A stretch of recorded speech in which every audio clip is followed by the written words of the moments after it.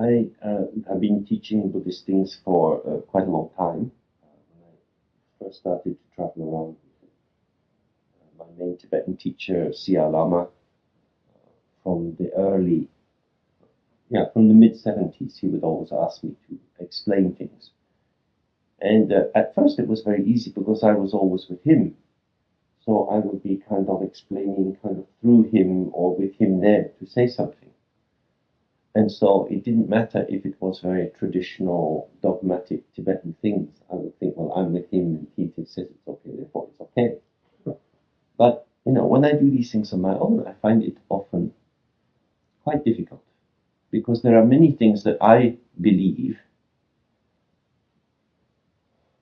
but I know that I believe them as beliefs. And beliefs and truth are not the same. So telling other people what one believes is not necessarily very useful in terms of Dharma. If you have no belief, practicing Dharma is very difficult. But Dharma is not a mode of conversion or trying to trick or seduce or intrigue other people into a belief system. So it's quite difficult to know what really is truth or what is, the bare fact and what is one's own emotional relation to it. For example, in the Nyingma tradition, they would say Dzogchen is the highest teaching. And they would say that the kind of vipassana that someone like Goenka teaches is Hinayana practice, very kind of low practice, so make a big gap like that. And then they would say, well, Zen Buddhism belongs just in the general Mahayana tradition. It doesn't have the particular understanding of Tantra, which is full of special methods. And at the very top of this pyramid of all special methods is this shining jewel of Dzogchen. Now, it may well be that the view of Dzogchen and the view of Zen are pretty much the same. And it may well be that many of the methods of Dzogchen and those of Theravada and Vipassana are exactly the same. But according to that particular tradition, they make a whole hierarchy. And I think it is one of the real problems for us in the West, is how to attend to what is actually there without getting tied up in the narrative, the storyline of the history and the culture. And yet, this storyline is perhaps not just some patriarchal fantasy of power and prestige and differentiation. It may well be creating the very mood through which you can realize something. Because faith opens the heart, and if you believe that it's really, really good, you kind of can put yourself into it more. So I think that there's quite a double edge in this. But I suppose what I'm trying to say is that it's very helpful for you to believe in these things, but I don't want to convert you into believing them. But if it is simply kind of flat without any emotion, it's not going to have the kind of the edge. So it's a tricky thing about where is passion. It comes out a lot, in the nature of prayer. Tibetan Buddhism is full of prayer. And prayer is meaningful in many ways. Some Western people don't like prayer because they have too much prayer in their childhood that they felt it was false, or they think, some big force out there is not very useful. But of course, when we pray, we create an energy circle around the heart so that the energy channels, and I'll talk more about them later, but the energy channels come together. So you seal together very often for holding your hands in prayer a little bit apart. So it's very like doing basic chi exercises. You bring the chi, you utilize the chi next to the heart, and it opens the system to realization. So many of the methods, like doing prostrations, have different levels of significance. On an outer level, they can look like subjugation of people inside a power structure. But on the more subtle levels, there are very, very skillful ways of releasing the energy. For example, I did this 100,000 full-length prostrations in India, and at the end of it, I was very, very tired. I'd been doing it in monsoon time, And anyway, it's very hot and sweaty. And in Bengal, it's really, really unpleasant. And I was completely exhausted. So I came to my teacher and I said, oh, now I've finished this. And he said, how do you feel? I said, I'm completely dead. He said, how's your thinking? I said, not too many thoughts. I just sit there like, wonderful. This is the real fruit of this practice. Not anything to do with refuge or getting close to the Buddha. It's that you knock your thoughts out of it. Now he said, go and do some proper this Dzogchen meditation. So in that way, very often, we don't know what the different resonances are in the tradition. So when we come from the West and we try to kind of pick and mix and edit things according to what we feel is helpful, we can end up actually only taking insufficient doses of things. On the other hand, if you throw yourself fully into a tradition, you can become a kind of puppet. You can get taken over by things. Some groups, some of these extreme groups that are really set in a particular kind of tradition, they have a somewhat sectarian helmet that goes on, which stops thinking, but not in a very helpful way. So, how to get the balance of this is, I think, quite tricky. It's be the responsibility of all of us to try to engage with how we bring the heart into the practice.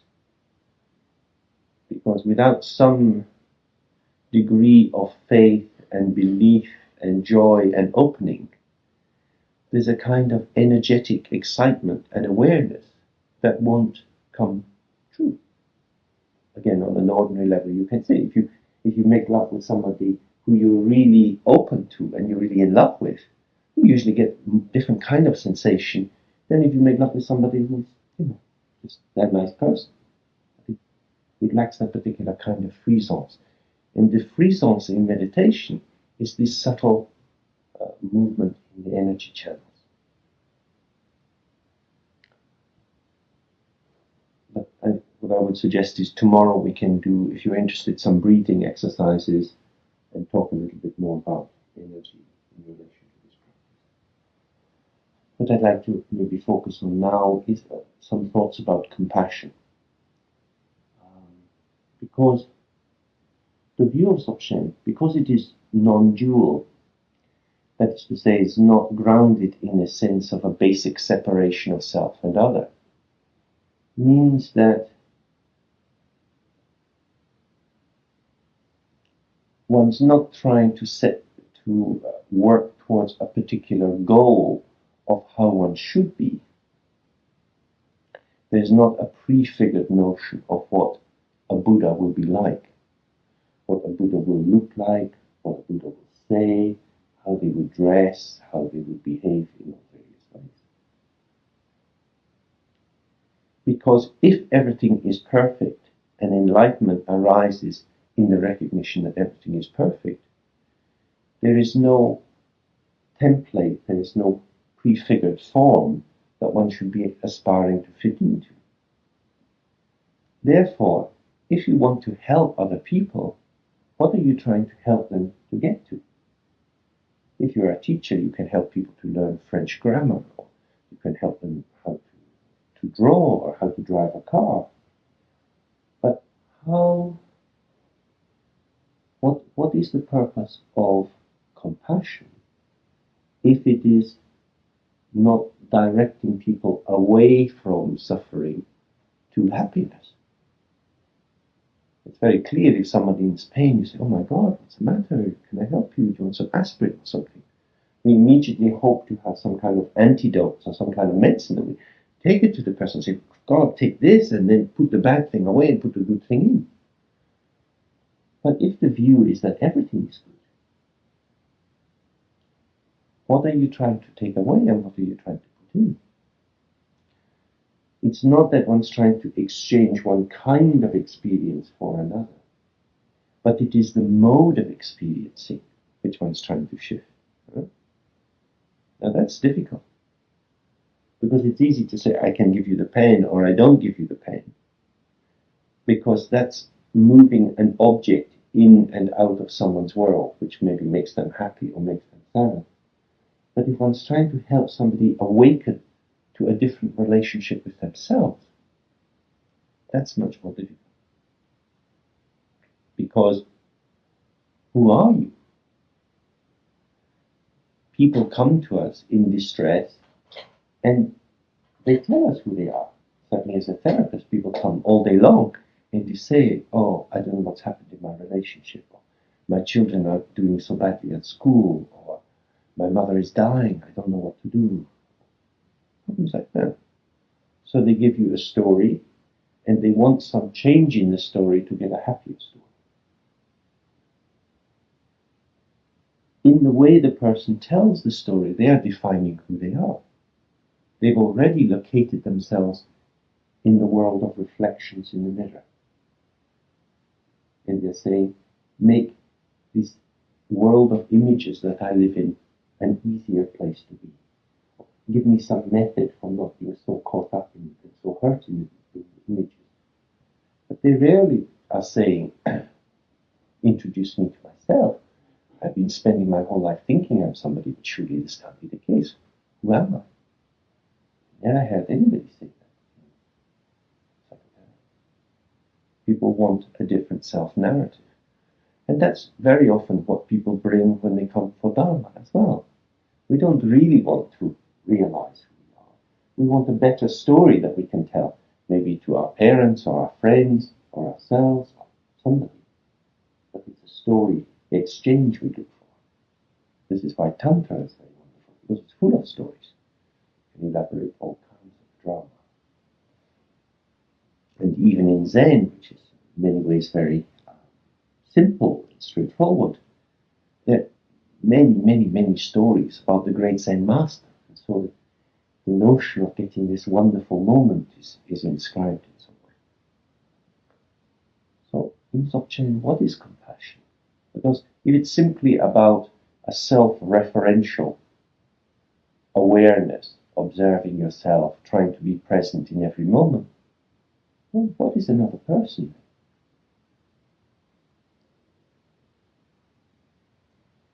I think the key to this is the more we observe the self, we recognize that the heart of who I am is who you are. As I was trying to give a taste earlier, that subject and object are arising together in this field of awareness. And the one who is aware is not me. I am an experience for the one who is aware. But you are also an experience for the one who is aware. The one who is aware is me, but it's not the me who can be identified by names, by identification and narrative. So compassion is the non-blocking of the field of awareness. Try to free the field of encounter from as many assumptions as possible. Because so often, when we come out, even from our meditation into the world, we are immediately wrapped around with assumptions, like candy floss, this stuff they sell in fairgrounds, this shiny sugar stuff. You just stick in the stick and we do like that. As soon as the ego comes into the meditation, all kinds of confectionery elaborate around it. It's sticky and it's sweet and it gets us into all kind of mischief. So, what is the other? It's really an important question. It's not just about being naked with our own mind, but it's also about being naked with the other. How much do we allow ourselves not to know who we're talking to? Because I would imagine in a small community like the one you guys have found, you've started to find out all sorts of things about each other. Maybe some things you would prefer not to know. And I guess you also struggle with the question of memory, that remembering what people have done or not done, and how they may have upset you or helped you, creates particular closenesses and distances. You start to find the temperature between you moving quite a bit. Is that a reasonable assumption? So, when you first met, it was a bit fresh. And now it gets kind of layered over. And when it gets layered over, when you meet the person, I think it's very difficult not to speak to them in terms of the assumptions you have about them. Especially assumptions you have about them, about what they're likely to do back to you. Yeah? So if you think, oh, this person's a little bit sharp, be a little careful, or whatever it is, this is a lazy bastard, they don't do this. Whatever fantasies one holds, it fills the space.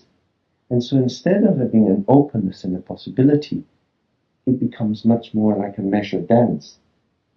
And you learn the steps more and more and more. So it moves from waltzing to being like a minuet, where it's completely choreographed by the field of expectation. So in Dzogchen, what we try to do is to not have many assumptions about other people. Really not to have much knowledge about other people. Because knowledge is the enemy of experience. When we go into a new situation, strengthened and supported by knowledge, we have a confidence. But it's the confidence of being full of ourselves, so we are not fresh to the situation. We then determine the situation from our self-support, if you like, rather than allowing the situation to take it as where it will. In that way, the ego's power and determination to know what's going on, to be a step ahead of the game, as the basis of calming the anxiety and feeling okay about ourselves, means that we're always busy. We've always got an agenda. It's one of the reasons why getting a bit older is nice. Life for me at 50 is much easier than at 20. At 20 I had a lot of energy, but I didn't know what was going on, so I was banging into everything. And now I go into situations and, I know what to do. But it's not nearly as fresh. In fact, life at 50 is kind of boring if I'm not careful. Because I already know so many things about the world that I say, I don't want to do that. Yeah? And then the opportunity can be very, very small.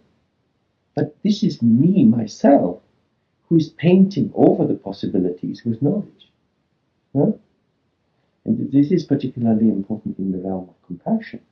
Because, as a psychotherapist, having seen now many, many patients for many years, somebody comes into the room, it doesn't take me long to get a reading of what they're up to. So I can use this expert knowledge for me to feel very safe, and then be a little bit helpful to them. It is helpful to them, because it's when people are in distress, it's nice that somebody knows what's going on. But it closes the possibility. There are levels of being known and recognized which are closed off as soon as somebody takes knowing about you and puts that in the place of knowing you in a fresh way, of being open to you. Does that make sense? And I think this is at the heart of Dzogchen compassion, is to always be wary of knowledge, because knowledge is something we take from the past into the present. Of course, it doesn't mean we have to become completely stupid and go about like cows. It's much more this idea that Heidegger has, that in this world, when we start to manifest in it, when Dasein finds itself in the world, it is present with resources. We are both naked in the world and we are resourced. We have things, what he calls to hand. There's something there you can make use of. All the knowledge that we have, we can make use of as required in the service of the other.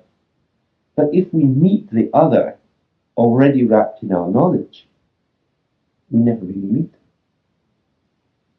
There's quite a difference in that. If we have the naked meeting first, we can still make use of what we know about this and that. But it's moving out through the heart.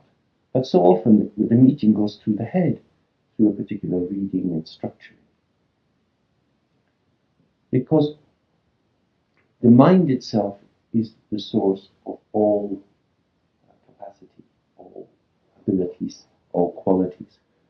And the more we recognize the nature of our mind, effortlessly other qualities will come into being.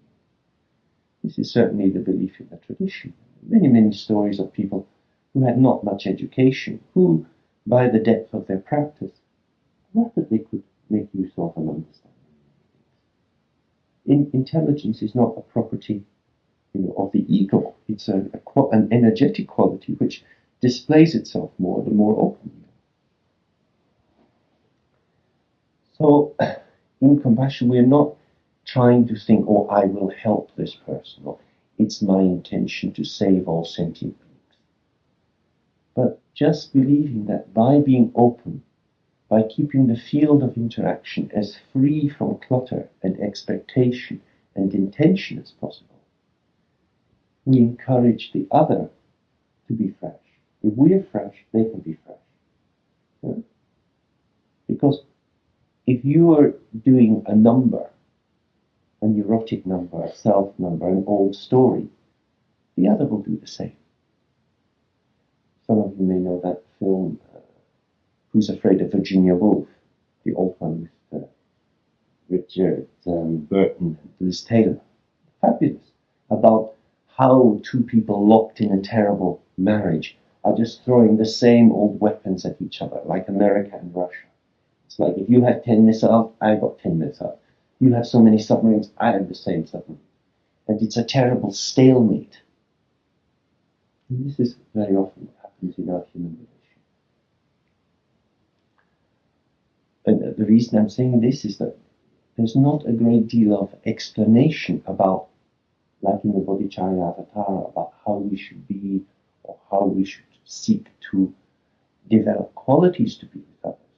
Because the belief is, if we just relax more and more into this open presence, whatever is required will be there.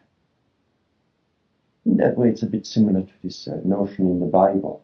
It says, cast your bread upon the waters. If we throw ourselves into the space, not knowing, but just with an open, good heart, what we need comes to hand. This is a big jump to take.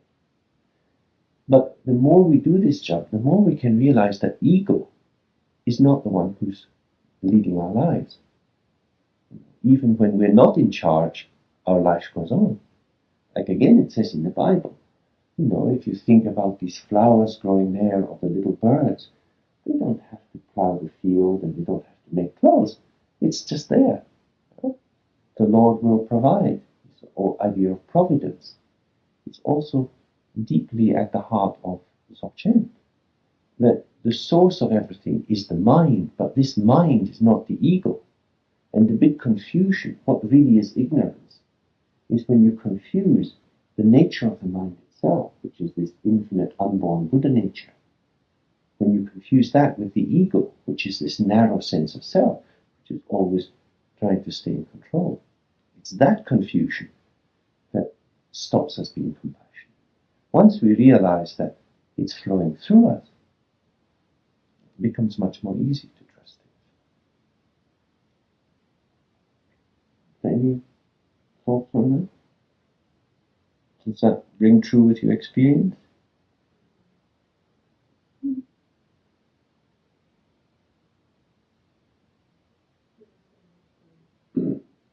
Especially friendship. I found the more open I became, the better the quality of the friendships that I had.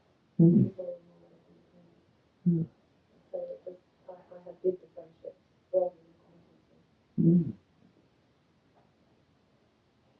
And maybe with that, the more we allow other people to see what in a conventional sense you might say is wrong with us or our faults, because they accept them, we see them in a different way. We start to see our lives as multidimensional, as sculptural, as richness, rather than this anxious editing. I think that's very, very important. It's difficult sometimes though with this ego because it's like an automatic pilot, it's like an automatic so often that one worries that it's actually taking control totally. And where's it taking us?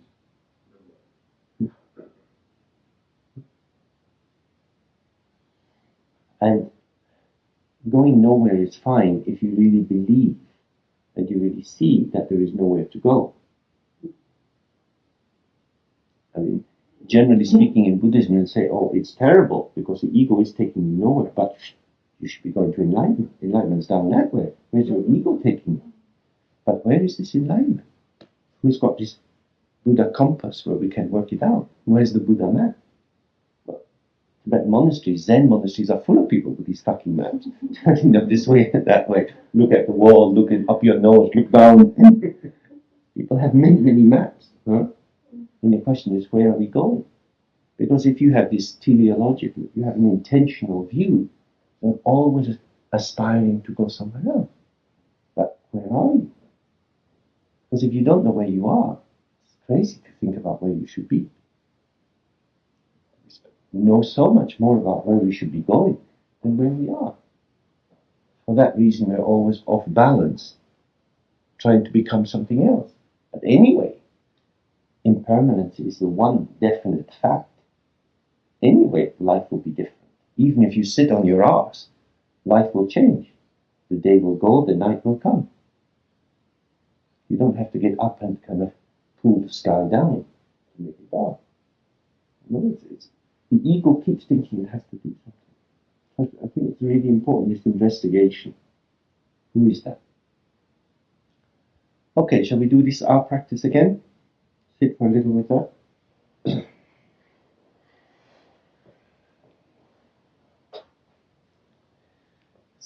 Just before I say that, sometimes it's easier, if you're good at visualizing, sometimes it's easier to make a support just to visualize a letter R.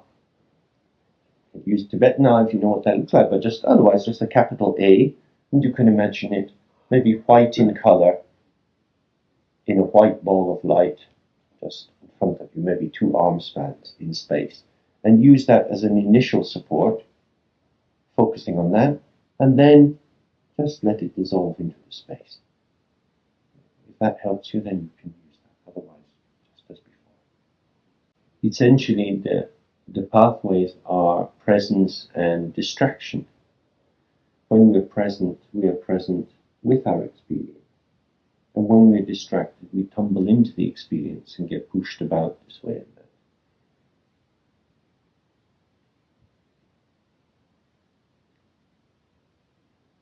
Why does distraction occur? It's always a question. If the mind has been pure from the very beginning, if our real nature is Buddha nature, why did ignorance arise?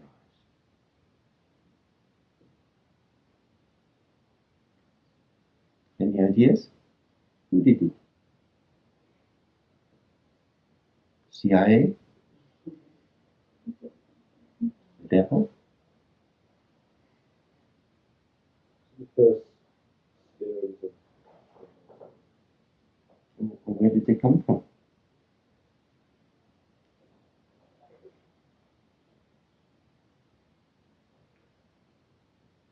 The same place that evil came from.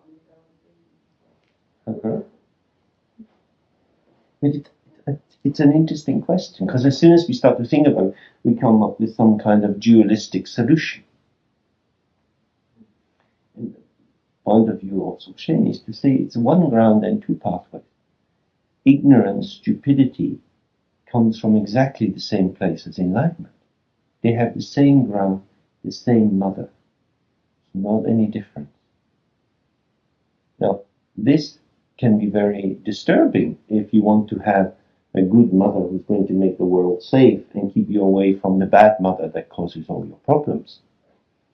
That there's the devil or the tempter or evil or big ignorance with a capital I that somehow comes and gets you. Someone else is doing this to you. But really, it's just a shimmer. And this Buddha figure, this original Buddha, Kuntuzangpo, this naked figure, is very, very dark blue in color. And we say that ignorance is black, but this enlightenment is dark blue. It's almost black. Enlightenment is not so far from ignorance. This again is for meditators very, very important. Because in the culture, we often go into temples and they have shiny golden statues of the Buddha, the big processions with white elephants carrying the relic tooth of the Buddha, and Tibetan monasteries are full of all this shiny, shiny stuff. Exactly like Baroque churches, full of this incredible carvings. And in Austria, still you can see these incredible places in which it's all about splendor, which is somewhere else. But that splendor feeds into this dichotomization of good is up there and bad is down here. Whereas for the point of view of meditators, we're not concerned so much with this symbolic separation, but with the actual experience of meditation. And I'm sure you all know how stupid you can feel when you meditate. Just how dumb and stupid the mind can be. If we think that being awakened is to be kind of very bright, then it means that you should never sleep. And there are even these stories of people who cut off their eyelids in order never to fall asleep because they want to get enlightened.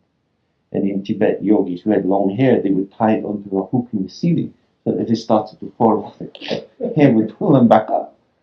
You can have many kind of ascetic practices for that.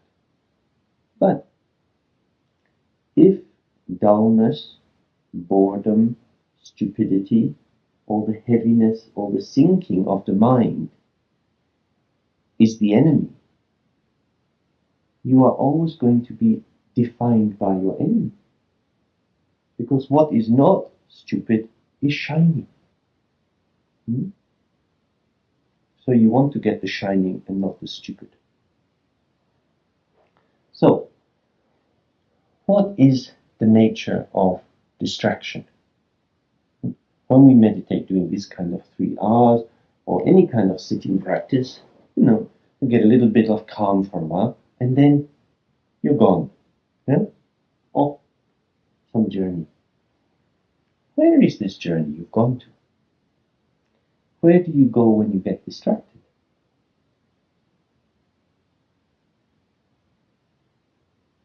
Into the narrative. And where is the narrative?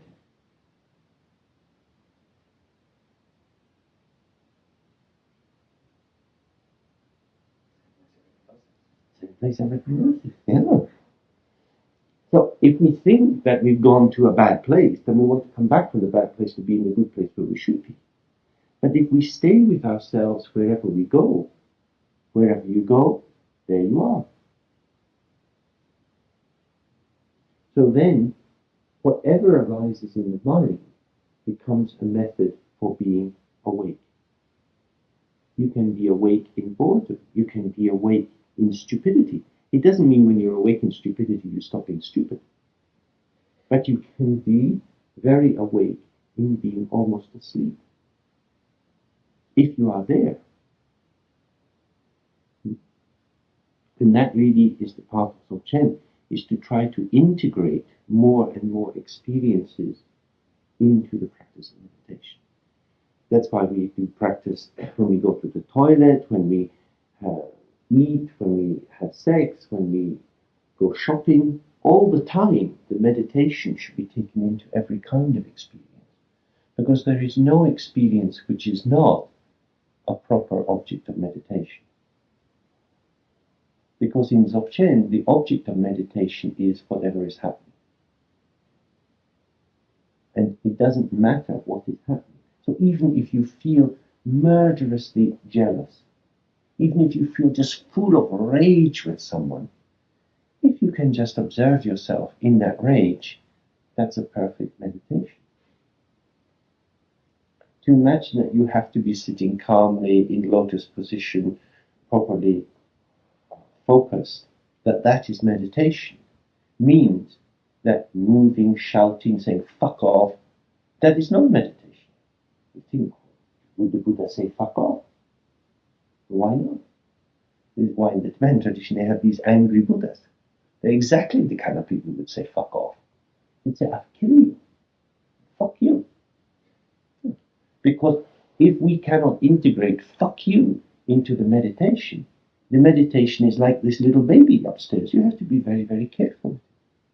So your big, crude ego self spends all its time protecting your little baby meditation. Huh? This is mad. Because the meditation should be protecting you.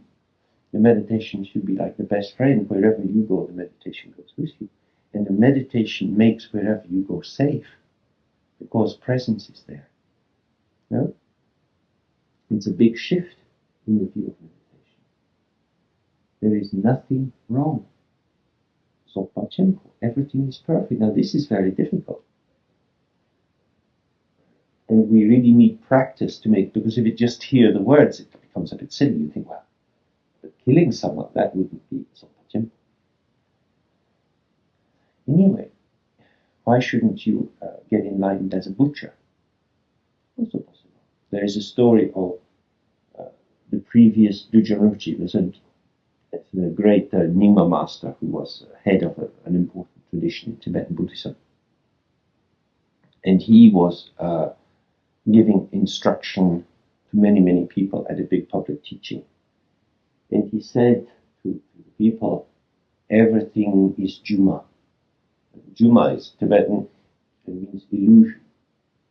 So he was giving this traditional teaching, everything is Maya, it's just illusion, like a dream, like the reflection of the moon on water. But Juma also means sausage. So there was a butcher in the audience, and he heard this great Lama say, everything is sausage. You must practice sausage all the time. So he went home to his wife and said, hey, you have to make more sausages. So they go out there, they kill many, many animals, and they make many, many, many sausages. And he's so focused in his attention to make the sausages, he becomes enlightened. These funny Tibetan stories, they're quite sweet. Whatever you do, even if conventionally it's a bad thing to do, if you do it with awareness, there's no reason why that couldn't be the case. This is very, very helpful for people, because many people don't have white middle-class lifestyles where they can come and live in retreats or nice protected environments. There are many people who are stuck in biscuit factories, in car production factories, who are stuck as prostitutes. I was just listening to the radio this morning about the number of Russian women who are coming into Britain every week to be prostitutes. It's just awful. But if you had to be a prostitute, then God forbid that would be the case, much better to have an understanding of meditation. If you have to work in a factory full of noise and horror, banging, production, much better to be in meditation.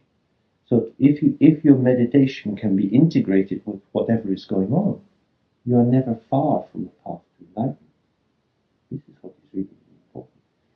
Because you can integrate sickness into it. Well, if you observe yourself when you're sick, even when you're vomiting, even when you feel as if you're dying, even when, of course, you are dying, as you are dying, if you are used to integrating difficult situations, what we would ordinarily call difficult situations, bad situations into the practice, then the practice will be there when the very bad times come. But very often, people have done their practice sitting properly, and then when they become sick, they don't know how to transfer it across. When they're dying, and the mind has become very powerless and is blowing around, if they have been practicing mindfulness through energetic focus, through I am being mindful, at that time this sense of I is dissolving. So who is the one who is meditating? If we've managed to recognize this pre-reflective awareness, it's present in the moment of death, it's present in the moment of being very, very sick, it's also present in the moment of falling asleep, it's also present in the moment of orgasm. It's present in all the moments when the ego falls away and there is just something. What that something is, you can't say, but you're there.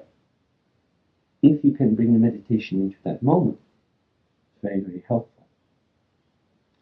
That's why pleasure is very important. Whatever you're doing that's pleasurable, drinking nice wine, eating nice food, if you bring the meditation exactly into the experience of pleasure, very, very helpful, because pleasure you can't grasp. When we were eating this nice cake, there's nothing you can do with that. Huh? So if you take the meditation into that, you have an experience which you can't grasp anyway, because who can say what the cake tasted like? It's there before the words. And the meditation is in there. That's perfect. That's the real defense against grasping. Does that make sense? So, very nice at any time to do this 3 hours before you eat, before you kiss someone, before you go for a walk in the forest, before you work maybe in the garden, and just integrate it. Everything can be integrated. And we can use the 3 hours, but you can also use just breathing out. Because when we really breathe out, at the point when the out breath stops and before you breathe in, there will be less thoughts.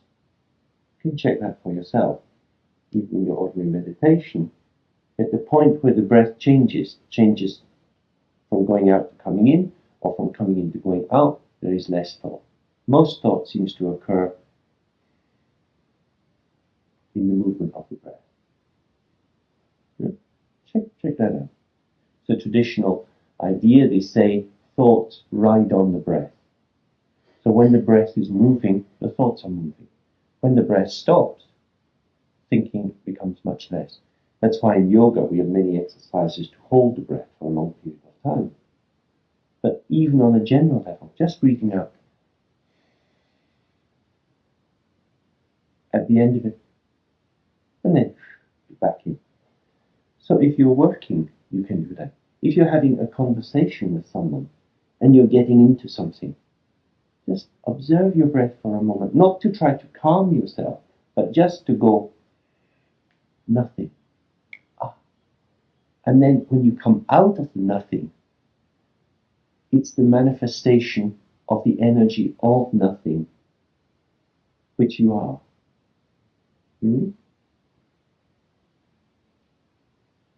This is a philosophical point, which says, if when there is nothing, and you really experience that, nothing, when thoughts arise, where do they come from? Does someone bring them from somewhere else?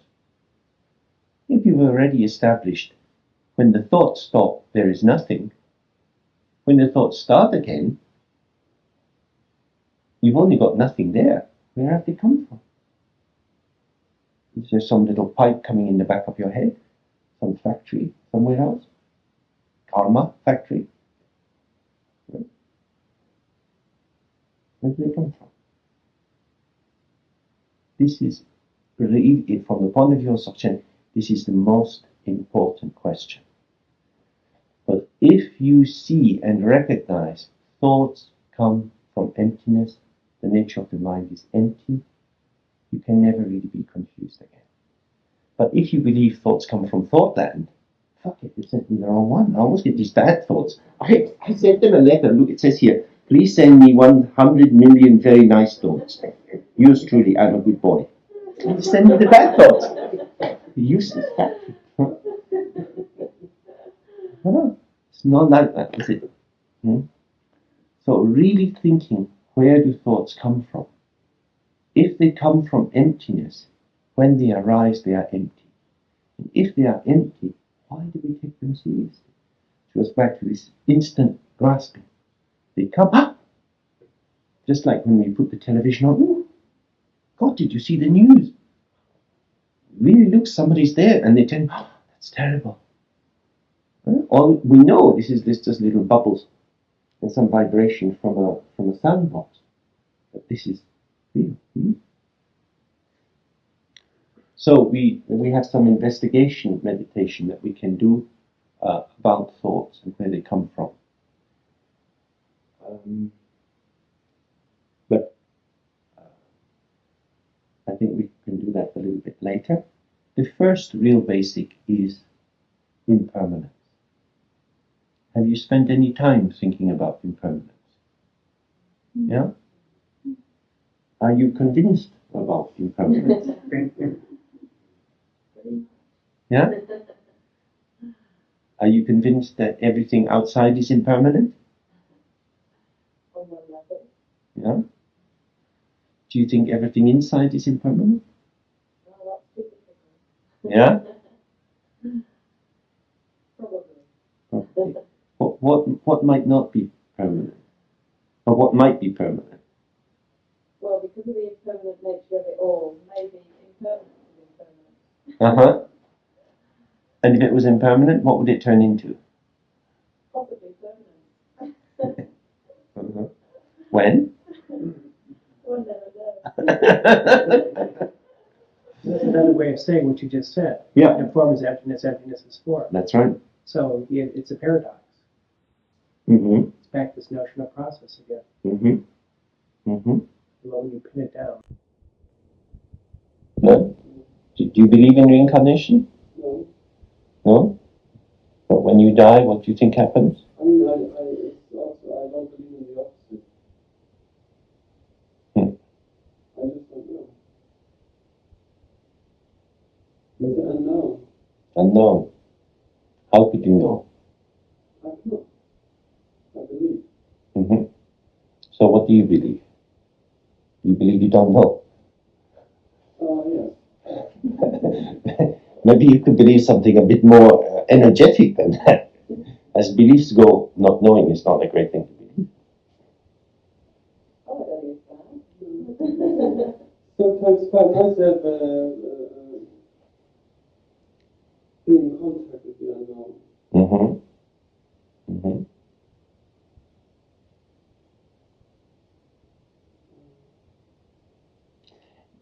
I think that the question really is about, well, do we believe that we are finite or infinite? That is to say, do you believe that your existence can just come to an end? Nothing.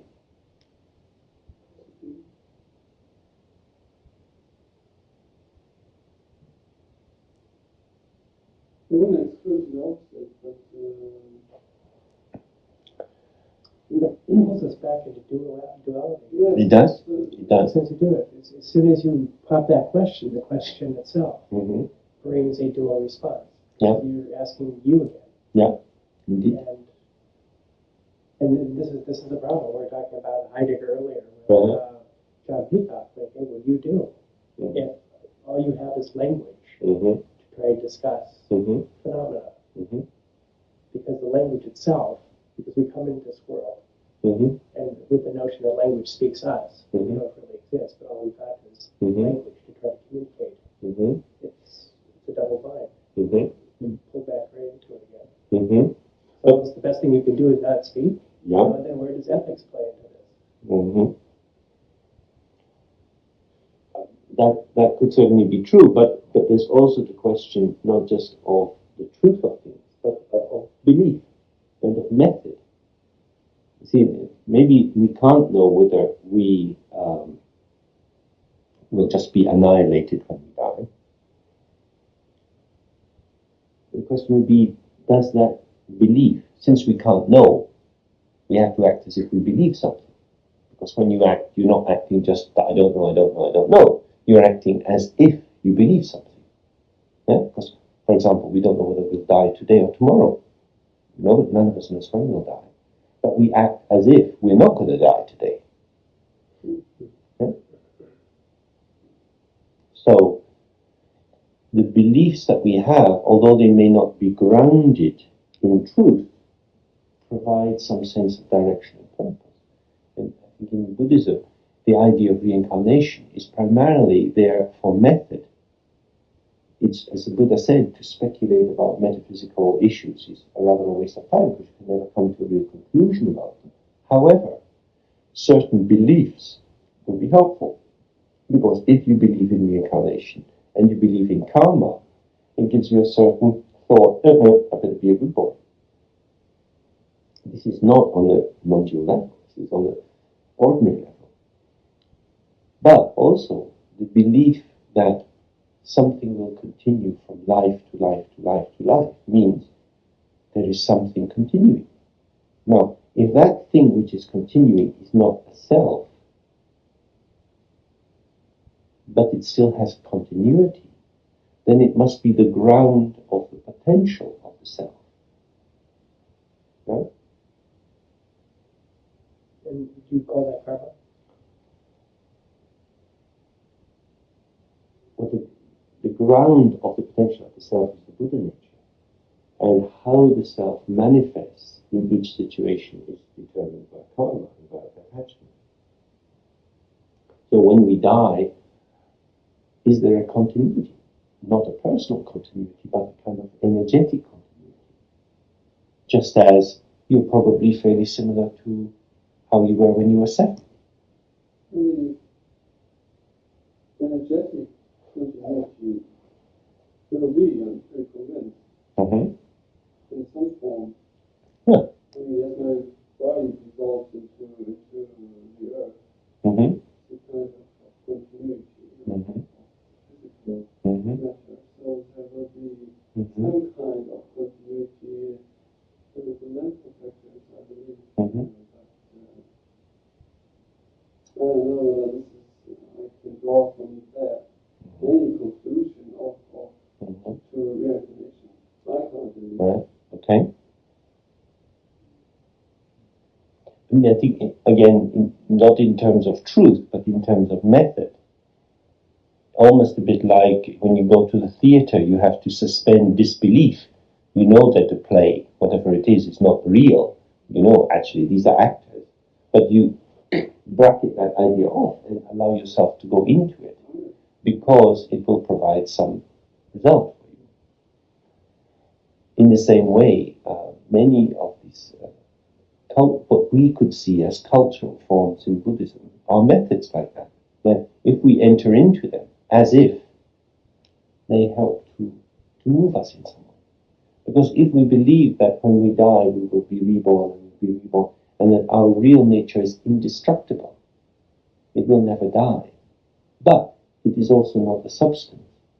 We find the middle way between materialism and a kind which is annihilationism, the material changes its form as they go, to a kind of eternalism, of endurance. And between these two, which is what the Buddha said, we are neither enduring in the same form, undestroyed, nor are we just a form which suddenly vanishes, leaving no trace. And again, the purpose of that is that it allows the sense of a trace. I can't get this together with impermanence. It's very difficult to think both.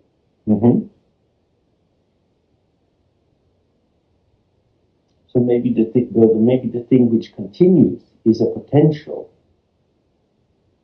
rather than an entity.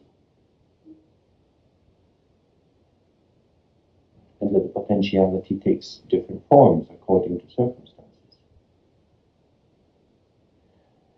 Otherwise, in some ways, I think if one doesn't have some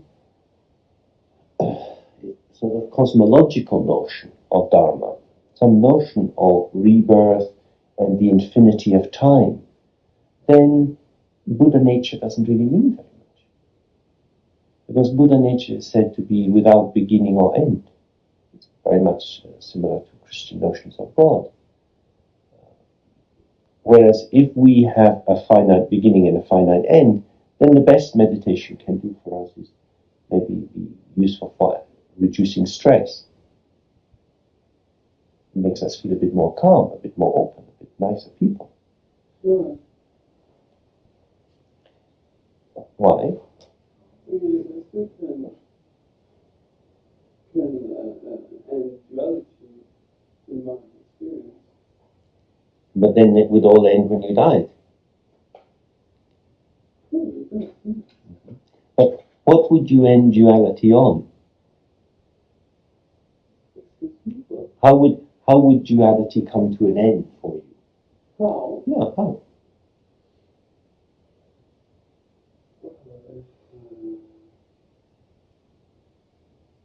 if I experience everything as one. Mm-hmm. But that oneness, is it? Does it have a beginning and an end? For me, yes. No. Otherwise, I wouldn't be here probably. I think this is an interesting thing to investigate. Yes, it is. It is. I sometimes drop in for a certain amount of time, and then I realize, well, here I'm acting again as pretty much as an ego. So it's contemporary. It's rather blissful when I enter this kind of state. But is that state of mind, does it have any dimension? Does it seem to always be there? Every time you go there, does it seem, oh, that's that? It seems, yes, it's like waking up. You know what to sleep. So maybe tomorrow we'll do some investigation, trying to get a bit more sense of the qualities of this state. I think it's very important. Any other thoughts about impermanence? Well, I have a sense that everything is actually very still. Mm-hmm. It's just the illusion of things moving around. Mm-hmm. I also have a sense that the nature of mind is unfathomable.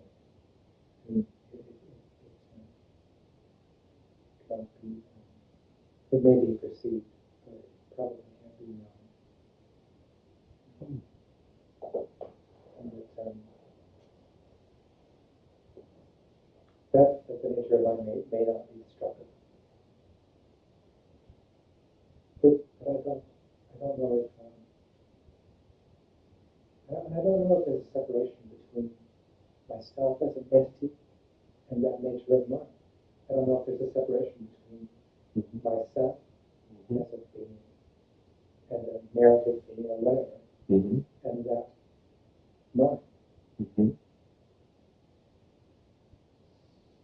So can you sometimes experience that quality of the nature of mind in the moment when you're being yourself, cleaning your teeth or whatever? me? No, but not generally. Generally, I'm not very mindful. Because that would be the possibility in what you're saying. It seems to require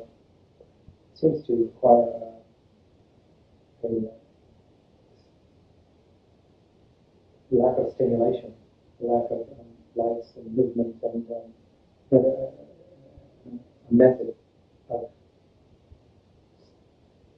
achieving equanimity and calmness. Before I can get a sense of the spaciousness of the mind. It's always quite incredible to feel it. Not God. And its neutrality of the things, the other things that are, that it always seems to have a grayness almost. Not a lifelessness, but kind of one thing is just as good as the next.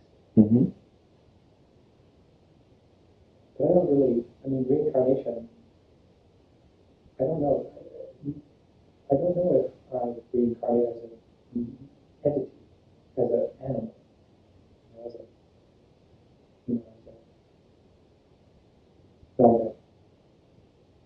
that somehow I could now have access to that previous being who lived in 1321 Central Europe and was a small girl and remained in Belgium, blah, blah, blah. That seems rather odd to me, and highly unlikely. And would it help you if you could? Would it help me to do that? Yeah. No. It helps me that it seems much more efficacious, seems much more to feel the preciousness and the finiteness of life now. That I'm going to die next tomorrow, that's it, and I better get down to fucking business. Mm-hmm. That seems much more motivating than thinking, we are reincarnated. We'll do it next time. Mm-hmm. Right? Mm-hmm. That seems much, to me, that gives me much more of a sense of the urgency.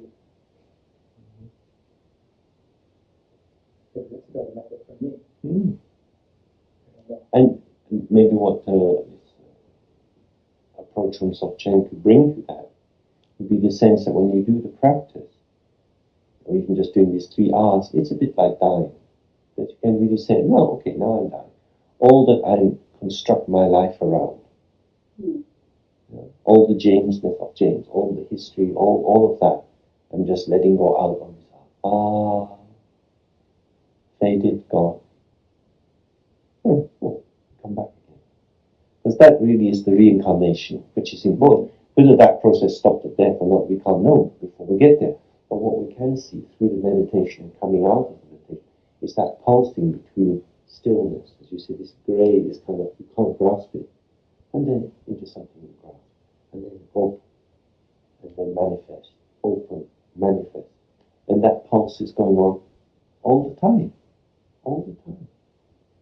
But usually we are running on the top of the waves, manifest, manifest, manifest, manifest, and we don't get the open bit. And then when we do get it, wow, okay, that's different. So then the meditation experience becomes like something special. And it's then difficult to integrate. Rather than thinking, oh, it's just a breath away.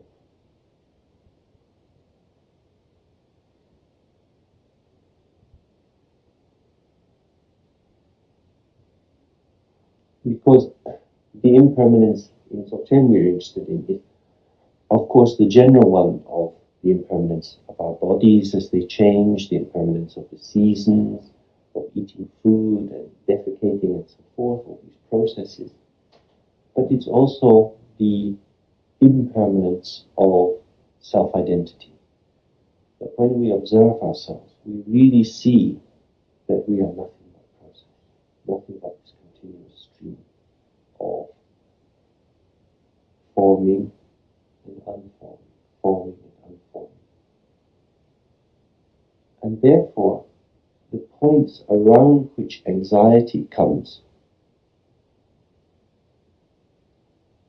are self-hypnotic. They self-create themselves. For example, you might be frightened that you don't get some work, if you have to give up your work to come here, you might be frightened about relationships, all kind of anxieties. A thought arises and wrapped around it is immediately lots of fears. Will anyone love me? Will I get this? That thought itself was impermanent, but somehow it's turned into something solid. Even the next moment it vanishes.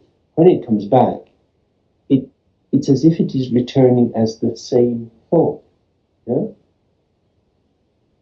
Which is again this very important question, where do thoughts come from? Because I think sometimes we can often experience, it's as if our head was a huge letter sorting thing, like in the post office, with many pigeonholes. So we take this kind of anxiety, we put it in that pigeonhole, and then sometimes it comes out of there, slots in, oh, I'm having this thought. Yeah? Because it's the same familiar thought. It's me having my thoughts. Yeah? That experience of memory reaffirms there is an ongoing I who has access to a range of my memories, my thoughts, my constructs, rather than the ground of the thought is the infinite openness of this present moment. Each thought arises fresh, which it does on the level of experience, because it's always new in the moment. Even if it's familiar, it's to hand in Heidegger's sense.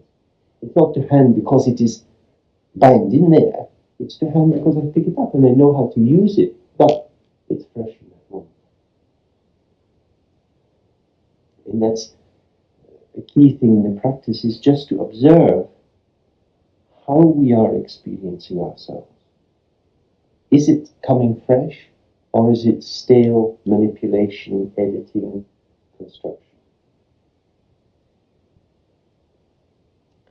Any other thoughts before we do some more practice?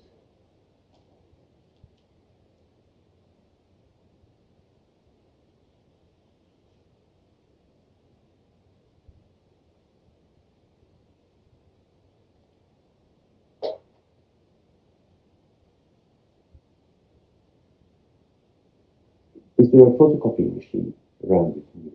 There is. Yeah, so I'll fill in the meaning of this, some couple of chantings, and we can learn these tomorrow.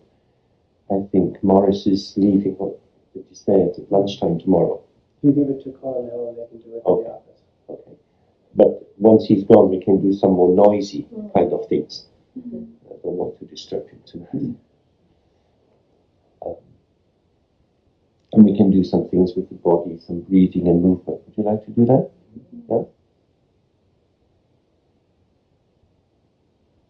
Is it part of Dzogchen?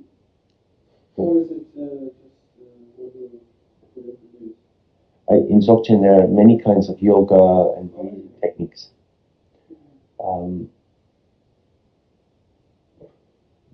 But in many ways, they're linked to things like Qigong and pranayama from Hatha Yoga. So none of these systems are so very different. They work on the same principle that the root of the body's manifestation is energy, whether we call it chi or prana, and it's the subtle form of prana which transforms into a gross form, which is this manifest body. So it's a very similar way that the subtle movements of the mind give us our thoughts, which then get our bodies moving. So if we can work with the energy, we can interrupt it before it becomes gross.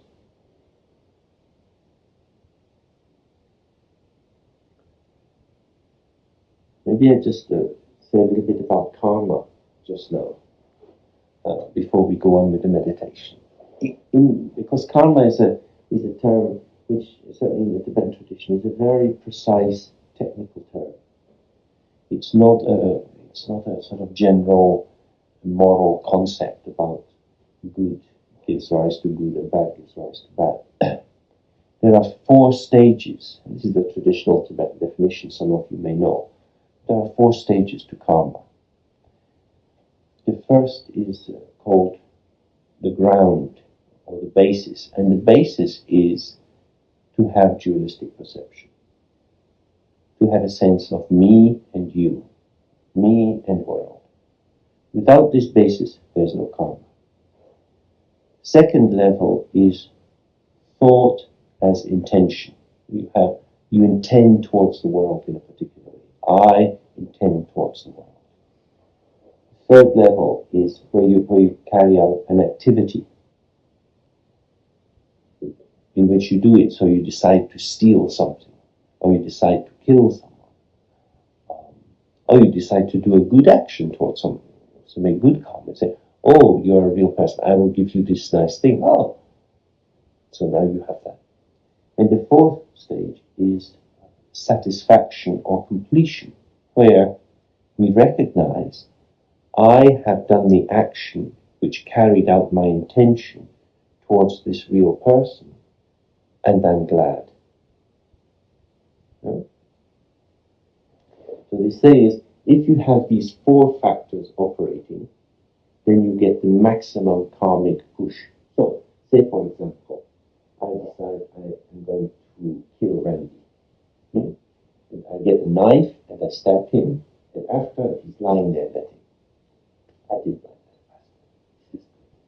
So, then you have all 4 together. Yeah? But if I think, oh my God, what have I done? That will lessen the 4th. At the moment I'm going to stab him, I think, hey, what am I doing? Then it lessens it on that. If on the moment that I go to stand, I recognize I'm born from the very beginning. What is this radiant splendor in front of me? Then it completely dissolves the impulse even. Yeah? It's kind of deconstructed from the inside. Right? That is why they say again and again, that the realization of emptiness is the ending of karma. Because when the awareness of non-duality is born through recognizing emptiness, all the impulse to carry out these actions in the world occur. And this is also why they say it's very difficult to judge the actions of a yogi. Because if they are in a state of realizing non-duality, they are not creating any karma, whatever they do. That has huge ethical implications. And it's very tricky. And in our culture, where we have such a paranoid, investigative attitude to what other people are doing, it's quite difficult to understand. But partly it could be that if you have an awareness which is really open, you're very unlikely to have any crude impulses towards other people. Would that seem right? Impulses. I mean, we probably know that for ourselves, that when we're very relaxed, we probably can lighten our impulses. But when we're kind of really overworked and stressed, and then the kids start shouting, or your partner does something, you say, for fuck's sake, just come on. You know, and there's no resistance. But maybe if you've been on holiday for a couple of weeks, you say, oh, yeah, what you doing? It comes out, but it's much lighter. Right? So maybe in the same way, if you really take this big holiday of emptiness, there's much less oomph behind it. That would be something we might want to think about. What is the ethical implications of living according to a non-dual view? Particularly since some of you were talking about a more kind of humanistic orientation of valuing human life and being respectful to others. Perhaps in terms of their self-definition, of their experience of themselves. And is there a kind of colonializing gesture in any kind of presumption that I know who you are, I know your real nature is emptiness. Permit me, madam, to introduce you to yourself. I know it's good for you, and I'm sure I can convince you. Like a sort of second-hand Buddha car salesman.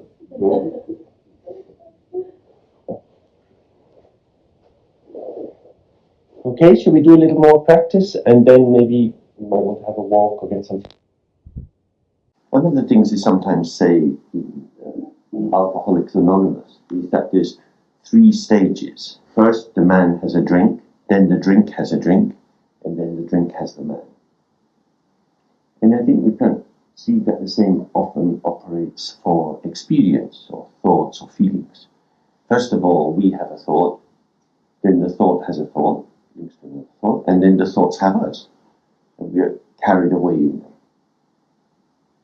So there's something about how to manage the first thought as it arises. Because clearly, if we try to have no thoughts at all, we're going to be in a very stupid situation. We won't be able to live our lives in any way. Thoughts are not the enemy. It's the relationship between the state of awareness, the kind of shining natural intelligence that we have, and what is arising in that experience. So we have the experiencer and the experience. And if the experience catches the experiencer and enslaves them, we tend to go down our habitual trails. So, from the point of view of Dzogchen, we're not blocking experience, but we're trying to keep the experiencer, the one who is having experience, as fresh as possible under all circumstances, so that it doesn't get captured. And as I was suggesting yesterday, this first stage of getting captured happens often really before language. We're already tilted in the direction of the experience. We're already in a tendency of being immersed in it, absorbed in it, because we want to, because our sense of who we are has been woven through the use of language, thinking, feeling, and so forth. So we reaffirm our ordinary sense of who we are by being invested in particular kinds of experience. So to separate off the experiencer from the experience is quite radical. We've already been doing quite a bit of that, I guess, with Vipassana meditation. So one of the things that breathing practice can do is to try to stabilize the impulses in their more subtle form before they move into the level of thinking and feeling in a substantial way. In the Tibetan tradition, as with Indian Hatha Yoga and with many of the Taoist schools, there is an idea that the body has many channels through it, very similar to acupuncture meridians, and that energy passes through these. This energy is basic life energy, and if it gets blocked, the points where it gets, the pathways get blocked and build a kind of pressure, a bit the way cholesterol can build up in this arterial and venous system and leads to blockages. So what we need to try to do is to keep the pathways clear so that the energy moves without starting to swirl around. Because you can see that in a river, can't you? If it's fairly broad, it's often flowing quite smoothly, and then it comes to a narrow path, and turbulence starts. It's a very similar idea. So we get into these constrictions in ourselves. And the idea is that these constrictions come from the three basic families of stupidity, aversion, and desire, and go out into all the other possibilities. So as the Buddha said, he taught 84,000 dharmas because there are 84,000 kinds of poison. We could also talk about 84,000 nerves. That is to say, all the little confusions that we get into are not just by how we think or the patterns of our feelings, but that karma, if you like, is energetic. What we mean by karma is that we are already energetically oriented in a particular way. So, the basic way of thinking of this is that we have going from our genitals right up to the top of our head, one pipe, central channel, just called the avaduti. Often it's described as being crystal clear. And this pipe is said to be the pipe of the Buddha nature. It's the pipe of non-duality, because everything is integrated in this pipe. But running parallel to it are two other pipes, a solar pipe and a lunar pipe. And for our purposes, they would come out from this point just 2.5 fingers below the navel. And so like a bit of basic plumbing, your central pipe and these two little pipes come out, and they come up inside, and they go up, coming up just on the side of the vertebrae, and going up and over, and then out of our nostrils. Now, for women, believe that the solar channel is on the left, and the lunar channel is on the right. So you imagine, if you like, that there's a red pipe running on your left side, and a white pipe on the right side. For men, it's the other way around. The solar pipe is on the right side, and the lunar pipe is on the left. And these two pipes are part of the way in which the body is created at conception. Because the Tibetan idea, when our parents were having sex, there is a red essence from your mother and from your father, a white essence. And when they meet together and your consciousness comes to join them, that's the beginning of the fertilization process. So it's a triangular meeting. And when these essences come together, they go in at first to a sort of spiraling dance. And then they separate out, so that the red essence is held down in the genital area, and the white essence is held up in the top of the head. And when we die, these two essences come down into the heart. And when they meet, there's a kind of unconsciousness. That's what happens when we go unconscious, is that they go together. When you fall asleep, they go together a bit. They don't fully fuse, but it's as if they come together. And if you do intense meditation practice, or if you really pray in the way that, for example, Milarepa says you should pray with tears running down your cheeks, so that the hairs on your body stand up and you're completely in that state. Everything comes together. Some of you may have had that experience. It just comes together in the heart. And that's the sense of these two things coming into an integration. So these 2 points held there have their parallel in these 2 channels. So you've got symmetry around a central channel, which is itself emptiness. And out from each of these 2 main side channels, you have many, many other channels that come out. Often they come out at the chakras and very complicated visualizations of them. But for our purposes, you can just imagine little branches coming out from a tree and moving through the body. So if these channels are not clear, all sorts of turbulence goes through the body. And the idea is that the clearer the focus of the energy in the channels, and particularly into the central channel, nervous excitement in the body calms down, the rapidity of thoughts calms down, and then it's much easier to practice through meditation. Because otherwise this flow of things is just happening all the time. We are so habituated to responding to them. Every time there's a click, we've gone, a bit like Pavlov. So every time a stimulus comes, we go after the response. So if we can use breathing to slow the rate of stimuli, then it becomes easier to start observing how we respond. Because so often the responses happen before we're aware of it. We're aware of it after the fact. Would that fit with your experience? Oh my God, that's already happened. So, if you like, what we can do is a very simple breathing practice. It's not at all one which puts pressure on the body. It's not involving any holding. But with all these things, you need to know your own state of health. If you've got sinus problems, you do it very, very gently. If you've got blocked nose, very, very gently. But it shouldn't have any problem with health. Sometimes if you're holding your breath, you need to make sure that your heart's in good condition. This is very gentle. It's called a ninefold breathing, a ninefold cleansing breathing. Some of you may already know this, it's quite well known. For women, we always start with the solar side. So for women, you start with the left hand and just breathing in as you raise your hand. Your hand comes up like this. So you're breathing in through both nostrils.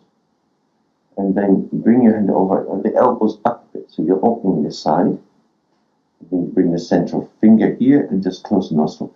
And then breathe out. And as you're breathing out, you lower your elbow. So you're squeezing in here.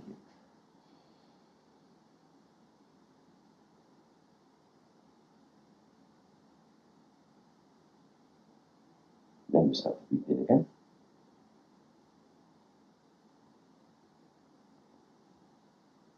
Up and down. Yeah? So women start with the left hand and men start with the right hand. So we do 1, 2, 1, 2, 1, 2. And then at the end of that, we just do 3 rocking forward. So we're using the pressure of the stomach onto the diaphragm to squeeze as much air out as possible. And you lean as far forward as you can.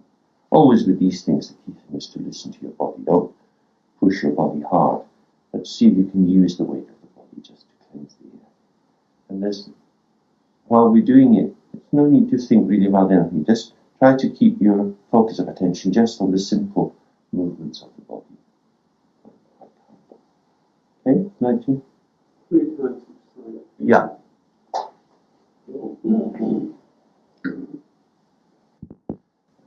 Later in the day, we can do some more breathing practice. It's also important to, part of observing ourselves is observing how our bodies are. And you can observe whether your breath is getting out of focus. A lot of the time, we don't breathe very easily from the diaphragm. We think we are, but we're actually breathing rather anxiously with upper chest breathing or forced breathing or breathing from the throat. So part of it's just observing the body, and whenever we recognize that our breathing's out, just stopping from it and doing some deep breath and settling that back again. Because the breath is a very good indicator of anxiety in the system. And it's very difficult to meditate if you've got a lot of anxiety. If you're worried about something, if bad things have happened in your life, if you have hopes and fears of all sorts of kinds. You can be doing your best to meditate, but these things are moving underneath. And so it's much better just to calm yourself.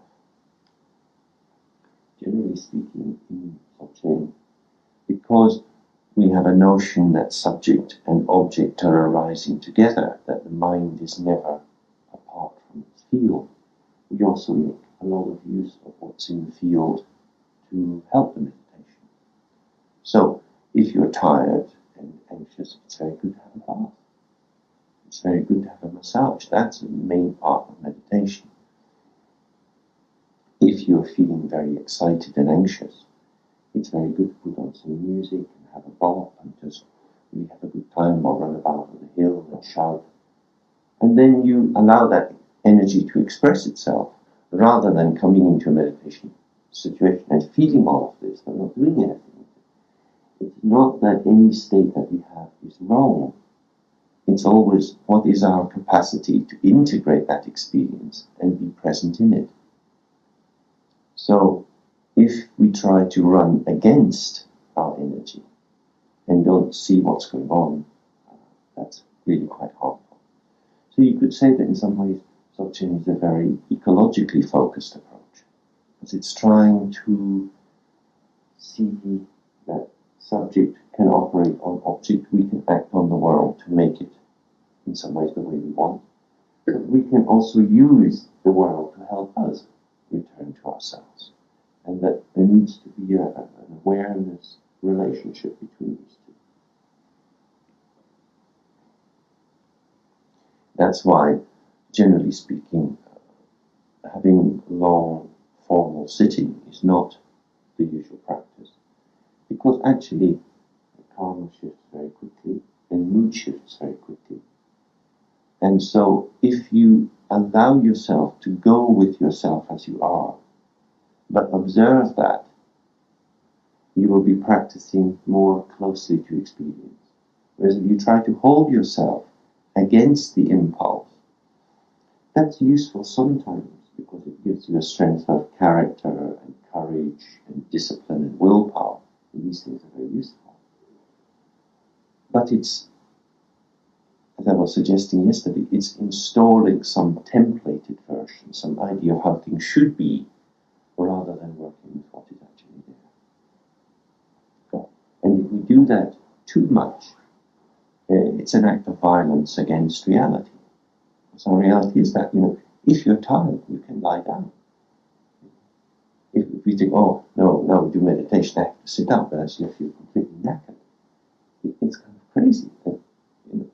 So many of us in our childhood had these very strong messages that our existence should always be adapted to what's outside. You should show respect. You should sit in a class and be interested in what's being taught, even if you're not interested at all. Because it's rude, or who are you? Who do you think you are to not pay attention to this very important? Whereas with Dzogchen, much more important that we attune to who we are, to how we are. That's the basis for many of these Tibetan stories about mad yogis. It's not that these people were intentionally trying to be crazy. It's just that they were allowing themselves to be the way they were. They weren't editing their behavior in terms of social form, but they were trying to stay present with the form as it went. And of course, in a monastic culture like Tibet, where in a temple people have to sit in rows and everybody has to ring their bell at exactly the same moment, because there is somebody who's in charge of that. And if you're a small boy and you ring their bell, time to come and hit you. So discipline is very strongly enforced, and it's choreographed. So all the mudras are done at the same time.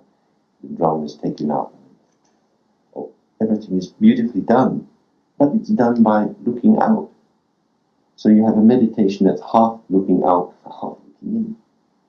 Dzogchen, we try to attend more to ourselves. And what I think often arises then is fear and anxiety. Fear that we'll get it wrong. Because if we follow the rules, we know we won't be punished because we've done the right thing.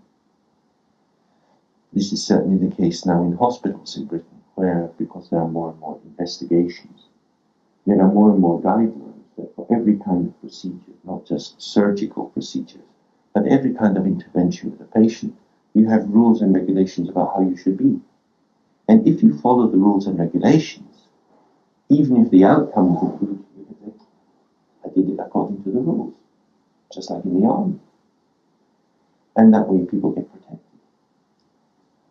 When we start to say, okay, I won't use the rule book, I'll try to see what's happening for me, it's much more difficult. Because you never know whether it's right or wrong. Because actually human relatedness isn't right or wrong. It's just what it is. And the fear of making mistakes often leads us to shrinking. And this shrinking is what we get in the energetic system. So, having the courage just to be ourselves is a very different kind of courage from the courage of adaptation that we fit into systems. And what it does do is it takes us immediately into a kind of confusion. How shall I behave? What should I do? What should I say? Well, there's no should, because if there's no right form, there's simply what you do, and then living with the consequences of what you do. And the only real way to do that is to be very present in the moment. Because if you're present in the moment, you see more clearly whether it's working or not. Does that make sense? And that's really quite hard. So you're not trying to get it into a shape you've already got in your head. You're just trying to stay with what's there. But with that, hopefully, anxiety descends and you can live more really from the center and feel more present.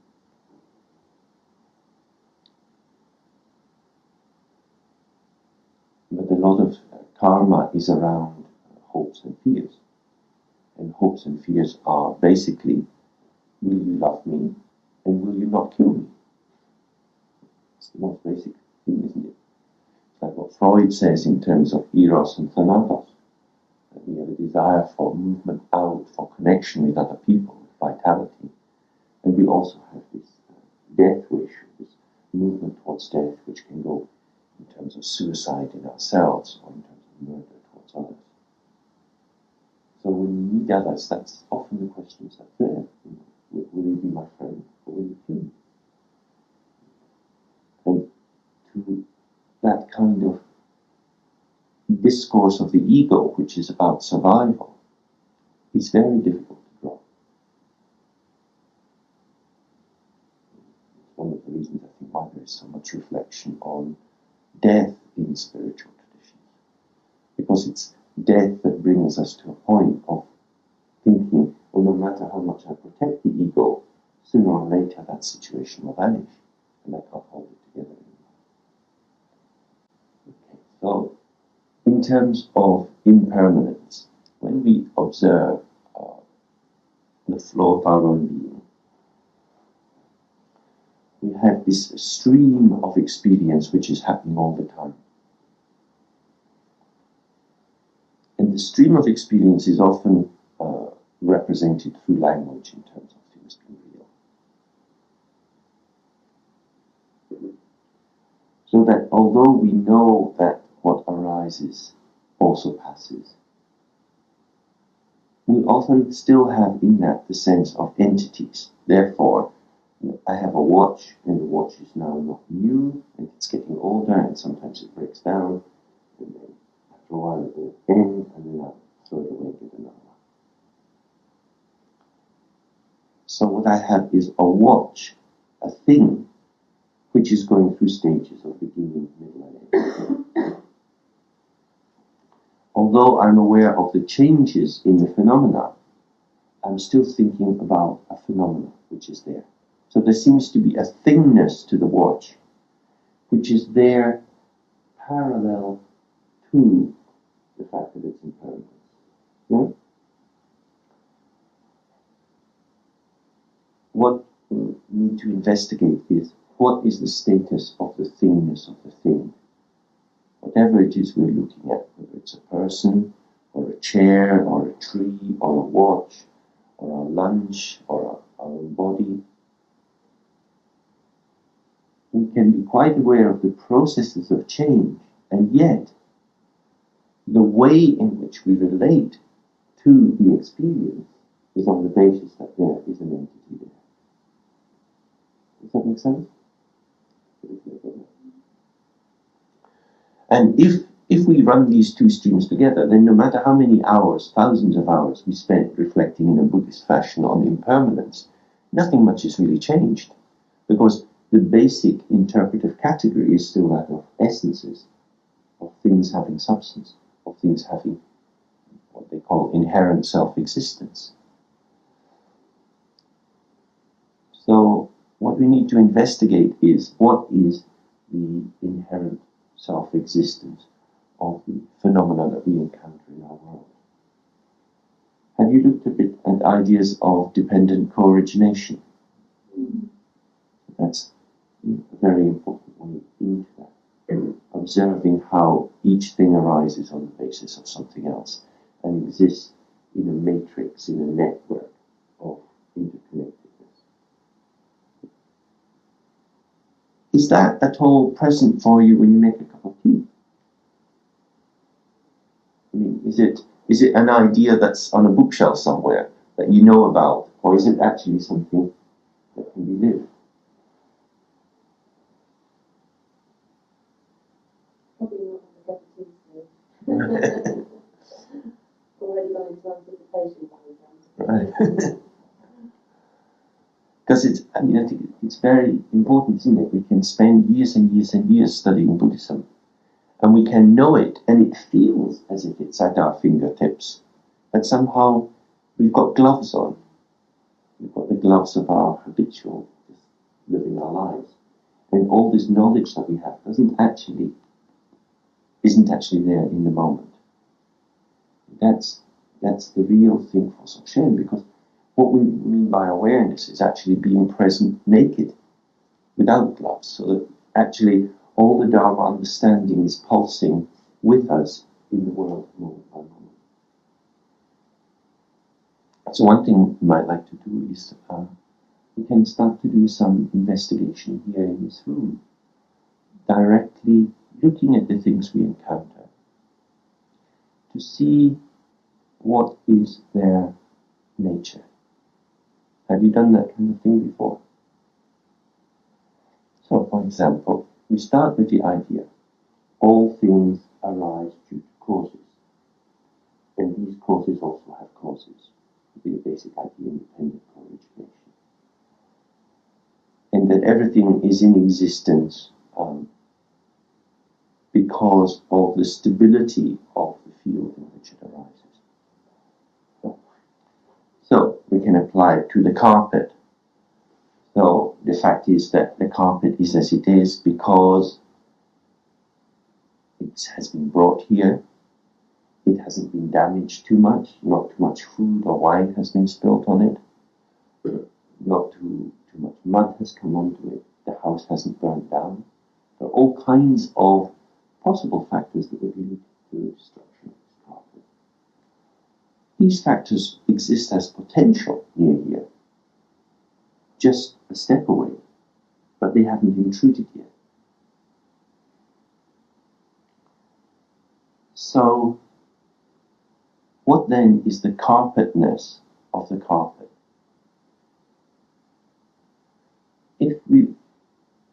First of all, you can do the analysis in terms of thinking about where the carpet comes from, how it's maintained, and so forth. But the next stage is to look directly at the carpet. What's this? I say it's a carpet, but if I don't put the term carpet there, what is there? What is this stuff?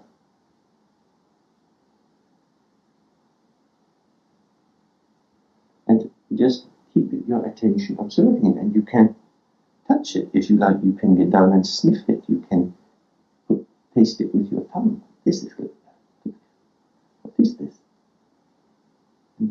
There is some whole sensory field here, a sensory presence in it, which is there prior to language, prior to our concepts of it. And where is our relation to that? So in a sense, we're trying a kind of applied phenomenology. We're trying this practice of bracketing off, of epoche, of moving aside the assumptions which we bring to the world, which makes the world what it is for us, and trying to see it without them. Does that make sense? So I'd invite you to take, say, 15 minutes. You can just do it in here, around the room, inspecting things, carpets, the wall, paintings, touching them, smelling them, and trying just to stay with the presencing of that experience. Observe how language comes in to make sense of it. Observe how your concepts tell you what it is you're doing. And then try just to put the concept on one side, just as you would do with this breathing meditation. Put it on one side and return to this experience and see what that's like. Okay? You try that? Make me more aware of how I see my assumptions. For instance, I look to the metal piece there, the metal frame. It looks grey, but when you really look at it, you see all the different colors that it's reflected there, and it's not grey at all. So I assume it's grey, but when I really look, it's not. I just mentioned it to Margaret, it's actually a bit frightening, because when this is happening to such a simple thing there, I wonder what I perceive in general.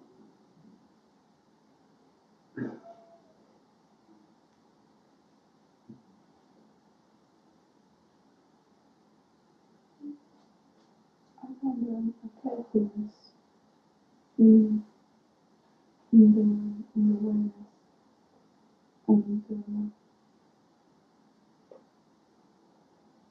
and experimenting and playing with its touch, smell,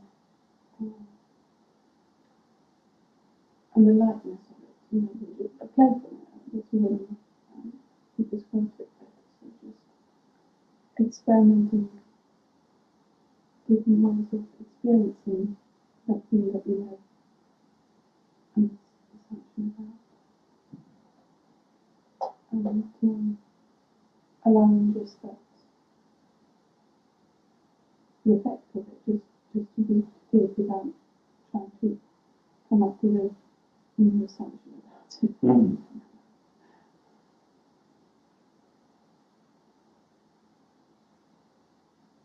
And joyful playfulness.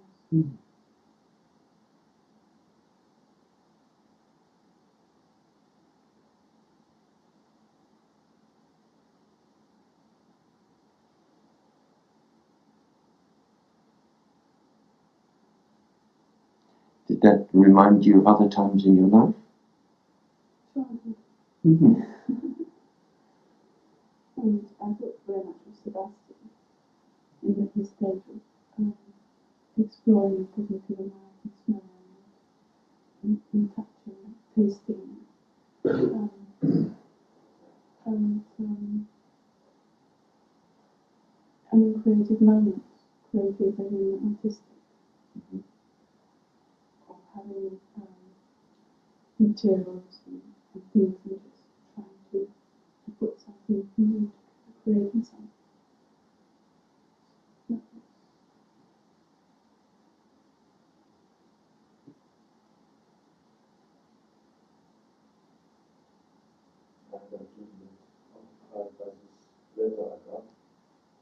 So then I started to found out these things.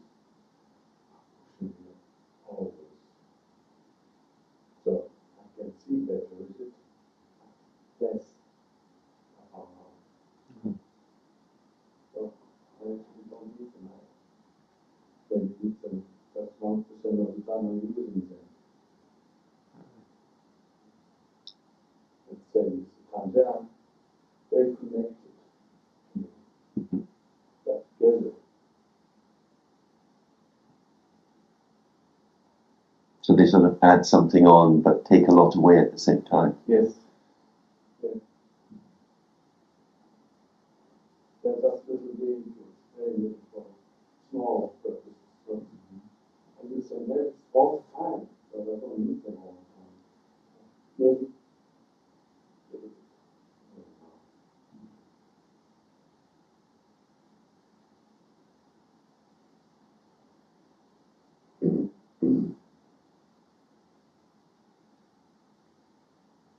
I think I could have done these things, like she said, when I was a child.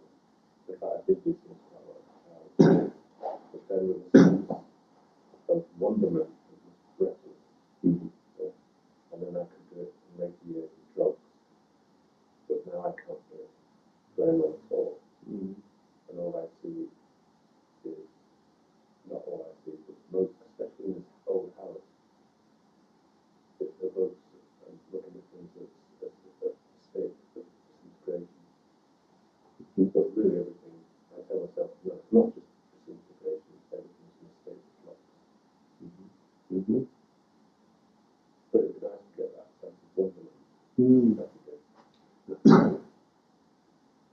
So it sounds like when you sort of peel back one layer of the assumptions, you get a sort of undercurrent of maybe slightly obsessive assumptions.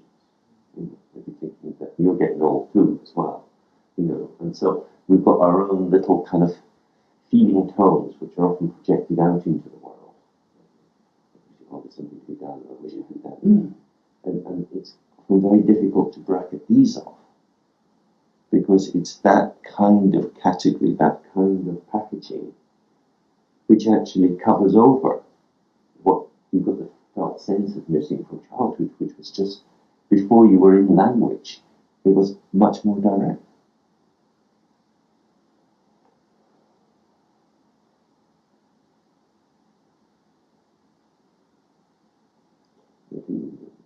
Vipassana, when we use simple categories to try to organize complex experience so that we don't get so caught up in it. So say, for example, you're sweeping the body or something and you have a notion of hot or cold. That simple naming helps to stop the investment in the experience, but at the same time it's still a level of language and naming and categorizing. So it's using a simple category to stop immersion and complication, but it's still the use of categories. What you're describing is another kind of category, which is our more kind of psychological categories, where we get a take on something. And the possibility is to try to go below all categories and to see things very naked and fresh. Did anybody feel a bit strange? I often feel incredibly weird when I do it. Maybe I did too much acid when I was young. I mean, if I really look into the carpet and language stops, it's weird. Because what is this? It's because for me, when language stops, the separation of subject and object becomes much less clear. So there's more kind of moving into it. Did you have that experience? I did. Definitely. So looking at this picture and understanding what the characters mean individually, and then going in the back and realize it's a discourse of the Buddha and the Prajnaparamita, the subject we're talking about. But and looking at the words and listening to it and saying, okay, well, here are all the ideas and concepts. It was much more interesting to look at the tape, and construct, and just look at the nature of that. And when I did that, the words would fall away. And all of a sudden that distinction between subject and object would also fall away. Just like following this panel, there's so much continuity. And I can see the linear progression of it. When I followed it, was like walking down the beach. It was changing all the time. And there was inherent chaos in it. Same with following that crack, it was beautiful the way it opened up. It was wondrous. And at that time, there was a sense of time did not exist. Mm. But how I go through this house day to day, there's very much like Wolfgang's relationship to the clock, very much an idea, okay, I got this much time, I think I'll take a nap and eat this afternoon. I can find myself a day, wow, how did I become so busy? Mm-hmm. Because when I first got here, I wasn't busy at all. It's very wondrous. Now I have.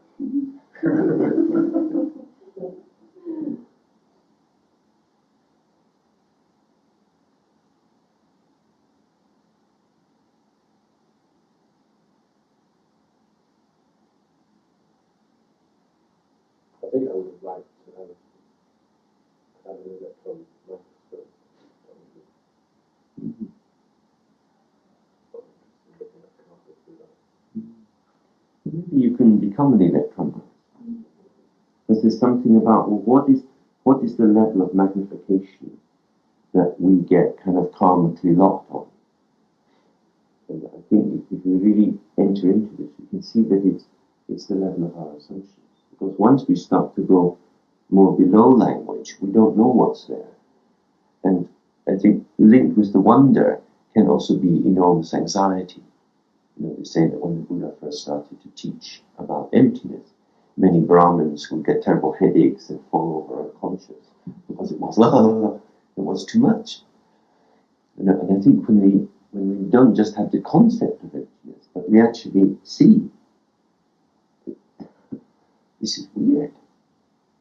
When the concept is stripped away, what is this stuff?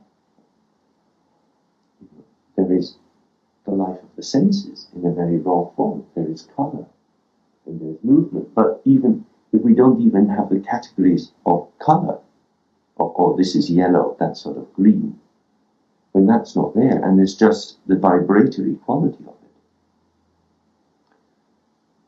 Who is the one who can be at ease when the world is not in its place?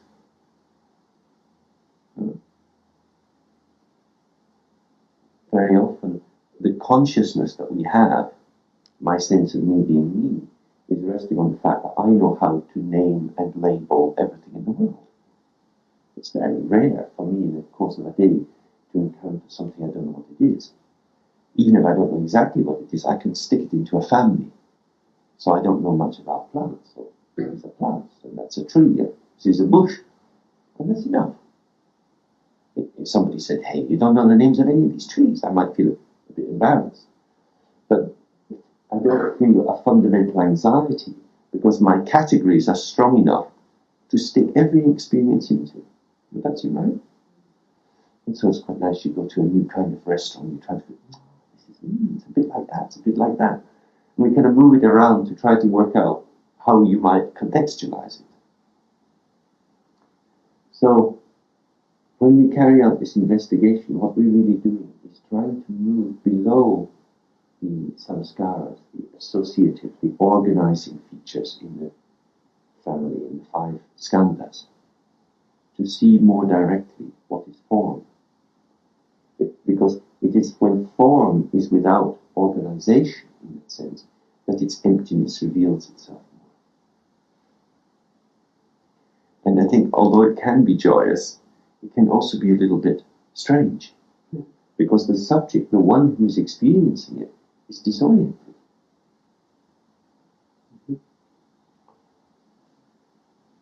And again, that's one of the reasons why, as part of method, faith and prayer are quite an important part of meditation routine. Not because it's kind of, we really have to believe that there are Buddhas up there who are going to take care of us, and we say, oh, Tara, think of me, and she thinks of us, or you know, we love to come up, or he thinks of us, this kind of stuff. But if you have that, when you walk out from your familiar world into these uncertain worlds, instead of it feeling very strange, it can be the doorway or the threshold into something positive and creative. Why can't it be that without that support? Well, yeah, I suppose it depends what we rest our lives on. It can be a bit like a psychotic breakdown. And, I think it's very important to know that intense meditation can make you nuts. Over my years in India, I have met many people who have gone pretty well insane for a period of time, and some for quite a long period of time through meditation. I think it's very important to know that, because if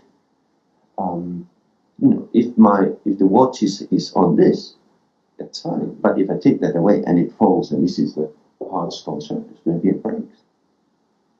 So if I can take this away and make sure there's a soft landing there, that it's prepared in some way, that makes it easier. But just the fall, that confusion can be very disorienting. That's not to try and frighten us, but I think it's just to be aware. Something has been tied together. And one of the things, that descriptions in Dzogchen, it's like you have a bunch of sticks, or a bunch of straw, and if you just cut the vine, it all falls apart.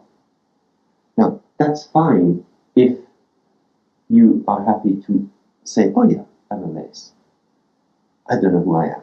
Wow, this is interesting. This is wonder. But sometimes it's, oh shit, I've got to get it together. I don't like it where I've got it. And I think that's the issue, because it's not always wonder.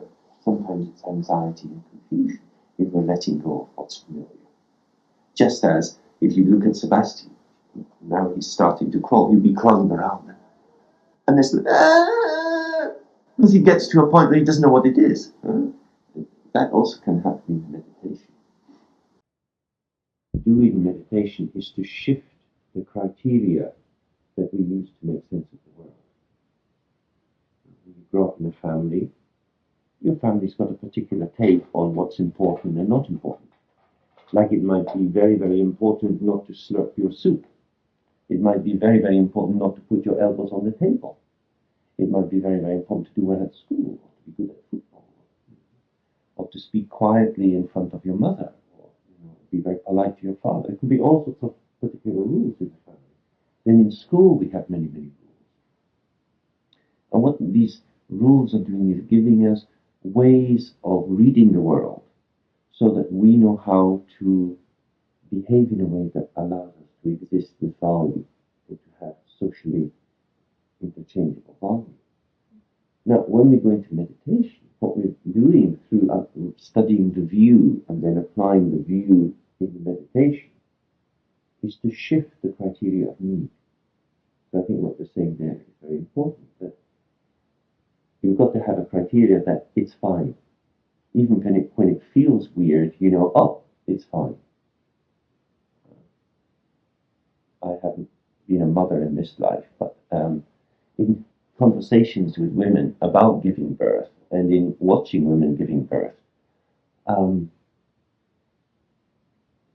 there's clearly at a certain point for many women in the process where the criteria of what should be happening in their body and what is actually happening in the body don't mix anymore. And at that point they think, oh, this is terrible, I'm dying, I'm being ripped apart, and so forth. And then if they've got some reassuring people around them, they think, no, your baby's coming, it's fine. Then they think, oh yeah, the baby's coming, that's fine. And then, but I'm dying. And you move across according to these kind of criteria, because there's a very terrible experience, lots of sensation, lots of pain, lots of confusion, of course, hormonally driven as well.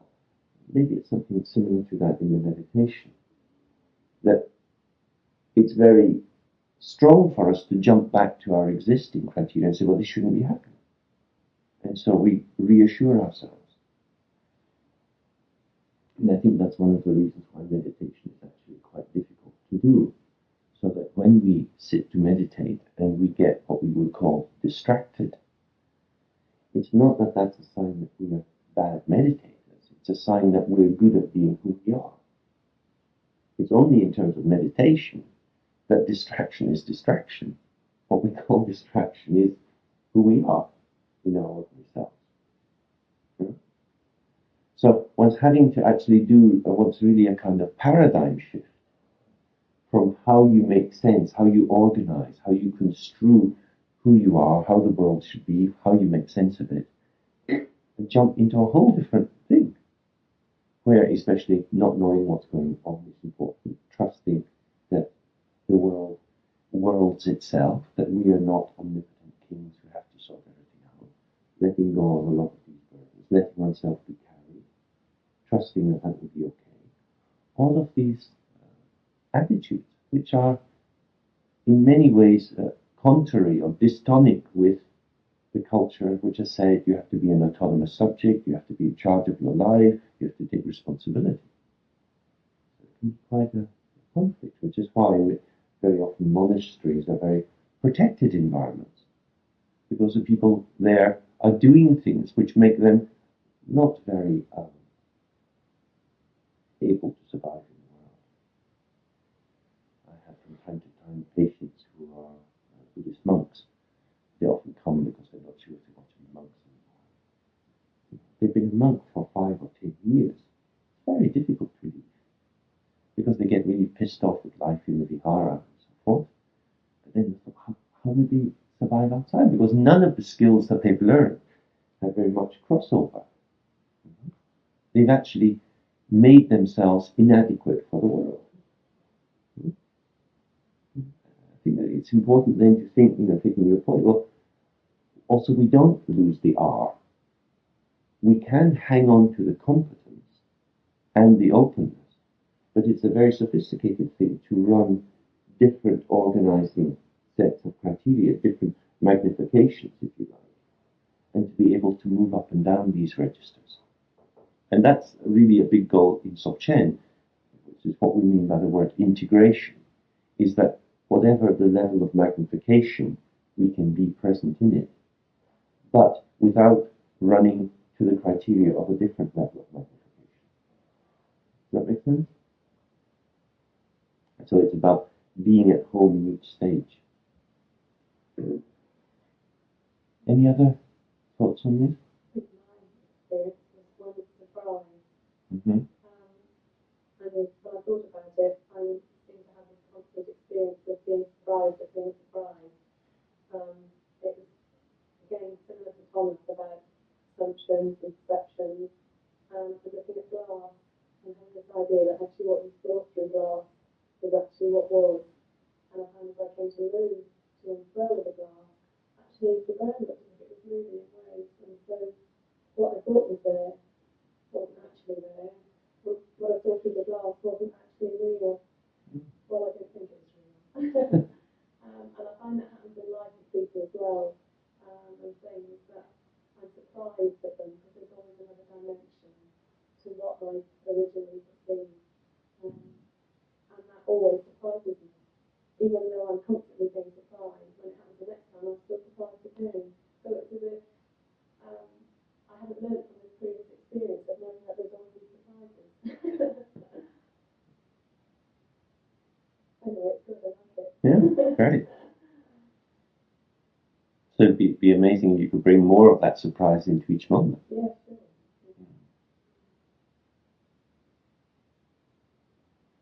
But the big inhibitor is fear, isn't it? Too much reality and then you're crazy. Mm-hmm. A bit too much. It's nice to have a little bit now. Mm-hmm. It can drive us crazy in itself, but it can also make us seem crazy to other people. And I think that's one of the big issues. That if you're in India or a country like Tibet, and you were doing practice, if you started to behave strangely, people would say, oh, he's doing his practice. And here, it won't necessarily happen. Because to exist as a person is to exist with other people who have assumptions about us. So, in a sense, what we have to do is to find ways of mediating the world, not forgetting what R is, at the same time as doing the dissolving. Which in some ways is why I think Dzogchen is quite a good practice, because it says really there is nothing to let go of on an outer level. You don't need to grow long hair or wear big earrings or a funny hat or do lots of mantras. You don't need to do anything strange externally. So there's no need to provoke hostility or bewilderment or anxiety from other people.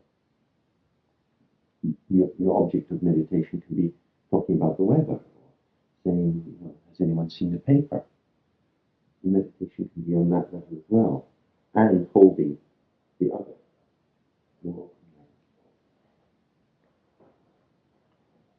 So that's something, you can continue doing outside as well, whenever you've got time. So if you're working in the garden, and you're doing a task, you could just stop for a minute and just peeling away, and being with what's there, and then going back to the task. Because again, it's not that being very spaced and open is good, and looking at the cabbage is bad. It's that these are just pulsing levels.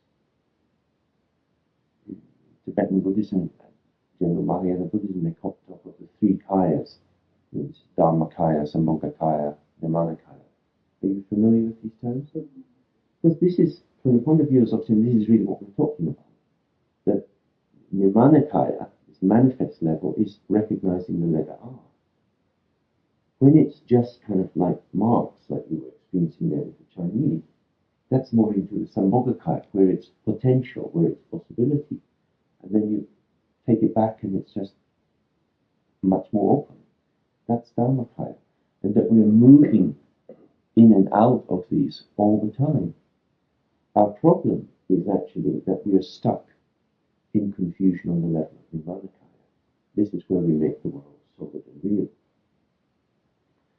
And in many Dharma paths, the focus is on recognizing Dharmakaya as the big antidote to this confusion. In Dzogchen, this is really the first step. What I was saying yesterday about Garab Dorji's three statements, in that the first is direct recognition of your own nature. This is Dharmakaya. But once you have that, the real problem is you can't stay in that state all the time. Not because you can't, because you have a fault, but nobody does. Dharmakaya is not held back apart. It's always moving into manifestation. So the real work is awareness in the Nirmanakaya form. Here we are together, how we are together, and holding these three levels simultaneously in an integrated way is called the unification of samsara and nirvana. So again, you have the one ground, which is this open state, and these two pathways. And the pathway for samsara is where we lose the ground, we lose this shimmering potentiality, where there is wonder and awe, which are traditional terms used to describe the Sambhogakaya, this richness and radiance. And we get locked just on the level of manifestation, which becomes heavy because of all of our assumptions. So this wonderful surprise is great, because it opens a little, and then you take that a bit further, and then you start to feel this pulsing across all three. Shall we have a cup of tea? With what we were just doing, the key decision that people are encouraged to work towards is the understanding that everything we experience is simply a name put by our own mind. This can sound very much like a kind of idealist position, a bit like Bishop Berkeley, as if it's all a kind of imaginal realm, that we are imagining the world. But I think in Buddhism they're not saying that it is the mind is making everything as pure substance, although some schools, more the Yogacara schools, take that position. In Dzogchen, it's that what we have is experience. And this experience is always, if you like, mental experience. You can't experience things with your hand. What you experience with your hand is a mental experience. It is the mind that experiences. And so it is the mind which learns to say, this is the carpet, this is a blanket, this is a pen. In saying that this is a pen, the mind is not creating the pen, but it is also creating the pen. It's not that if I don't say pen, there is nothing there. Something is there, but what is it? And that's when the more we investigate what is there when the mind is not naming, we come to an experience which is really beyond language, and is one in which the one who is inquiring into what is there ceases to be one who is carrying any history, any knowledge. There is only an awareness. Does that make sense?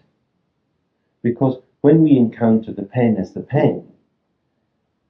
penness of the pen is dependent on the Jamesness of the James. My history, my knowledge, my sense of conceptualizing me as this discrete form is running in parallel to my knowledge that this is a pen. The less layering I put on the object that I encounter, or oh, this is Naomi, she's like this, she's like that, the less I do that, not only is Naomi or the pen unraveling a bit just into some experience, but the one who is having that experience is also unraveling. Does that make sense? So you can't have an open object and a closed subject. And you can't have a closed object and an open subject. If you remove assumptions from the object side, they go from the subject side. Because through the process of knowing who you are, I'm reminding myself that I'm the same kind of thing. Right? And one of the things particularly about the English language is because the verb to be is so strong in English grammar. It's a very strong verb. This is a pen. English is, I think, not just for historical cultural reasons, but also for grammatical reasons, the dominant language of international capitalism. Because grammatically it helps to underpin the facticity of material objects. That may be nonsense, but I think that's what I believe. Because many languages, like Tibetan language, has very weak verbs. And so, of course, people can be greedy and possessive in Tibetan as well. But it's not underpinned in that really, this is a motor car, this is great, bang. So when we start to peel away these constructions on object, they go on subject as well. So really we could maybe just do this 3-hour sitting, just to get a bit open. And then again, bring your attention, start with the space, and then as your sense of the room becomes more concrete again, more presenting, take up this question, okay, is everything here just a name? If I don't put names, what is there? And see if you can find anything which exists other than just as a name which you yourself put. And if it seems to exist, what is the nature of that existence? Or if you like, what is the truth status of that existence? Is that clear? Because from the point of view of Dzogchen, that's very, very important. Because as long as we believe that objects like the pen are self-existing, or in another language, have inherent self-existence, as long as there is a penness of the pen stuffed into the pen, every time I come out of the meditation and meet the pen appears to have been existing by itself all the time. And therefore, the limits of awareness are defined by the object. This is where an open awareness becomes a finite consciousness. That is, Tibetan finite consciousness is namshe. Shepa means, is a verb that means to know, and nam means fully or particularly. It's about knowing things in their details. So it's how we know this is this and not that. Not as a wise discriminating wisdom, but as a kind of pigeonholing, locational understanding. And the same root, she, is in yeshi, which means wisdom, primordial opening. And ye, the first part, means primordial, from the beginning. It's like this German Ur. So, the same ability to know, to be present, to be aware, can be open to things and including them, or can be parceling and particularizing in terms of entities. And once we invest something like the pen as something existing in itself, it holds us in the level of being an individual consciousness. So that the pen calls us back to our limitation. Does that make sense? Like in Tibetan, they say, if you really want to practice Dharma, go to a country where nobody knows your name. Because if you live in your village, someone will say, oh, help me with my cow. Hey, come and help in the field with me. Come to the wedding. We're going to have a party. And people will speak to you on the basis of who they know you to be. So if you try to change yourself, they say, hey, you're a bit funny today, what's the matter? Oh, this meditation is not good for you. Come back to being yourself, which is to say, come back to being the one we know who you are. Yeah? But it's not just people who do that. It's not just our old friends who pull us back. People, of course, do this very strongly. It's a well-known thing that in the world of people using, say, for example, heroin, it's very difficult for someone to give up heroin, not just because heroin is powerful, but because other people don't like the group of heroin users to be diminished. So the dealers will often give some free smack to somebody who's talking about giving up, just to keep them back in that world. Not just for the profit, but because of the reassurance that we're all in this together. It's very lonely to do it on your own. So, but not only do people keep us in this world of fixed perceptions, but things. So, my shoes. Where's my jacket? Where did I get it? My pen. This pen has made me me. Yeah?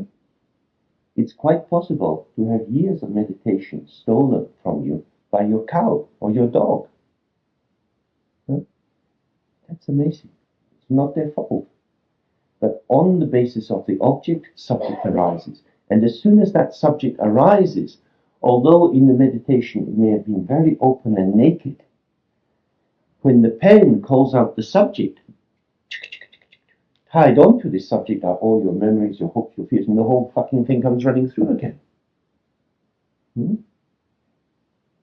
Therefore, it's very important to integrate object into the meditation. Many kinds of meditation work primarily on an intrapsychic mental purification, as if I was somehow apart from the world. But the world is me. The world holds me. Like I've been here in this place, I don't know, 10 times or so over the last 12 years. So I can imagine little walks to do and nice things to do. If I do any of these, I will have memories about who I did them with before or what I was doing. So there will be trees here which will hold me. Does that make sense? I go past that tree and I am returned to a bit of myself who I had forgotten. And that's very, very important, because that can happen very easily. For example, there's a story of a Tibetan who, in his young years, was a great general. He had many, many soldiers. He killed many, many people. And he decided it's not a good thing to do. So he gave up being a soldier and he became a monk. He lived as a monk in a monastery for a long time. And then finally he decided to go and be a hermit in a cave. And he's sitting in his cave doing a lot of practice. And one day he goes outside in this little clearing outside the cave. And he's sitting there and he's done some offering and stuff. He's eating teaching a bit, and some birds come. He takes some little bits and he's throwing this down to the birds. How easily these birds gather together when you feed them. I could get some money and I could feed some soldiers, and if I fed some soldiers, I could have an army and clear all my enemies out of the valley. But he got up and that's what he did. And it's just like that, anything can be a hook for what is underneath. So no matter how much purification you do inside, unless you clean the whole world, it will easily hook you back in again. Again, this is why in Dzogchen we often do the meditation practice with our eyes open, bringing the whole field into the practice. Because if purification is only on subject side, object will hook us. If we only purify on object side, subject can be hooked. We need to purify both together. And the best way to purify them is to see that they're pure from the beginning. So maybe with that kind of view, we can go into this practice. We do the 3R and then start to look around this space here and think, what are these things? Are they really only names put by mind? Do I have the confidence that it is me who names these things, gives them their identity, and therefore also gives them their attributes? Good attributes that make me happy, bad attributes that make me sad, irritable attributes that make me angry, and so forth. Okay?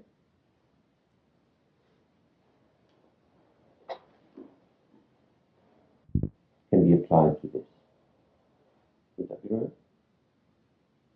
But the question would then be, is the penness of the pen in this thing that's in my hand, or is it in your head? Who makes the pen a pen? It's a paradox.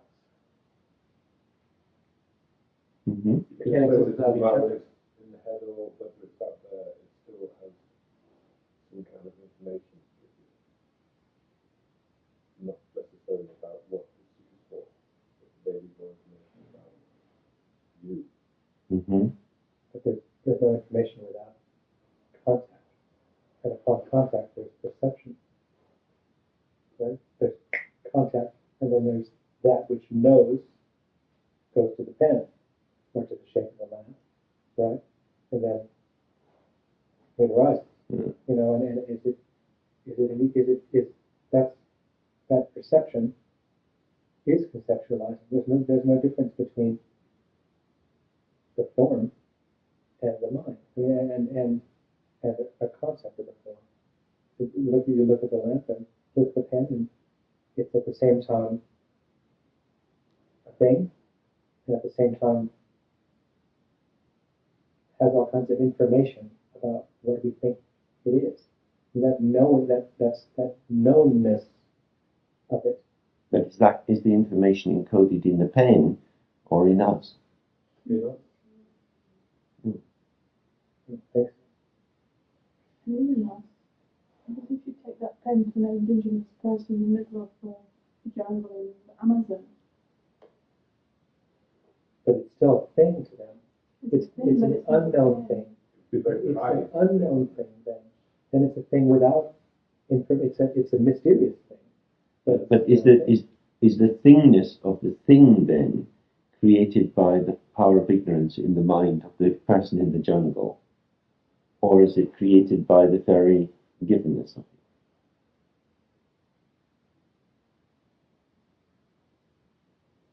I mean, like in Buddhism, they have the idea that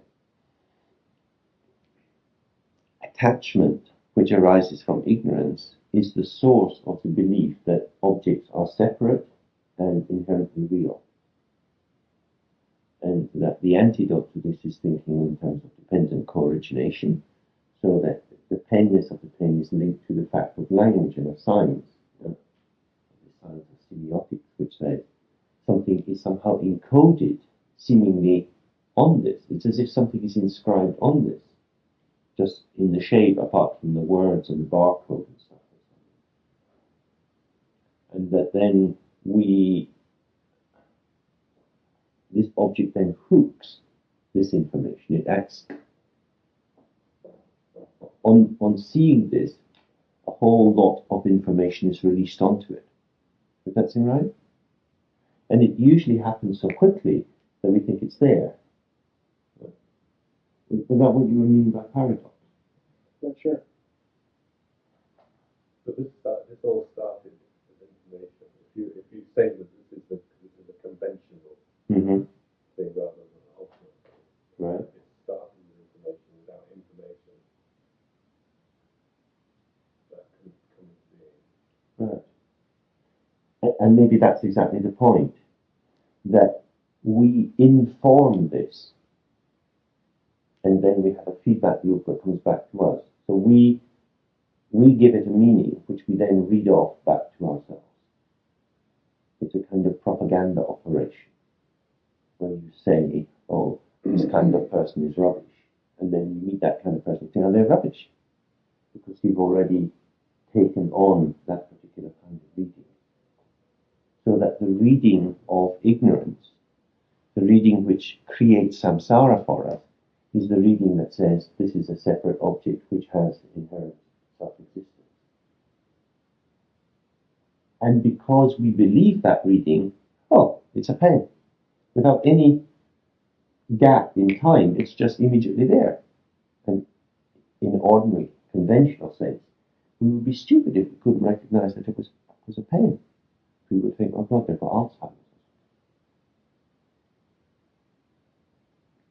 I mean, this can sound a little bit intellectual and in the air, but for meditation, it's considered quite important because it's really if we can decide that it is our own mental process which is creating the pains of the pain, that we inform the world, that we recognize something in the painting or looking out the window, recognize the trees or whatever, and that recognition is on the basis of previous cognitions, not so much on the object that's there. What is there is hooks it in some way.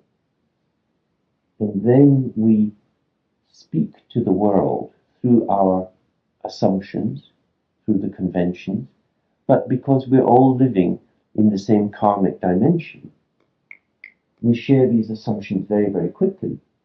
And so we have the felt sense we understand each other.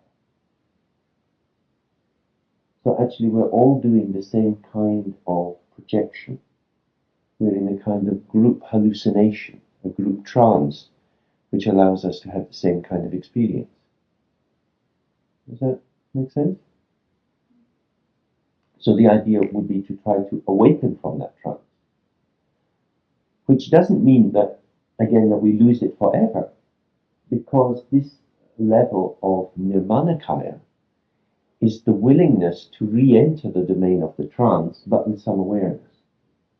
So at the moment, we're caught up in the trance of believing that things are strongly real. But then, if we have a bit of space, we can still make use of the pain,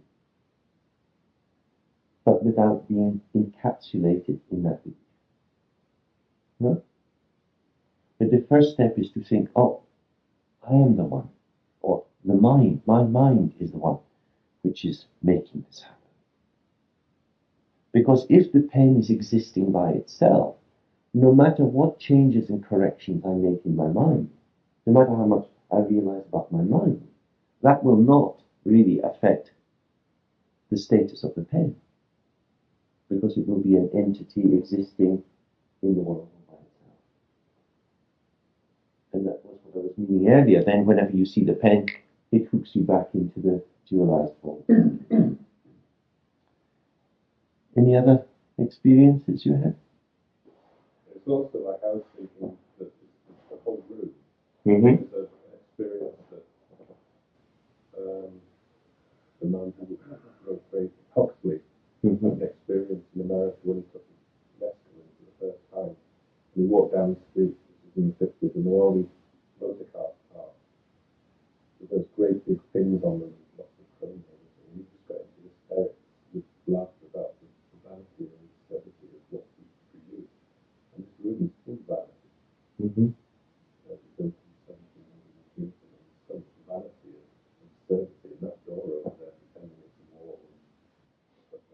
And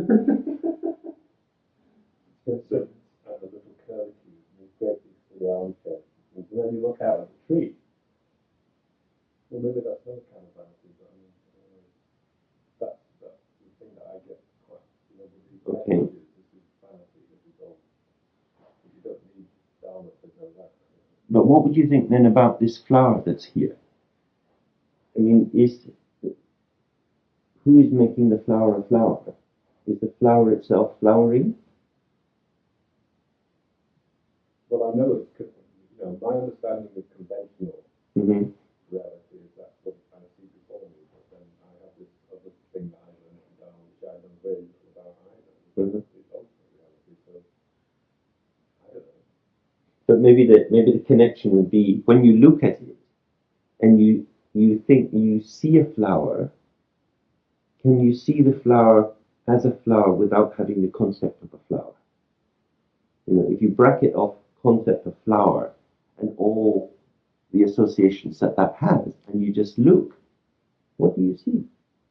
Well, that's Not possible. Pardon? It's not possible. It's always changing. No, it's not possible to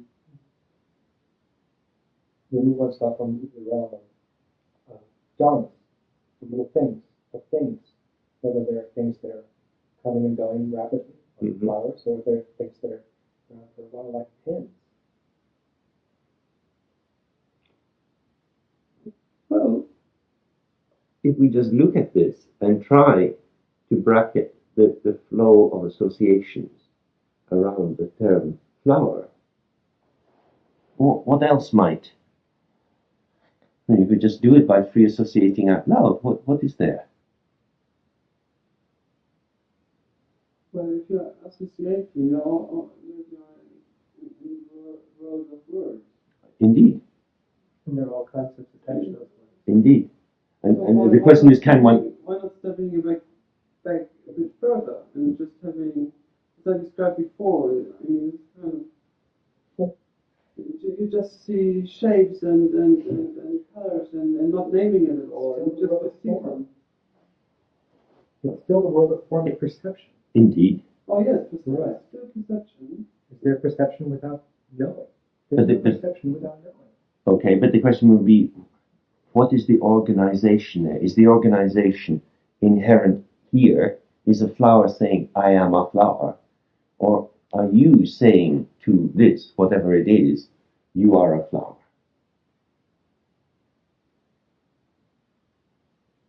I'm saying it's a flower because in this other kind of perception, there is no flower. It's just color, shape, Right, light. right. And color, shape, and light may well be energetic Yes. without any inherent substance. So we have this Mm. flux movement of energy, which we use words and concepts and associations to organize. And this is what gives ego its sense of being in control. And essentially false mastery, really, because it keeps slipping away, because the world is surprising. It's other than we thought it was. And then often we don't want the surprise, we want to go back to the security, the false security of organization.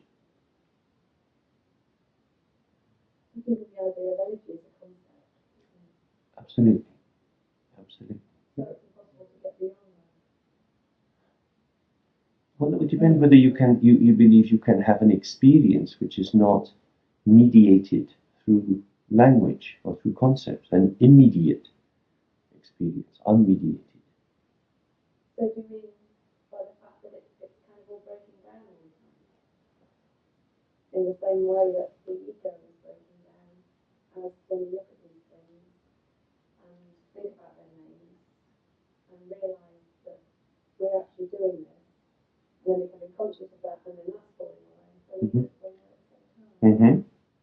And that it may then return, but more with this sense of wonder, rather than the kind of sort of dullness that can be there once you know what it is. That's what I found with going around deconstructing objects in the room. Hey, the picture of the lamp or the curtain, I could start off and saying, here's a curtain, and there's a fringe, And as I kept going smaller and smaller, or even taking a segment, figuring out how I can beyond the name, and all of a sudden my relationship to it changed, and everything just expanded. Right. And then time ceased to be really an important thing, or the distinction between that and the perceiver ceased to be important. I wasn't thinking about Randy or this or that. Or the moment I could name it, the mind became impatient when I jumped to something else, something else, and something else. And then, oh, okay, well, this is fun. Well, I things didn't like go that. deeper into it, and in a sense, it was always in a state of movement. Mm-hmm. And then the quality of being with it deepened. And to add to that, the sort of conventional way of looking at things is seeing the line, because everything is a line. There's a line between the tape and the carpet, the door and the wall, the picture of the wall, the tree, the sky. That expands, and there isn't such a there's almost a fusion, because space becomes almost a substance that envelops everything else that is within it. It's difficult to explain. Mm-hmm. So you move perhaps away from a kind of totalizing approach, where one thing is added on to another, to a kind of immediate infinity appreciation, in which everything is still there as it is, but shifted, lightened, because it's not exactly fused, it's not homogenized into some bland substance. All the difference is there, yet the difference is devoid of separation. It's an aesthetic difference rather than an essentialized difference. Does that make sense? And that's why beauty has been so important in Buddhism, because meditation is actually a path to developing aesthetic appreciation of the world. And hopefully, meditation should make life more joyful, because the world is incredibly beautiful. But that becomes covered over by this dullness of the doors of perception, these veils that Huxley writes very beautifully about. And really, I think that's what Buddhism is trying to describe, and technically to describe the process whereby we become dulled. And we become dulled in order to be secure. A bit like these medieval knights who, in order to become safe, put themselves in tin boxes and clanked around. And actually were quite vulnerable inside that. We have all this armory of knowledge and information. So we have the sense of being in control, knowing what's what, but we live in a world that's been sort of killed off by it. And people, I think, go more and more into that with the internet. In Britain now, more and more children spend thousands of hours in computer games and now getting onto the internet. You know, in these spheres where it's a sort of experience, but it's devoid of freshness. And many of the games for children which are electronic are games of mastery, power, and knowledge. Television's full of quiz games at the moment, where people work out whether they can spell something. It's all about knowledge, and very little about wonder and awareness. I think that's why so many people like nature programs on television. It's about the only opportunity just to be in that kind of wowness.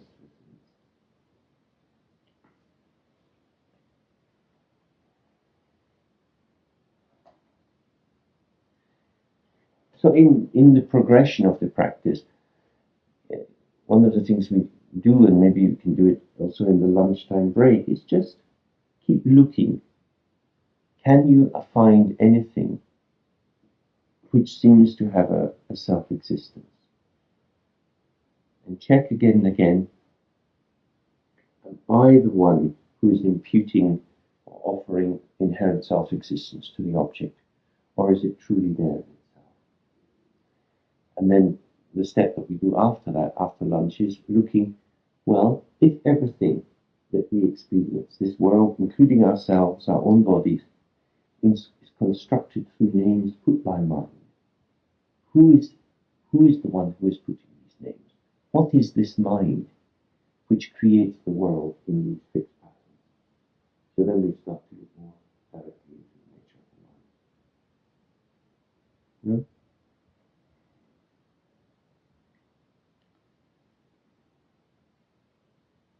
So, as much as possible, while you're eating, got food on your plate, what is this stuff? Cutting bread. Really, it's taking that observation into every single practice that we do. What is this? So we do just a 3-hour sitting briefly and then move into the break.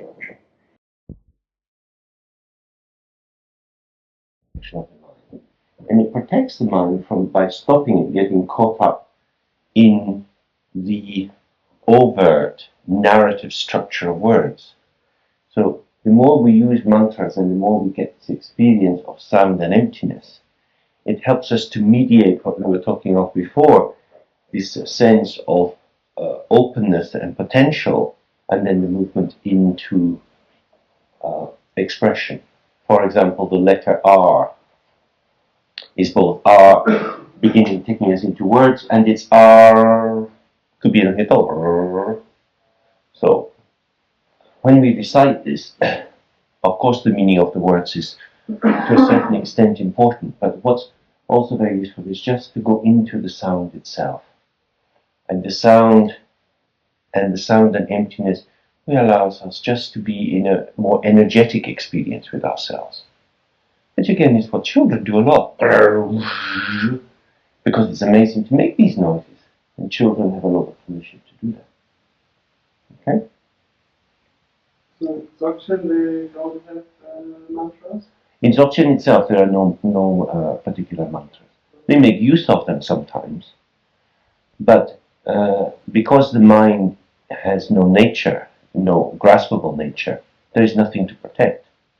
So if you're trying to be present in the view of Dzogchen, you don't need to protect your mind, because nothing can catch it or scratch it.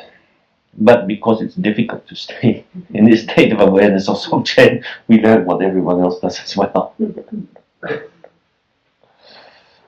in a tactical way.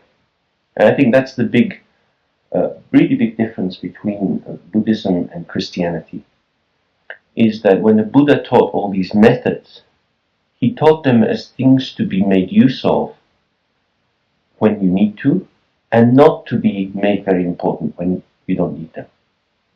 Remember, he gives this famous example of using a boat to cross the river. When you get to the other side, you just leave it.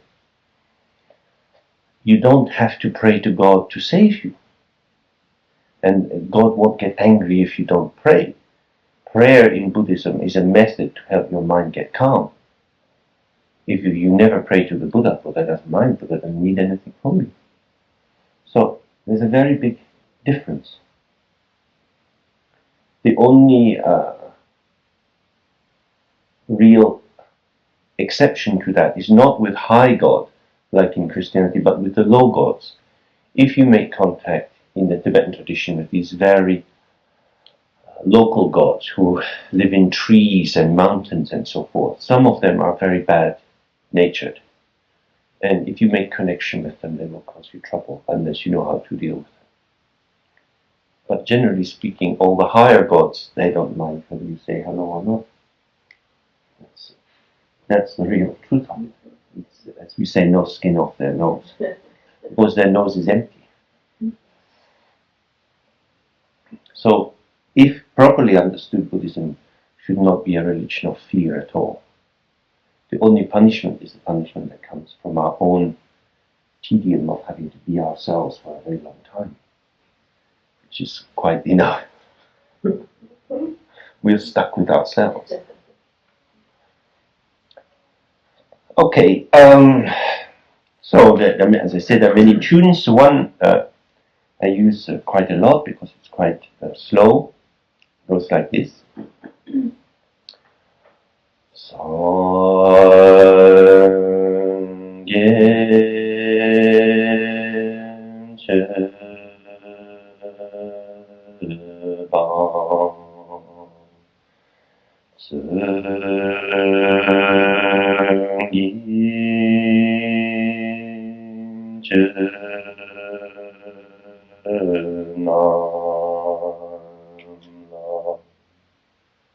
Okay? So we take it in that, and you can do it higher or lower, however, it's not a single part. I very often don't sing in key, so don't follow me too closely when you go off the cliff. But it's to really allow yourself to go into the sound, just being unified with the sound.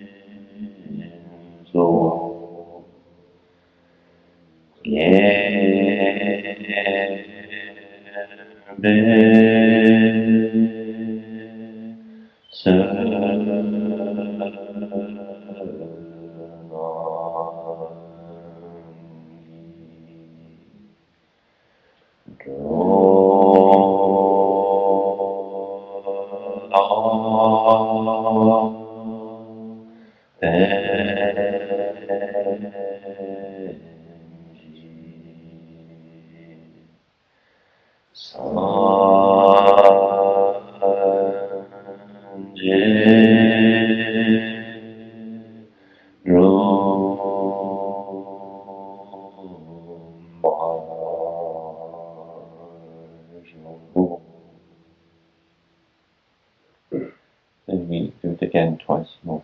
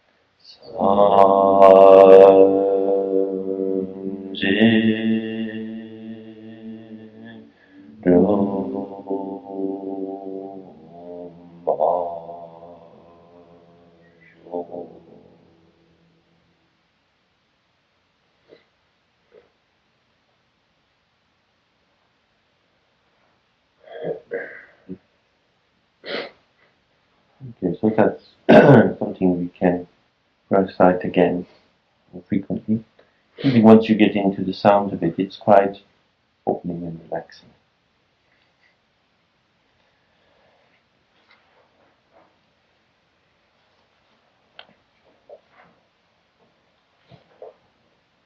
The idea of refuge is very deep in Buddhism.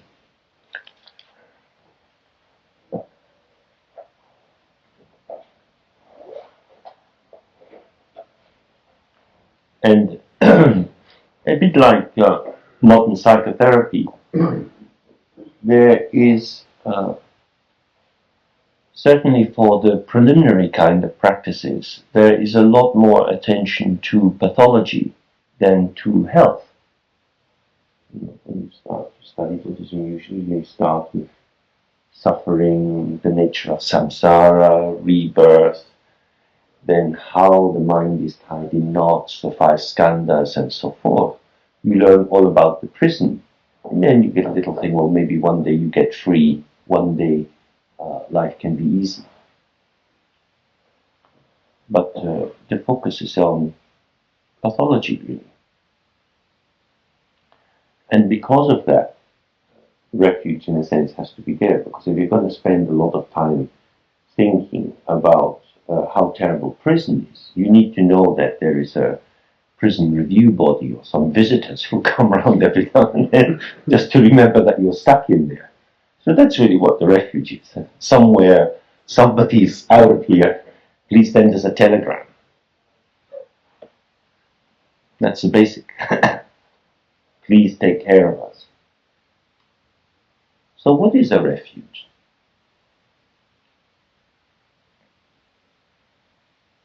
We get many refugees coming to Britain now.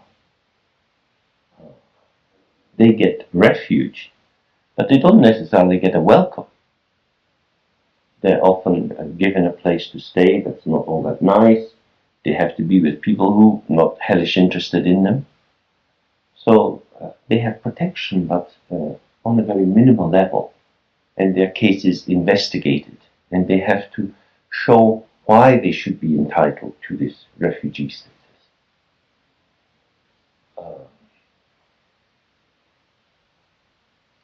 Hopefully the refuge we get in Dharma is a little bit warmer than that.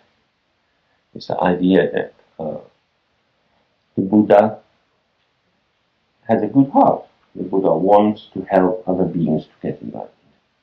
And as they say in many texts, the Buddha doesn't have a clenched fist. He's not hiding the teachings or the protection. He's not keeping the good things to himself. He's teaching with an open hand. Everything's available. So, hopefully, the Buddha gives refuge. He gives refuge in terms of inspiration,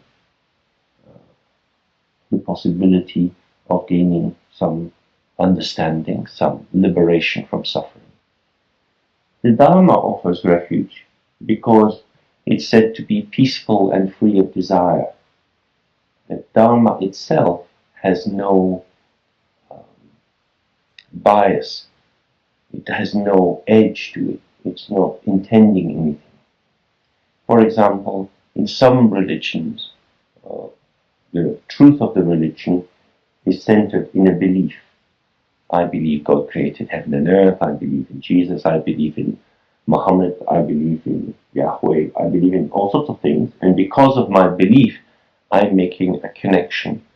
And if my belief stops, then I will lose the connection. Whereas the idea with Dharma is that Dharma's there all the time, whether you believe it in it or not. It's just like the air we breathe, so it's all around us. So the refuge you get from it is the refuge of relaxing and knowing that it will be there. That the truth is there, no matter when we turn to it, no matter how much we turn our backs on it, it doesn't get upset, we're not punished for that. There is no politics in the Dharma, in that sense.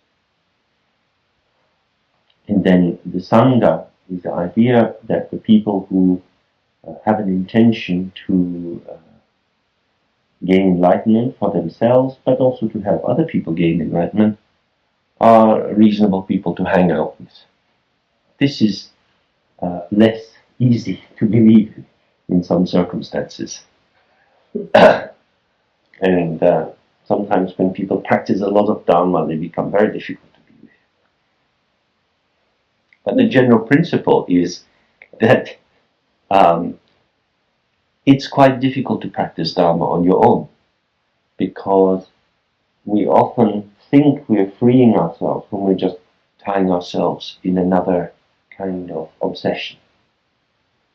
When I was out walking a little there, running through my head was a conversation I'd had with someone 2 weeks ago. It was for some reason just arriving, I was running away. And I suddenly recognized how I had been. And I hadn't at all seen it in the moment, because I had been in my particular position. And in a sense, that's what Sangha are useful for, is that instead of us having to wait so that we can see what we're up to, is that people hopefully hold a fairly friendly mirror up and let us see more clearly what we do. Because it's always difficult to know whether you can trust the mirror someone else is holding up, because it may have a coloration of their desires, their hatreds, and so forth. That's a potential for the Sangha. Now, in Tantra, we take a further kind of refuge in the Guru and the particular meditational gods that we rely on, and also the Dakinis, feminine principle goddesses who are very helpful for meditators. Then we can also take refuge in the three kayas, in Dharmakaya, Sambhogakaya, and Manakaya. But in particular, in Dzogchen, we take refuge in our own minds. Now, if it's raining, for example, and I want to keep my head dry, I might take refuge in this piece of paper. And refuge implies, in a sense, having a relationship with something, isn't it? So there's something there in the world, and you use it in relation to yourself in a way that protects you. How do you do that with your own mind?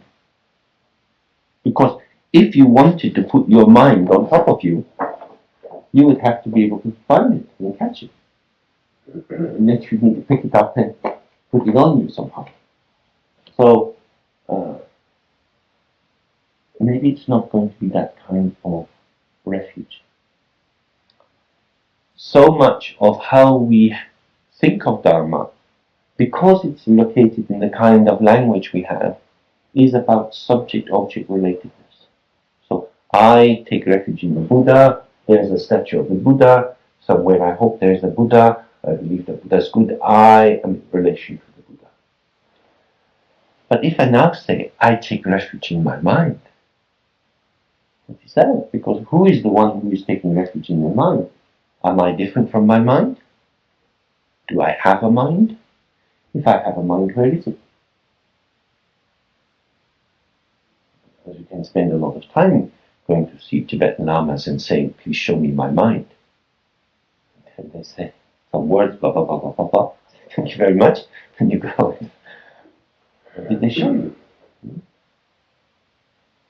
So this next stage that we practice is really trying to find what is this mind? Where is it? How is it? To see whether this idea of looking for our mind or having a mind is helpful. Because it's our usual orientation in the world, isn't it? Oh God, where are my keys? I left my wallet somewhere. Did anybody see that letter? You know, all the time we're looking for things which stand in relation to us. Now we're good at that by now. We're good at knowing where things are. And we're good at finding things which are lost. That is to say, we know how to focus our attention out, looking in a particular way. But when we're trying to see our mind, it's not so much looking for a thing, because the mind itself is perhaps not a thing, but it's a particular mode of seeing, which is about seeing the mind as it is. So it's a clarity which is born with the mind. The mind that sees the mind is the mind itself. It's not finding a torch that you can shine on the mind. It's more the way a crystal ball will take in the light if it's placed on a bright surface and be suffused. So there is a particular kind of illumination which suffuses the mind, through which its luminosity reveals itself to itself. But it's not like a torch. So, in a sense, what we have to do is to practice how to observe ourselves, which is not hard, it's not staring, it's not trying to find something out, but a very more soft and delicate and finely attuned way of being. A bit like if you wanted to listen to, I don't know, Bach's Goldberg variations. You know, get some nice CD of that and you're sitting. What do you do with music like that? It's so incredibly complicated, you can't, certainly I have no idea how to catch it. So I have to be close to it, but if I get too close to it, I'm gone, I've lost myself. So there's something about being present with the music so that you're almost the same, but you're still separate, just on the edge. You get the flavor of that? That's really the way for looking at the mind. It's staying so close to the mind, not falling in, not merging, otherwise you get lost, not stepping back and staring, but just like dancing together, just there with it. And in that moment, the one who is looking is revealed to himself, and because subject and object show their essential unification. So in Dzogchen tradition, one way we do this is to start to look. And there are 5 main questions in this. Some of you may have come across these questions before. They are, where does the mind come from? Where does the mind stay? Where does the mind go to? What color is the mind and what shape is the mind. Because in the world we have these attributes for pretty much everything we encounter. We can have them for the orange. The orange comes from some place where it's warmer than Devon, and it has a shape. It's staying here just now. We'll probably go into someone's stomach and into the compost. So we can define what is an orange quite clearly. We can do the same for everything in this room, everything outside the room, for each other from the outside, also going inside our body, liver, kidneys, gallbladder, and so forth. They all have dimension, color, and location with other things, and they have past, a present, and a future. So we really want to take these questions into the mind. And how we usually do it, any meditation method for settling the mind, and then we investigate. So maybe we do it with the 3R. Maybe we should do this breathing practice first. We'll do this 9-round breathing. Then the 3Rs. Then when you've been sitting for a while, just allow the question to arise, like, what shape is this mind? And that might want to take that up with it. Where is this mind? Where does it rest? Where does it stay? And then, if you get any answer to that, you investigate that further. So you might have the feeling, oh, my mind is here somehow. Keep investigating. Return to the answer again and again to see whether it stays true. Yeah? Does that seem an interesting thing to do? Come from, going to rest. Where does it? Yeah, where does it come from? Where does it stay? Where does it go to?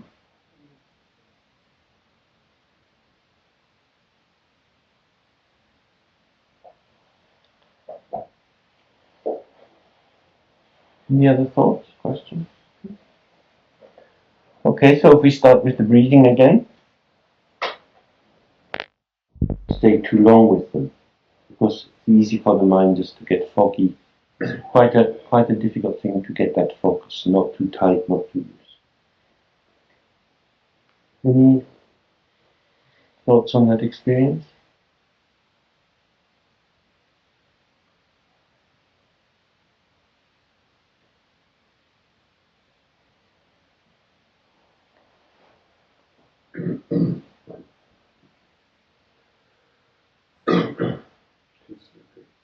Mm-hmm. You even begin to think about where it was from, going forward. Too much like hard work. It's very, very hard work. Unbelievably hard work. Because all the tendency is to go outside looking at something else.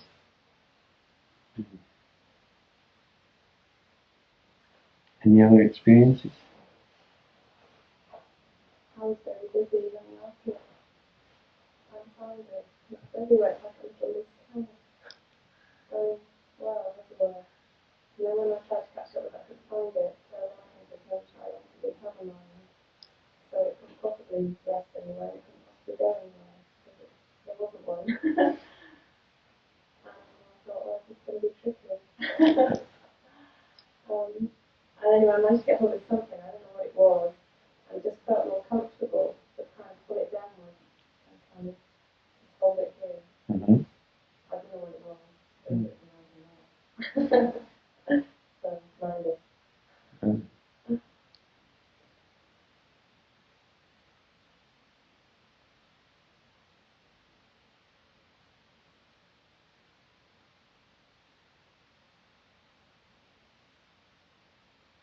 I felt like I could answer some of the questions, but it still didn't. Mind did not present itself. Mm-hmm. Mind has all colors, and no shape. No shape. Where it comes from, where it goes, where it rests. So there might be some questions there about, well, what is an experience that is being experienced, and what is the experiencer of the experience? So that if the mind has all shapes, are these shapes of the mind experiences, or are these shapes of the mind?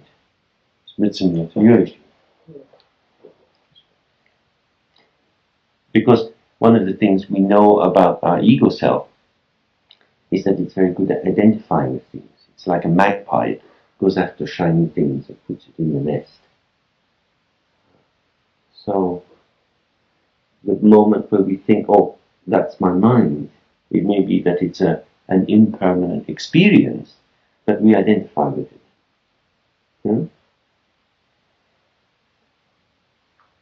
not figuring what you're saying. I don't like identify its qualities. Right. But then identification of its qualities. I don't understand what you just said about. Okay. So if you've got a mind, it could have qualities. One of its qualities could be that it shows many different shapes. Mm-hmm. Another possibility would be each of these moments, these shapes, is an experience which is arising, but an experience which is experienced by an experiencer.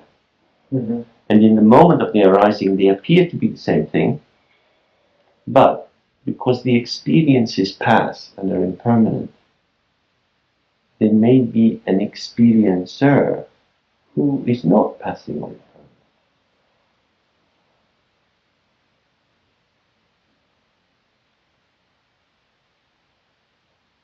Who is experiencing? That would be then the question: who is the one who experiences? I mean, maybe the word mind is not all that useful to term. Maybe it's more the question is, who is the experiencer? But we can dissolve as well. Pardon? We can dissolve as well. Maybe. But maybe the experiencer seems to dissolve when the experiencer gets wedded to an experience. So we identify with a thought and the thought passes. So it's as if we've gone. But if we can stay as the experiencer, as the thought as the experience, when the experience passes, the experiencer may still be there. So what are the qualities of the experiencer and separate from phenomena? Right. That's exactly what we're looking to see. And because in the moment it arises, we go towards the identification with the experience, it's very much like hard work. I mean, it really is. That's why doing this, fixing the mind on the breath, stabilizing our attention is very, very important, because it's something very, very subtle. It's a bit like, if you're sitting in the train in a station and another train's there, and then one of them moves, and you're sometimes not sure which train is moving, because it's that kind of thing. What's experience, what's subject and what's object is very difficult. For example, if I wave my arm, you probably don't think you're waving your arm. But for me, if I'm waving my arm, I think I'm waving my arm. Yeah? So in that moment, I'm identified with the one who's waving the arm. But I can also experience this arm waving. Yeah? So myself is moving between the one who is waving and the one who is aware that waving is going on, as we were talking before lunch. But it's that very quick jump from these two modes.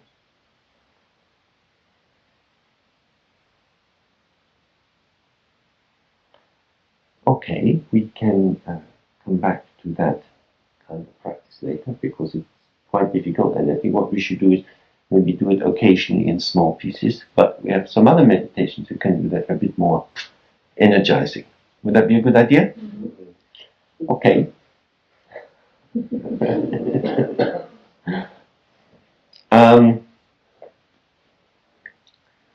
One of the things I think we've been seeing is how the mind, whatever it is, rapidly gets covered in various things through this point of unification and identification.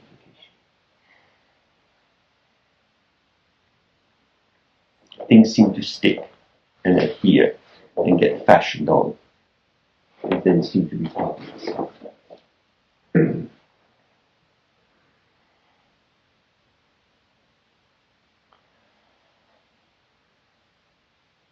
One way of dealing with this is to try, in a way, to reverse the process of ignorance.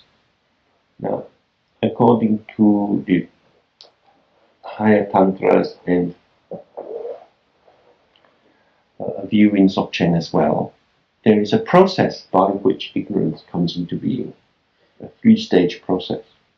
Have you ever come across this idea? Maybe not. It's very interesting. There's some account of it in this book, Simply Being. These 3 forms of ignorance are like this. First of all, there is simply this integrated nature, this Buddha nature, operating. But then something arises, some moment. They say it's like a drunk man falling down the stairs, going home. And in that moment, the shock causes a stepping back. Oh, so here I am. Hey! Off we go. But at first there's a kind of completion, and then there's a sudden separation. Huh? This first stage of ignorance in Tibetan is called Klenchi Chepi Marikpa, means the ignorance which arises together. So as we say before, there is one ground with 2 paths. This is the point where these 2 paths suddenly arise. Because there's a shock, and instead of the shock being integrated back into presence, there is now somebody who was shocked. There's a shock, somebody who was shocked, and who now is trying to make sense of what's happened. Yeah? So the vibration could have settled, but now the vibration is intensified with the beginning of a subject mode and an object mode. What was that? I'm here, what was that? This first bifurcation of subject and object, then, because the mind is very dynamic and is very creative, moves into the second phase, which in Tibetan is called Kuntu Takpe Marikpa, the ignorance which names everything. Takpa means to put a label or a name on something. So with this ignorance, the intelligence of the mind turns on itself and starts to make sense of the world by giving names to everything. So now at least I know where I am. Huh? And this naming is there almost before language. It's like this early pigeonholing we were talking about earlier, kind of energetic placement.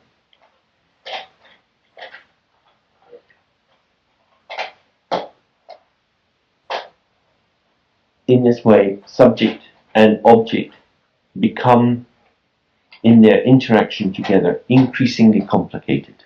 Huh?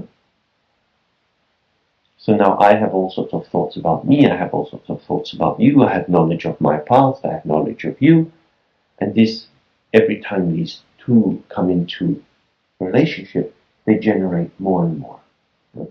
Just as we can see with this internet, the more people plug into this and start sharing, infinite information arises.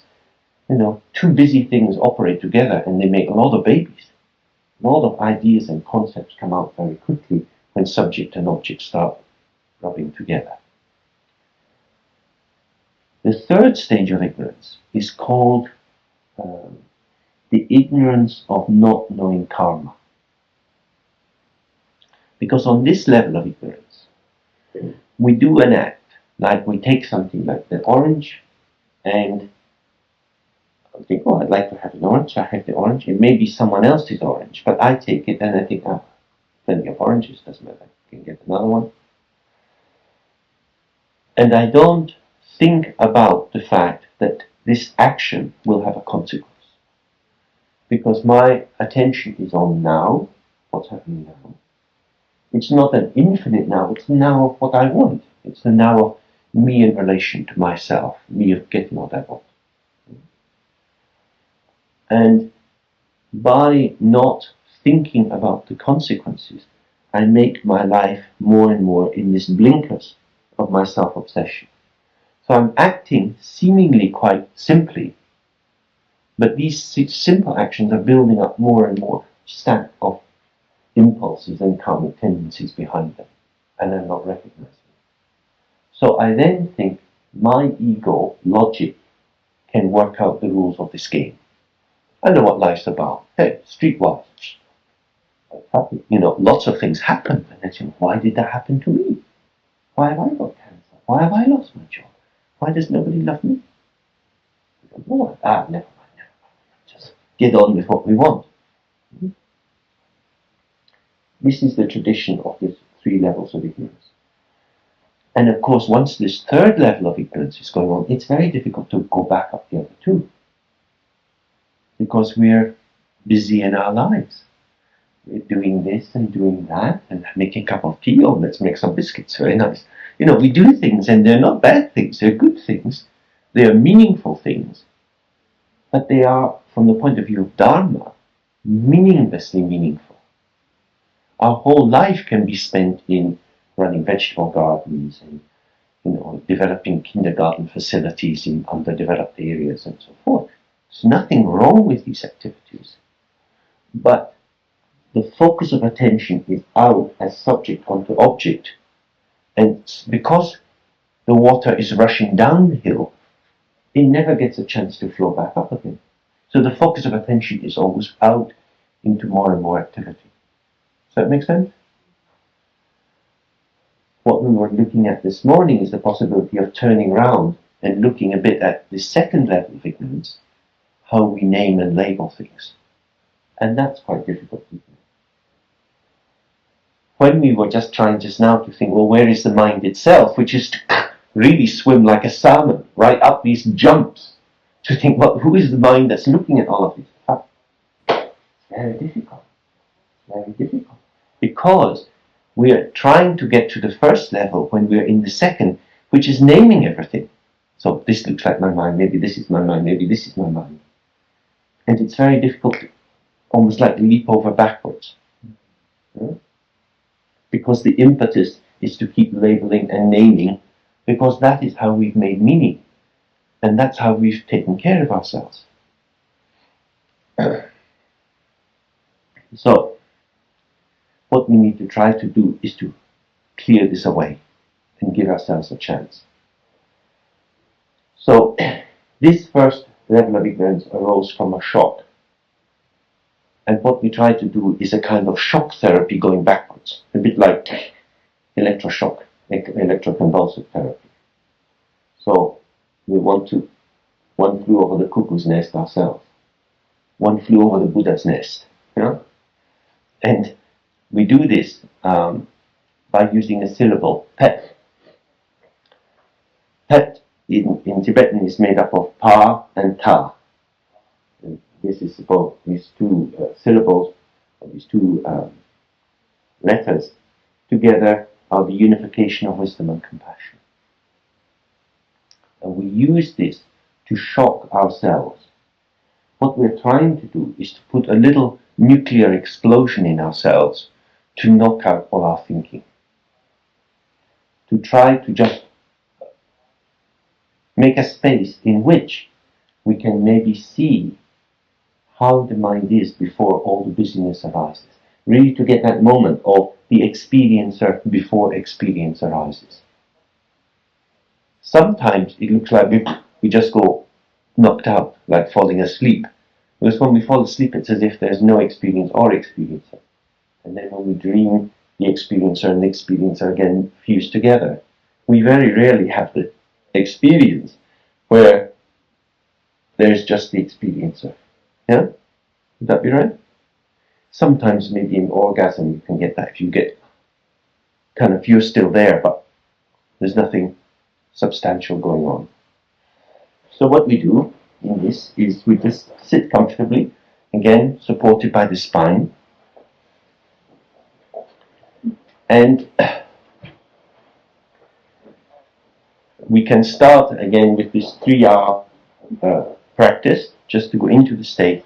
And as soon as you experience thoughts taking you over, being distracted, tying knots, we say this sound pet. And we try to allow it to come up straight up. So you can imagine shooting up the central channel. So it would be something like this. You want it to come up, huh? In a sense, you want to blow your brains out. Huh? So we can maybe just practice making that sound a bit just now. And I believe he's gone, so nobody should be disturbed. How do you spell that? You could spell it P-H-A-T. Oh. Like that? Yeah. Yeah.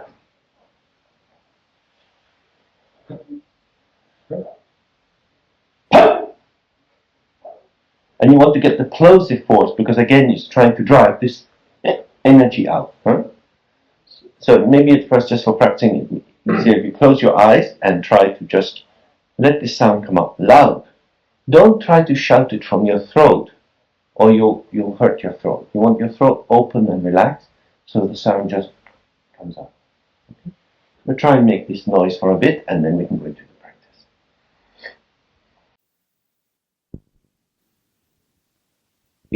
For many, many thousands of millions of years, according to the story.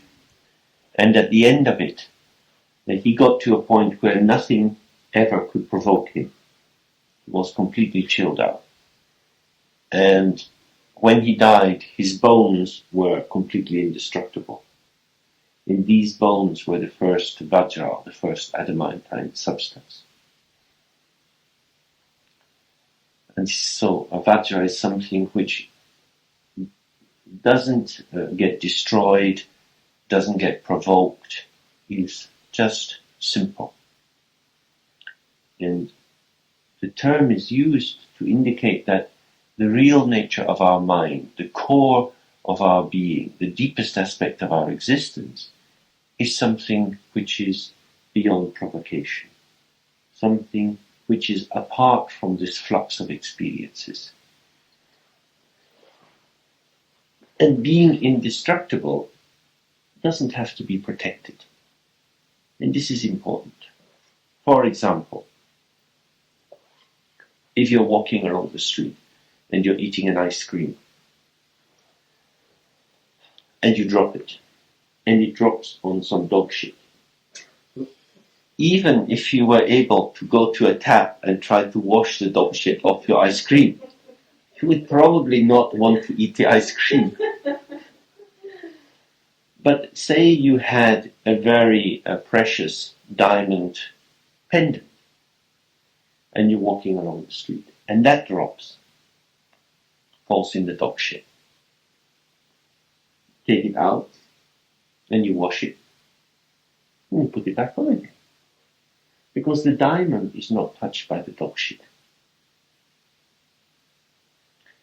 If we have a sense that our real nature is like the Vajra, then this pattern is very useful. Because all the rest is just dog shit. But if we believe that we are really some kind of softy ice cream, then we have to protect ourselves. And if we are softy ice cream, we'll get mixed up in all sorts of stuff. And we'll get into protecting ourselves. And wanting to put a little 99 in it to increase the flavor. So aversion and desire will be increased. So this is why always in this kind of Buddhism, the view is very important. When we practice general vipassana, we're usually taught the meditation method without too much explanation of what you're trying to achieve. You might get some instruction on the 5 skandhas or so forth. But generally speaking, there's not much intention. But the basic structure in Tantra, really, and in Dzogchen as well, is 4 stages: the view, the meditation, the activity, and the result. So the view in Dzogchen is from the very beginning. The mind has been unborn. It's not a substance. It's not a thing which can be damaged or destroyed. The method of the meditation is to directly realize that and to integrate with that state, to become fully present in that state which has been there from the very beginning. Out of this, activity arises as not correcting the flow of manifestation, because that's just what's tumbling on. It's often said that regarding activity, we should say, whatever comes, comes, whatever goes, goes. We should endeavor to be present in whatever situation arises. So if happiness comes, we're happy. If sadness comes, we're sad. Because if happiness comes, that is an experience on the level of the mirror. But the one who is the experiencer of happiness is not happy. When sadness comes, sadness is an experience on the level of a reflection in the mirror. But the one who experiences the sadness is not sad. The mirror is never happy or sad.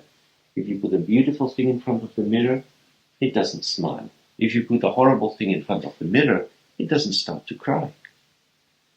This Vajra nature, this indestructible nature, is not affected by experience, but is itself the basis of all experience.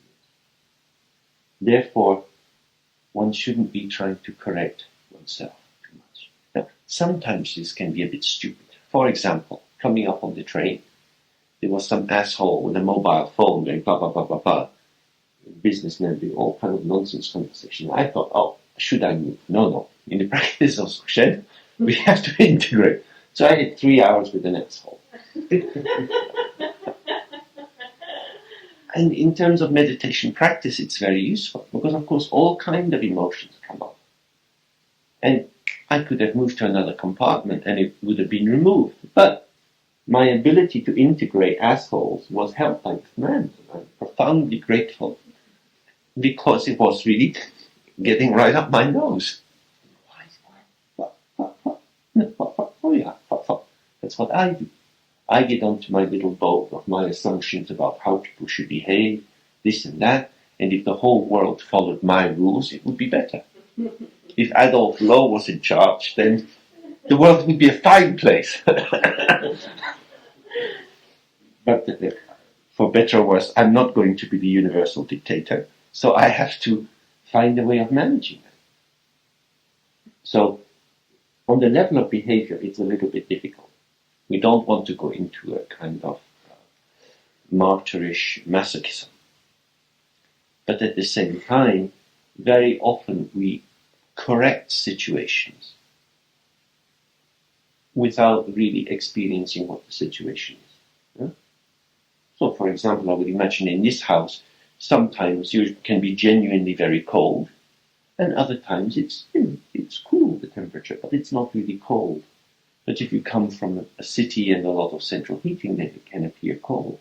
So there's a question, how do you deal with the cold? Do you want to put on more heating, or do you just accept, oh, here it's cold? That's what it is. It's not a problem, you're not going to die from it, but it's different. Because an awful lot of the adjustments that we make are adjustments to keep the ego comfortable, to keep our sense of being in control comfortable. But actually, from the point of view of Dzogchen, the ego is the aspect of ourselves which is manifesting as an experience in the mirror. It is completely true that we have an ego. Even the Buddha has an ego, that's for sure. Because an ego is a sense of self. When the Buddha is eating his dinner, he doesn't put the fork in someone else's mouth. He knows, my hole, put it in there. Huh? And when the Buddha goes to the toilet, he doesn't try to wipe someone else's bum. He says, this is my other hole. And and he takes responsibility. He knows top to bottom, this is me. As Trungpa says in one of his books, if people became enlightened and they had completely no ego and didn't know who they were, you would have to have a Buddha hospital where all these enlightened people would be sitting in bed all day with someone looking after them because they wouldn't be able to take care of themselves. When it says in Buddhism a doctrine of no ego, what it means is that the essential self is not structured like the ego. The ego is a mode of manifestation. The real problem with the ego is not its functioning, but the putative essence which cuts it off from its roots. Yeah? A bit like, I don't know if they have them so much now, but they used to have these American films where, and some of the television series as well, where you would have a small town. And in the small town, there would be one family that would be very rich and powerful and doing all the kind of things. And usually there would be at least one son from this rich family who'd be a total asshole. He'd have his car and want to fuck all the girls and everything. And at a certain point, usually the father says, out, not my son. And it snips the line, and then the person's completely lost. Yeah? I mean, the ego is like that, where the ego lives the life of being the son of a noble family, but doesn't say thank you to dad. And sooner or later, dad cuts him off. Because that is the Dharmakaya line coming down. The ego is part of the flow of manifestation, but by itself it has very few resources. So if the ego has no respect for its own source, it gets lost and into trouble. This is this third level of ignorance I was describing to you. So it's not that one has an ego in terms of I know I'm me. It's how we imagine the status of this ego. We imagine ourselves to be autonomous rather than interdependent. And then the fourth level is the result. What is the result in Dzogchen is to be able to continue without awareness being disrupted by anything that arises. So if good times come, you don't get seduced into falling asleep, and if bad times come, you don't get hysterical because it's difficult. Whatever comes, comes. That's the result. It's not that you get reborn in some Buddha realm or you become a big shining Buddha. It's that even if you go up and become a shining Buddha, that's an experience. It's not the real nature. And even if you go down to the lowest hell, that's an experience and it's not the real nature. So in Dzogchen, the realization is the interdependence of the three kayas, but at the same time, the clarity that experience on the level of Nirmanakaya, of manifestation, is not and is never autonomous, and is never the definition of the situation. Yeah? So, for example, back with the pen, where does the pen come from? It comes from a factory. Where does the orange come from? It comes off an orange tree. Where is that orange tree? In the Dharma Dhatu. Where is the pen factory? In the Dharma Dhatu. Only one factory for everything. Emptiness. This big factory of emptiness has many forms, which looks like a pen factory and an orange tree. But if you forget that the real origin, the real ground of everything is emptiness, you then think, oh, the pen is real, the pen factory is real, the people who work in the pen factory are real. This is where ignorance and awareness are, again, very, very close together. It's very, very close. You know, people who are buying lottery tickets, and on Saturday night they look at their number and think, one proportion of shit is very high for lottery tickets. But at least if you win the lottery or you don't win the lottery, it's clear. Enlightenment is not so clear, because we often think that the shining will be there forever. And this is the very important thing for meditators in Dzogchen. Even the Buddha has a bad day. Buddhas get depressed. Buddhas get PMT. Buddhas have all sorts of conditions. But these conditions are arising on the level of manifestation. They're not arising on the level of the mirror. So if the awareness is on the level of the mirror, the manifestation still has whatever it has, but it is not solely and wholly identified with that experience. Yeah? That's the key essential difference. And where we get lost in life is because we identify just with the events on the level of manifestation, and bad things happen, and we become upset. But I am unhappy. Hmm? So this is quite subtle. I used to imagine that, if you get enlightened, nothing touches you. That it's some kind of state beyond all experience.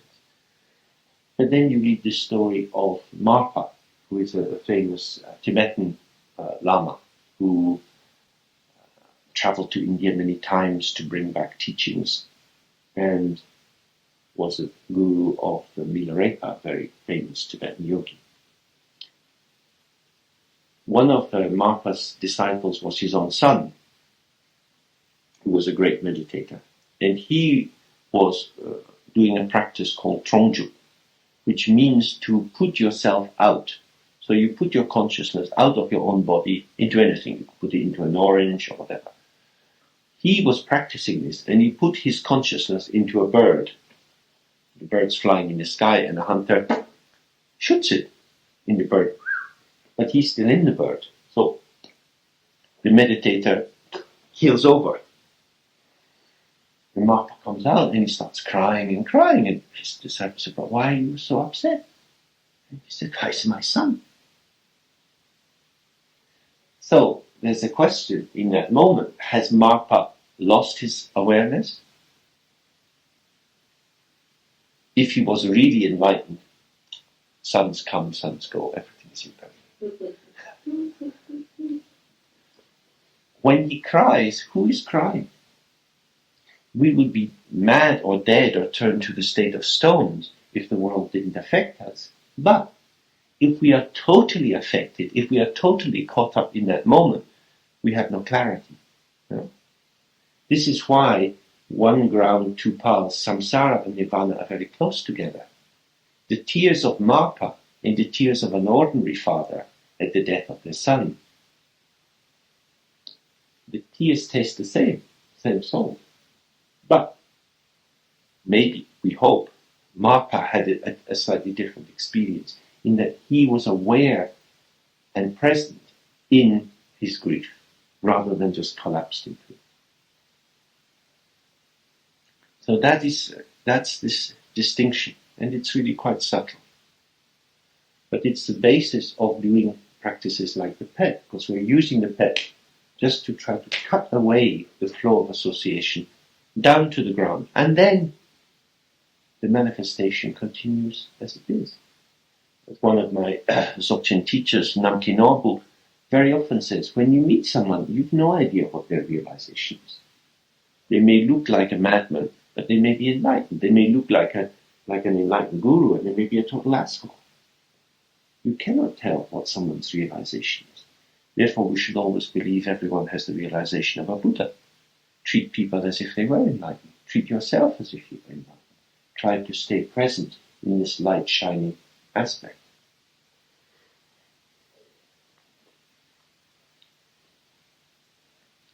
Any thoughts or questions around that? And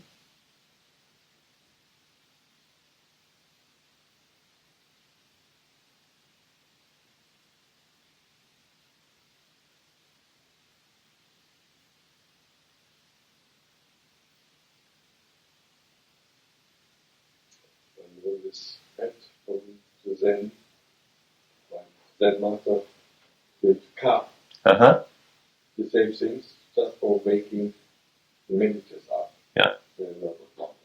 So it's like this. Yeah. Small. Uh-huh. It's the same thing. It's the same thing. Yeah, and in the Tibetan tradition, sometimes the teacher does it when everybody's meditating, just to bring a bit of shock in. Yeah. So we can also do it for ourselves. Yeah.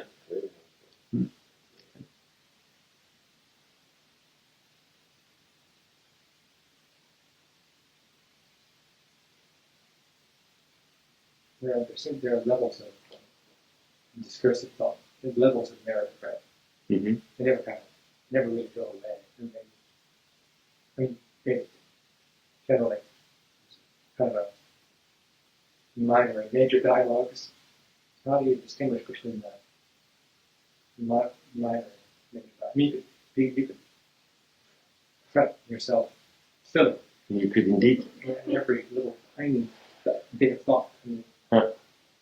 But maybe it's just the difference. If it's raining outside and you're outside, you get wet.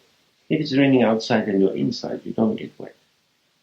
So what we're trying to do in doing this is just to get a moment when we realize we're inside. And then when the rain of the thoughts and feelings comes on, we don't get wet. The rain is still coming down, but we're not getting wet. There's a difference between being in the rain and being out of the rain.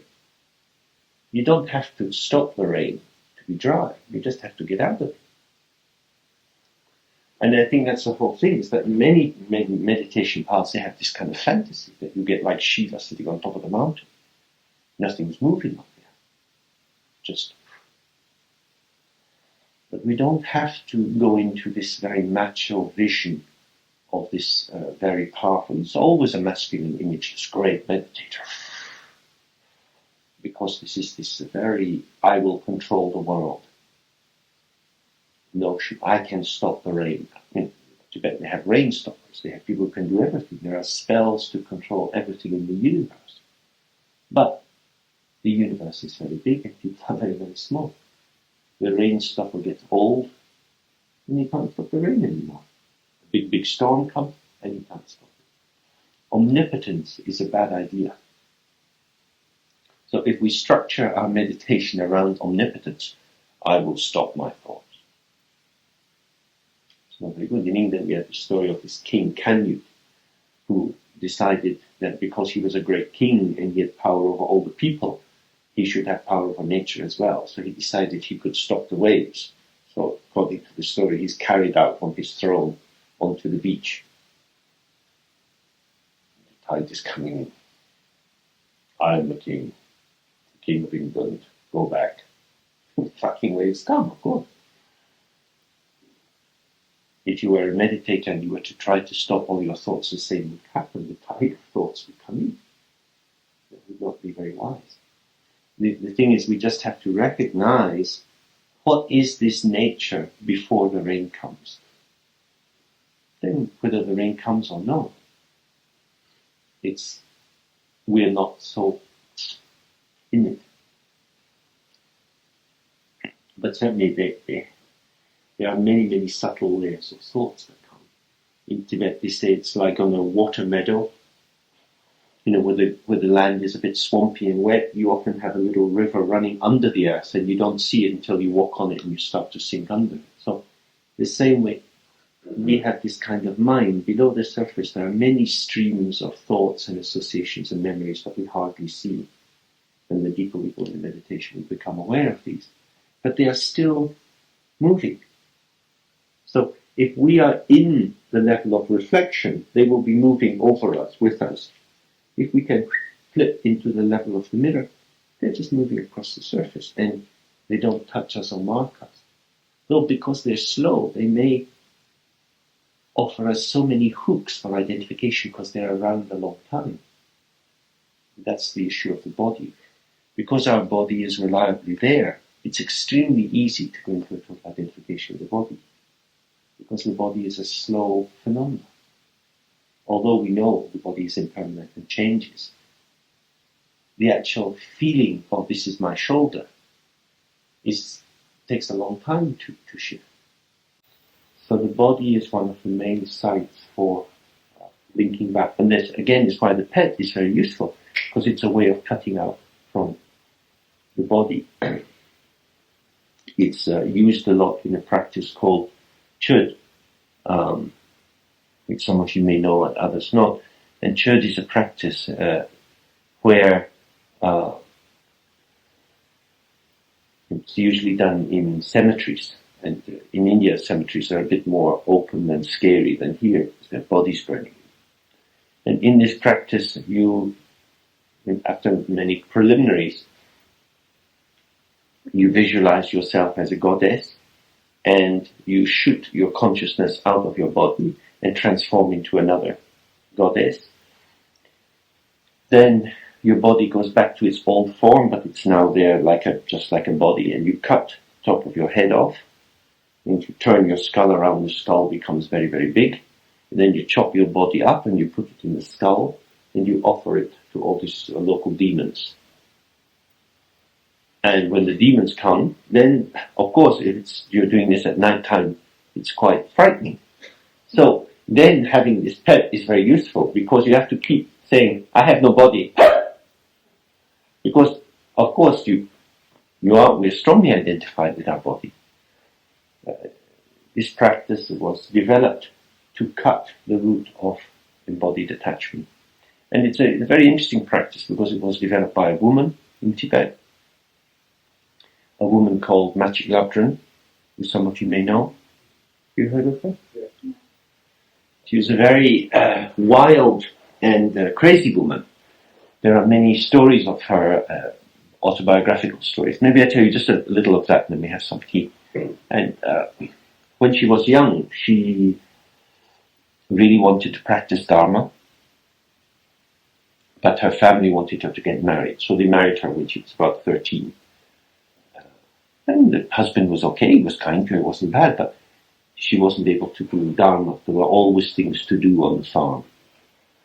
So she had been given a very nice little knife, little blade in a gold, the golden kind of, it's a clasp knife, a golden holder. And one day she went out to milk the cows, and she put down a stone, and she put the knife on the stone, and she put her hand out, and she banged her thumb off, and she banged both of her thumbs off. And then she went back to the house and said, oh, I can't milk the cows anymore. Now you have a useless daughter-in-law, let me go. She's a nutter, you can go. So she went away, and then she had many, many stories like this, where she always had a lot of trouble with the situation. Eventually she met an Indian yogi called Kadampasangi, who was also very, very mad. Because on his way to come to Tibet, he had been a very handsome young yogi. And he had been practicing the same Drongjuk as Marpa's son, in which he could put his consciousness out from his body into someone else's body. And coming along the way, he met an old yogi who said to him, you young people don't know anything. It's completely stupid. You never realize anything. I am a master of Drongjuk. So the old man said, well, let's see. We do a practice now. We swap bodies. So Kadampasangi said, okay. They swap bodies. And then he looks around and he sees this young body running down the hill away from him. Come back, come back! But he's gone. So he's stuck now with this very old body.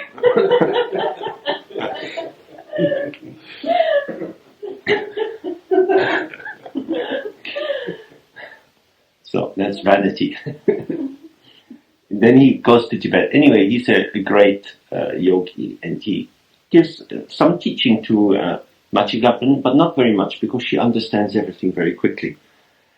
When, after she had managed to find enough money and pay for a bit of an education, because girls then didn't get much education, she became a professional reader of Prajnaparamita texts. At that time, the Prajnaparamita literature was seen as having great blessing. So people would invite, most people being illiterate, they would invite someone to come to their house and read the text in order to give merit to the house. So that was her job. And she was, for a while, she worked with a Lama doing this reading for him. And then he was giving a teaching, and which was an explanation of the Diamond Sutra. And in the middle of it, she got up and walked out, and when they came out, she was sitting up in a tree. And all the monks were saying, "Who is this mad woman you have here?" The Lama says, "I have only one student. She is up in a tree. I'm stuck down here with you guys." So later, she went traveling and lived in many, many caves. And there's a story that when she was in South Tibet, she was near a monastery living up in a cave, but nobody there knew that she was there. And a drought had come over the land. And every year, on a certain date, there would be a yogurt festival for the monks. And the local herders would bring milk and then they would make yogurt. But there was no rain, so no milk, so no yogurt. And the monks were doing many, many pujas, many ritual worships in order to bring rain, but nothing was happening. But high up on the hill, there was one cowherd, and one of his cows ran away up a bit. And he went looking for the cow. And when he found it, he saw that the cow's udder was very swollen. He brought the cow back down and managed to milk it, and took a big bowl of milk and said, "Now at least we can have some yogurt." So the head of the monastery said, "See, our prayers are so powerful. Even on top of the mountain, our prayers go up to get this cow some milk." And the cowman said, No. I think there's someone living in a cave there, because I could hear this little drum going. So the abbot says, "Who is living on my mountain? Who is up there?" And he sent one of his deputies to go up. And they came to the door of the cave, and they had this wonderful singing. They were filled with faith. Tears came from their eyes. So they ran down the hill and said to the abbot, "Come up." The abbot said, "This is nonsense. You people are all stupid. I am the abbot here. I understand everything. Some mad wandering beggar is up there." So eventually he was carried up on his big throne. "Come out! Come out!" Nobody came out. Shouting again, all banging drums. And then suddenly, Machik Labdron comes out of the cave, completely naked. She has very, very long hair, which is yellow in color, because she used to wash it in cow piss, which is something that Hindu yogis do quite a lot. So it looks pretty amazing. And she starts to sing a song to the abbot, and he falls off his throne, just in amazement, because her song is so beautiful. I can't remember the song just now. But I have translated a biography of her, which maybe is in the library here. We can see. Very beautiful. She became the teacher of that abbot, and then she went to Zangri Karma, a cave near Tingli in South Tibet. And she lived there for many, many years. She had many children with different fathers. Mainly, as soon as the children were a little bit young, she gave them to the father and said, "Look after them. I don't want any of this." So she was very modern. And her children were all pretty mad. One of them, Sangnom Tongdrup, lived on top of a glacier for many, many years, dressed only in yak tails. And the tail of the yak is very kind of bushy like that. So he had one on top of his head and one around his ass. Very, very crazy people, but very brilliant. And you have collections of their songs, which are very, very sweet and perfect. Certainly in the Tibetan tradition, some degree of madness is often very closely aligned to really seeing the nature. Because the desire to be liked, the way this poor abbot was trapped in all his assumptions about being important, knowing what's what, having dignity. These are the golden bars in the cage of samsara. It looks like Dharma, but he's a prisoner of his own Dharma. Whereas she in the cave, like a mad woman, is helping herself to be free. And that's a dichotomy you find a lot in Tibetan Dharma. That one has to be able to turn one's back on the world, not always, but for a period of time, in order to really see what is going on. So perhaps this is your winter of madness here in Sharpham.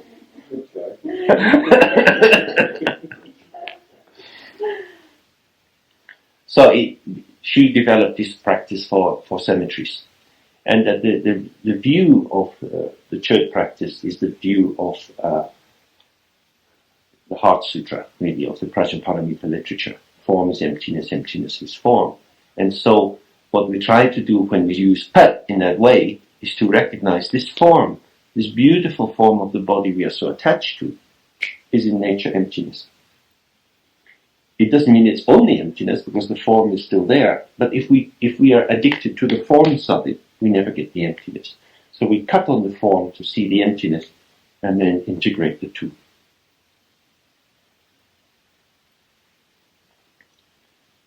Do we have some tea? Yeah.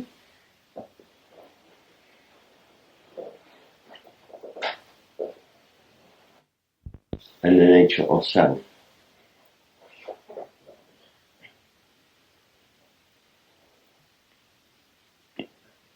In many Dharma teachings and presentations, people talk about a non-conceptual awareness.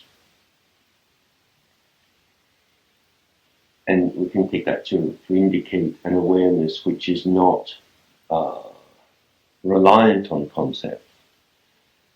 But I think it is very important, certainly from a Dzogchen point of view, that it doesn't mean an awareness in which there are no concepts. It's that the awareness is not relying on the concepts, not identifying with the concepts as itself. But it doesn't mean that there aren't concepts, because concepts are always there.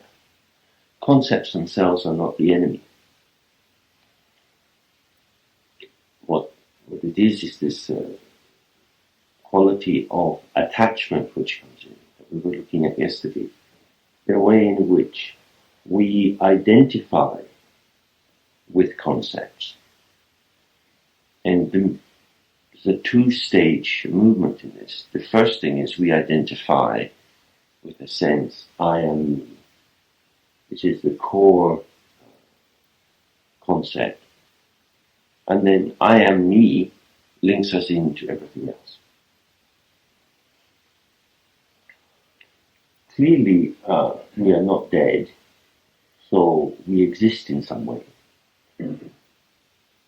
What is the nature of this existence then? Because my existence is different from your existence. Well, I don't know what's happening for you at the moment. I can only have a sense of what's happening for me. So clearly there is a particular or individual meanness to me. What is it that makes that? Is it that I have particular qualities? So like the shape of my face, that's my face, it's different from your face. And just as my face is different from your face, myself is then different from yourself. Yourself has a particular kind of shape. Mine has a particular kind of shape, as if we both taken two lumps of clay and sort of molded them, and at the end of it, oh, these are different. Clearly, I have experiences which belong in the continuum of my self-experience. In Sanskrit they call santana, Tibetan rangyut. It means the stream of self, the continuity of self. My particular lot, if you like, my luck, which is what I get, the kind of family I grew up in, school I went to, and the memories I have from that, the associated hopes and fears. It's the kind of package that arrives for me. And that's our luck, isn't it? For example, near where I work in the hospital, there is a little sandwich shop. And it's a terrible sandwich shop. It's run by an Italian who is an absolute pig. He's very rude and horrible to everyone. But it's the sandwich shop that's just near where I am. The other sandwich shop, which is very, very nice, also run by Italian, very, very sweet guy, is quite far away. Usually I have no time at all, so I have to go, because I forget to make anything in the morning, I go to this horrible sandwich shop. That's my luck. You know?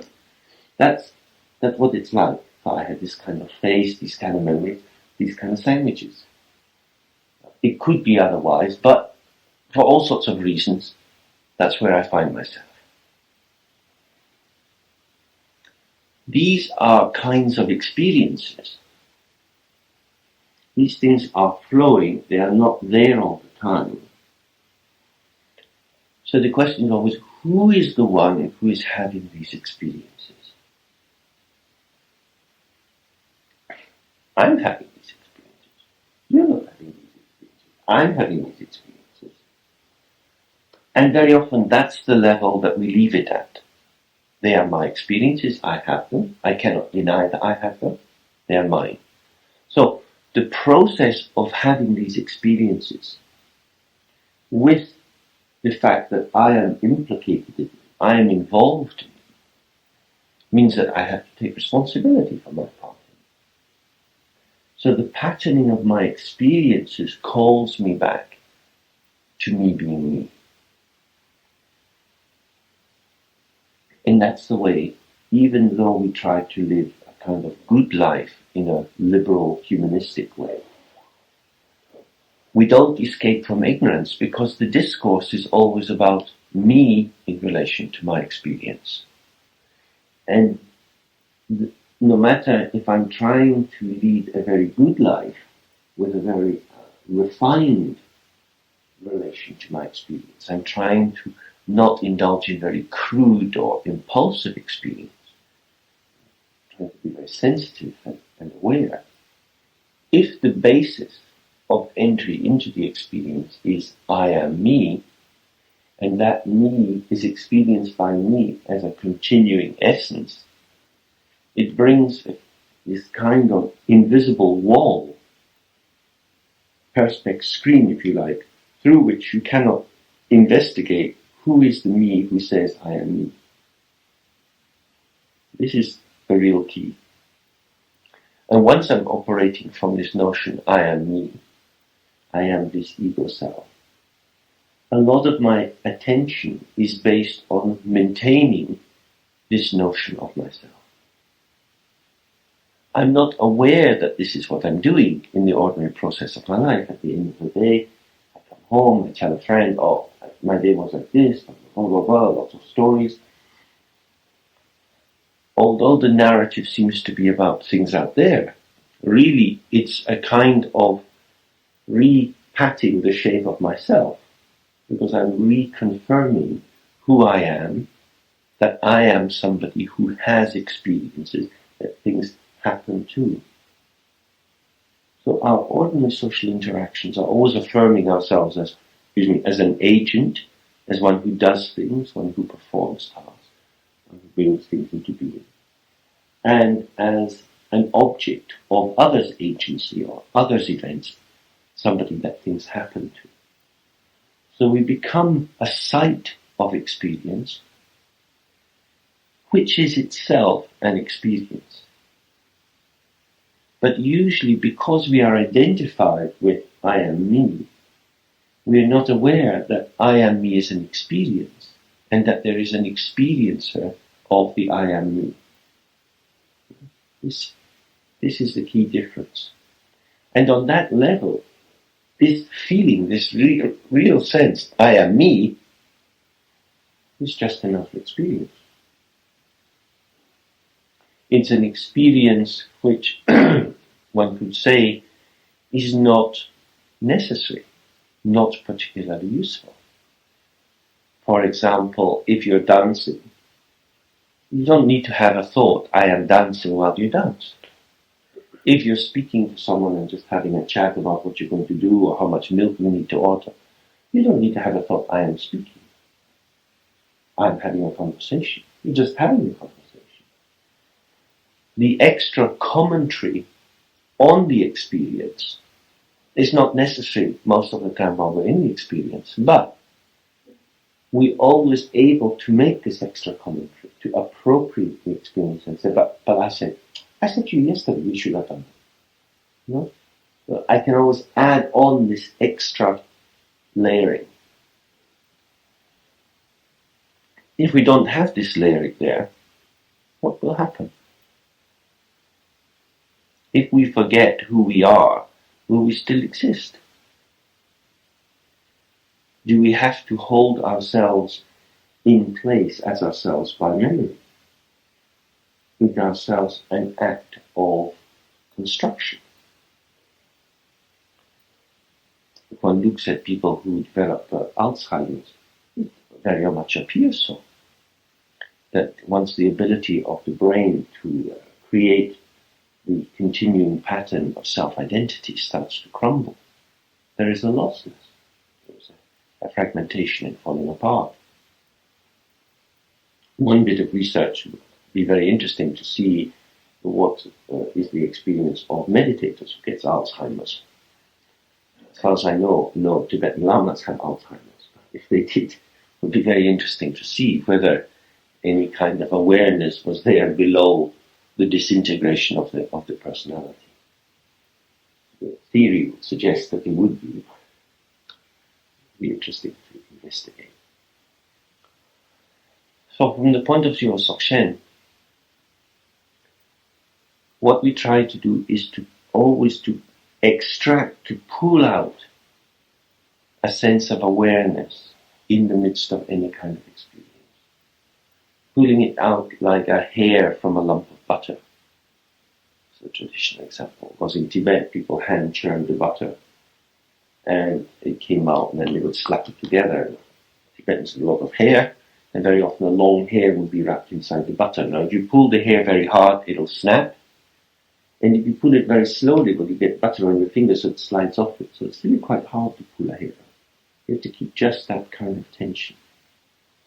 In the same way, when we do the meditation practice, maybe for a moment we get some open clarity, but then the thoughts and feelings come. It's very easy and very automatic for us to merge into identification with these, and in particular to run a commentary on top of it. This is happening to me, or I shouldn't be having these thoughts. If I were a better meditator, I'd sit better. I would be doing so. All kind of commentaries start to run around what the experiences. The issue is, how can we just relax again and pull ourselves just back slightly? And as you pull the hair out of the butter, you're not destroying the lump of butter. When the hair is out, it leaves almost no trace in the butter. We want to take the awareness back from the experience without shaking the experience, because the experience itself is not bad. If the only way to be aware is to go into a retreat, to go into silence, to walk very slowly, we can't integrate it with life. But what we need arises due to the power of confusion. Without confusion, watch the one who gives rise to distraction. Practice this looking without wavering, and the distraction will be purified and become empty. Remain unwavering in the state of emptiness. This is the purity of distraction. There is no higher concentration than this. Yogis, to realize this is wonderful. And then they go through all the different poisons and afflictions, but always saying exactly the same thing. That whatever is arising for us, without going into our usual judgment of this is good, this is bad, I don't like this, I don't like that, stay with the one who is having the experience. This is not the same as I was saying earlier, looking strongly at the experience. Someone is having this experience. Be present there. So, if you feel completely stupid, you're trying to do this meditation, you say, I can't meditate at all, I don't know what to do, it's a waste of time.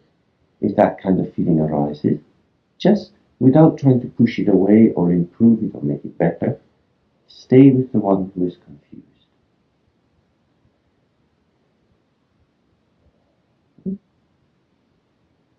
Then the confusion itself, because it's an experience, will start to pass. When we identify with the confusion and we think, I am confused, that attitude itself is a kind of glue that sticks the experience of confusion back again and again. We ourselves make ourselves confused by the experience, the thought, the feeling, I am confused.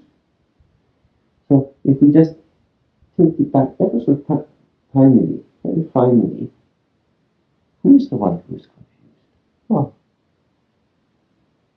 And stay with that. There is a natural purification of the confusion. In Dzogchen, this is called self-liberation. In Dzogchen is the path of self-liberation. That is to say, we are not trying to push things away. We are not trying to hang on to things. But we allow everything to self-liberate. Everything is impermanent. There is nothing which is not impermanent. Externally, all things are impermanent, but in particular, the flow of our own experience is very impermanent. It changes all the time. But it can go on a roll. You can get into something. You get in a riff and you keep playing it and it seems good. You start jamming with yourself and you get into a little number. That's where self-identification goes on. Oh, fuck, I don't know how to meditate. I'm really good at this. This is wonderful. I should do this every day. I don't know why I always forget to do this. These kind of thoughts, we run them for a bit and then bang, they're going to say, what was that? Then you jump from another to another to another. Like in Canada in the old days when they had these big tree trunks pushing them down the river, they had men on them with spiky shoes who would keep the logs rolling to keep them going down the river. We're like that. We jump from log to log and we keep dancing and moving. The log seems to have a reality and we ourselves seem to have a reality. So here, just very gently stepping back. Who is the one who is thinking? Who is the one who is feeling? Who is the one who is dancing, speaking, whatever it is? And this in itself is seen as the quick way. That's why they say in Dzogchen you get enlightened very quickly. Because this is enlightenment. If everything goes free by itself, you don't have to do anything. Also called the path of relaxation. If you really believe on the basis not as an idea, but believe because you have seen something. You have, if you believe that things go free by themselves, you don't need to worry so much to correct things. Good things will pass, and bad things will pass. Paradise is unlikely to come into this world. Good governments become bad governments become good. Things change. If we exert a lot of effort in trying to change things, this is the work of the ego. So, even if you are going to be a committed, engaged Buddhist, and you want to change the world, and you want to work in a project for social change, this is not bad in itself, but from the point of view of Dzogchen, stay in the one who is engaged in the project. The one who is doing the engagement in the process, in the project, is not the one who can be aware of it. This is very important. That what is our agency, what is our commitment, what is our desire to do things, this is a manifestation on the level of experience. It is not the experiencer. The false attribution of agency and identity to experience as if it were the experiencer is where confusion arises. Self-liberating doesn't mean go away. You can self-liberate your partner and still stay in relation with them. You don't have to self-liberate by divorcing everything. Otherwise life would be impossible. You say, oh, now self-liberate my clothes. Then you get very cold, you put some clothes on, you think, oh, now I'm completely constrained, I'm going to have to take them off again. It would be crazy. You'd be in a kind of bulimic situation. This is not going to be enlightenment. Self-liberation is allowing things to liberate in the moment they arise. And they may continue to arise in that mode. If we sit here and practice self-liberation in this room, the ceiling won't fall in. The walls will still be there, the same color. The carpet will still be there, the same color.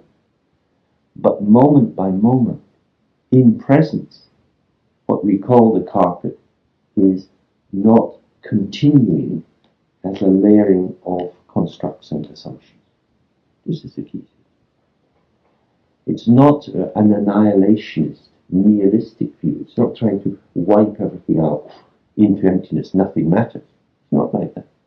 It's that moment by moment manifestation moves on.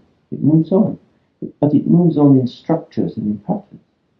The world we live in is created by karma. It's created by our ability to enter into a group hallucination or fantasy, because we are human beings. If we were mice in this room, we wouldn't see this room this way.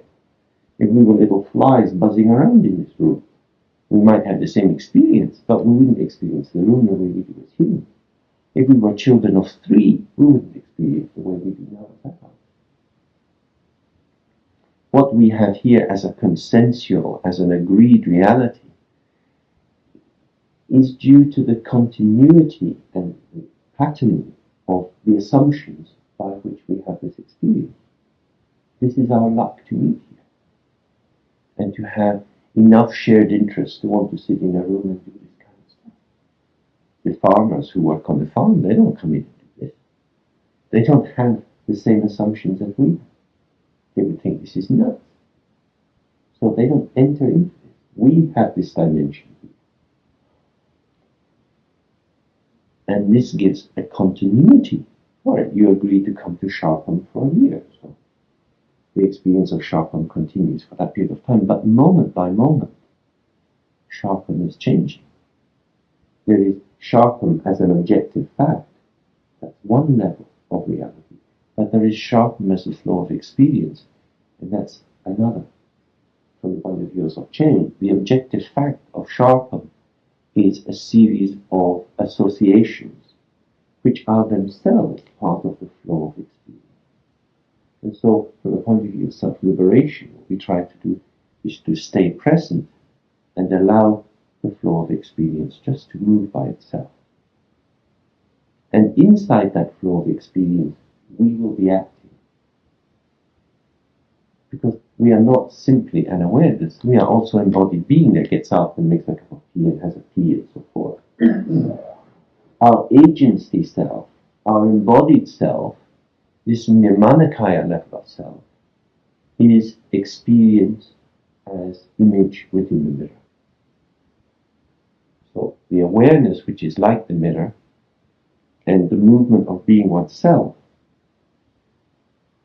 are linked as the integration of the 3 kayas. They are not the same thing, neither are they different things. They are integrated. They are movement. In the traditional example, they say it's like the ocean which gives rise to a wave. When the wave comes out of the ocean, we say, oh, it's a wave. When the wave descends back into the ocean, we say it's the ocean. There is no essential difference between the wave and the ocean. Yet we would be stupid if we said that the ocean and the wave are the same. It's the same when we act, when we are ourselves. This is the energy of the Dharmakaya. It's not the same as the Dharmakaya, because that Dharmakaya is open and empty and unchanging. But this movement returns back into the state of the Dharmakaya. And so its essence is open, empty and unchanging, even as it is in movement. So you have there the integration of the stillness and the movement. This is the essential understanding of Dzogchen. So the paradox here is the more we are able to hold this presence in the movement, the more free we should be in the level of manifestation. We should be less inhibited, more spontaneous, more able to enjoy life, at the same time as not being lost in these spontaneous movements. And that's the real beauty. The more a dancer can be grounded and earthed and poised, the more they have freedom for extension, because they can come back to themselves and not fall over. The more a jazz musician has a real sense of beat, of rhythm, of time, which is at the heart of it, the more they can elaborate all sorts of things. Same with Indian music. So this mirror state is like the tambura. It's always there. It's just going on. and then everything else can move around. But in the end, there's the beat and the silence. Silence, beat, melody. Melody, beat, silence. Just pulsing through. Okay, so we do a little bit more of this and then have a tea break. Quite a few distractions out there at the moment. So things coming up. Didn't realise it came so quickly in England. The spring. Yeah. And does that set you in mind of trying to work out what it is that's coming? Didn't ever get that far, actually. I feel like Ramakrishna would get ecstatic straight away when he can think about it. How could I ever know if those things have existence or not? They're out, they're there. Mm-hmm. Go away. I hear a noise, I look up in the tree. Something's making a noise. Mm-hmm. And then there's the sky, and the tree, and the cloud. But I look at them, they don't seem to exist for me, realizing. So they don't exist for you, but they exist for themselves? Also, in a way, How is it that they don't exist for you? I didn't know they were there until the bird made that noise. And then the sky, the tree, the cloud. So did the bird exist before it made a noise? Logically. Then that which knows goes, bird, tree, cloud. And it knows, it knows almost, it knows instantly. It brings information to bear on what is known, on objects of knownness. They're all filled with what you know about them. Planes, jets, method of propulsion. I suppose from this point of view, the question would be is when you recognize, oh, that's a bird that made the noise, does the notion that's a bird immediately evoke a sense the bird has a real existence? It has a history, it's like this, it's like that, and I can find out a lot of information about it. Yeah. Yes. Because in that way we have an experience which is direct. And even in the moment when you think, oh, it's a bird, and then all that you know about the bird is put onto that experience and seems to illuminate the experience, but may actually disilluminate it, may cover it up. Which would be the point where we can choose to elaborate around things and give them more sense of what they are, or just be with them. Because all that we know about a bird, say it's a blackbird, all the birds you've seen before and what you know and this and that, you're stuffing that into the blackbird, as if it was a duck or a goose in the Dordogne. You're going to make pâté de foie gras and you're stuffing it with concepts. It's easy to understand. I can remember as a kid reading something in the National Geographic about how we invest our environment with colour. It doesn't have inherent colour. We invest it through the processes of the mind and the brain. And I can understand that a little bit. But what we're trying to do now is the online comprehension. Yes, I remember that. The different plants have a relationship with different animals, and they realize that certain animals and insects only see flowers if they're in the spectrum of light that they can see it. So they have this relationship with other beings, and they co-create, right? Their biological world co-creates with the animal world.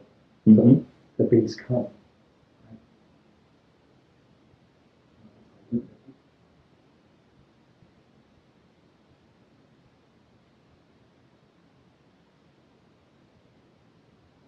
What I was able to do to keep sustained, and it came rather like that.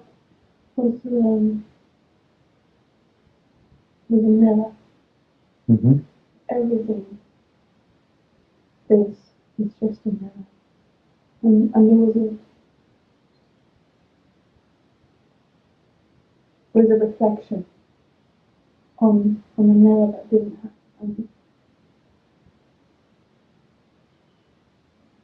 And like still water, it was still. There was nothing other. I wasn't engaging in that relationship in any way.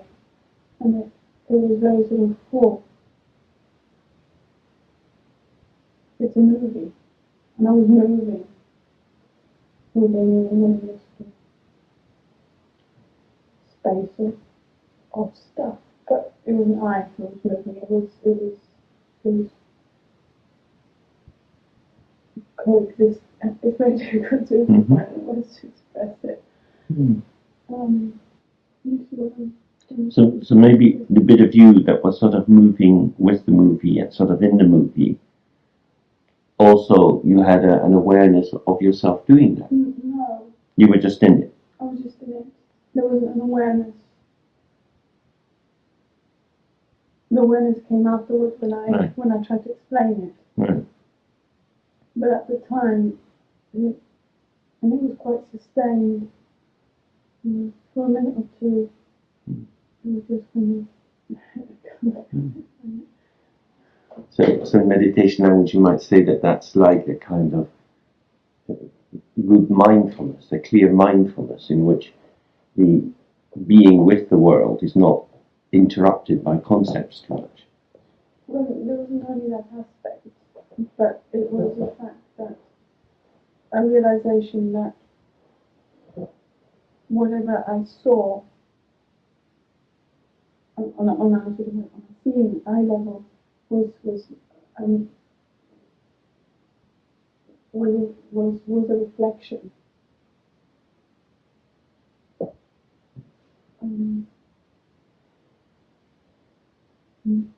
But therefore, if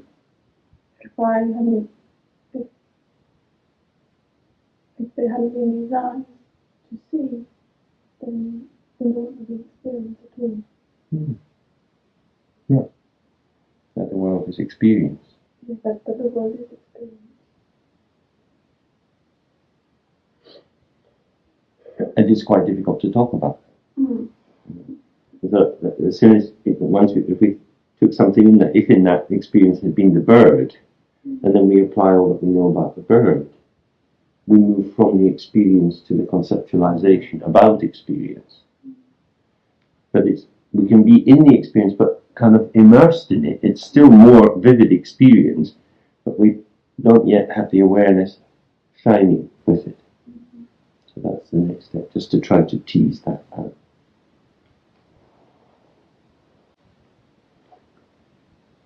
Any other thoughts or experiences?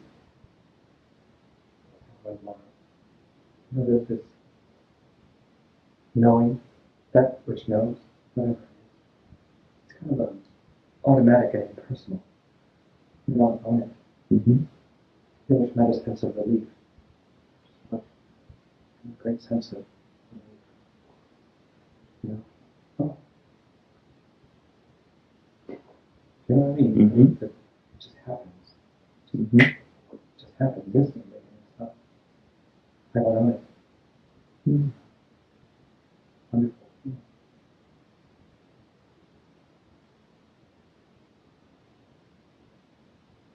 So then the possibility might be to spend more time with this knowing capacity rather than with the one who carries the burden of having to work it out. Yeah. There's such a big element of habit, I've seen it all before. Time may go all the time if you stepped out the undergrowth, that would make it something else. That would create. Do you think that sense of having seen it all before is a kind of fundamental limit to your experience? Is it all stitched up in that sense? No, there's an element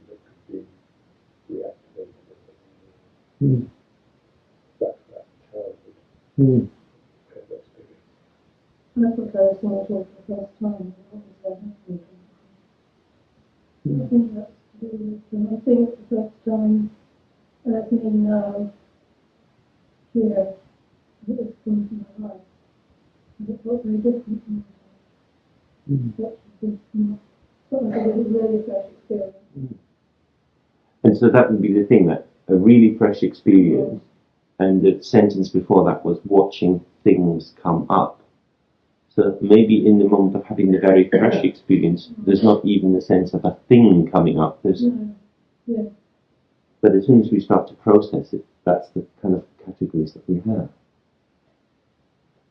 Because that's how we talk about it usually. Things coming up, it's this thing or that thing or the other thing. But just in the moment of being with it, there's an absence of thingness. Really. You know, I think one of the experiences we may all have had at some time in our childhood was the desperation to know about things. That powerful people, big people, bigger brothers or sisters or friends or whatever, knew about things. And that was, in the playground, the currency. Certainly, maybe more for boys than for girls, I don't know. But certainly for boys, there was something, in my school anyway, a lot about knowing about football teams or knowing about motor cars or knowing, accumulating that kind of information or collections of things. And that meant that you could somehow be part of conversations. And if you didn't know about things, there was lots of ways that you couldn't get into them. I think that the moments of wonder are certainly, in some ways, was willing to get rid of them for the power of kind of being in there. And I can remember up in the north of Scotland in Lossiemouth in the summer, being on the beach with my brother. And he would be kind of getting me to do things. And I would be just sort of spaced out of these pools and all this stuff. Come on, come on, come on. We've got to do this. And there would be that rush into a kind of activity that would be making something, rather than just kind of being a little boy kind of completely spaced out. I think we were often offered the notion that there's a lot more value and status and meaning and power in knowing about things rather than just being with them. Did you go out in the garden? Yeah. What did you do? I walked down towards the pond that's down there, and I was looking at the reeds and then at these stone pillars, and just having a strong sense of how different the stone was in relation to the water and the natural things. And there seemed to be a particular... I became very aware of the difference between, in a sense, what was natural, what was somehow just there growing, or stones in their own ordinary shape, and what was carved and made, and the difference between walking on the grass and walking on the road. There was something about the extra power of the feeling tone of man-made things. And that actually I can do a lot more with man-made things in my mind. The stone sculpture, I could immediately have some comments on that's nice, or that's ugly, or what's that, or this, or that. If you look at a tree, nothing much for me anyway to do with a tree. I kind of like it, but my mind doesn't just, wow, that was nothing to do. Whereas the man-made things, they hook more quickly somehow.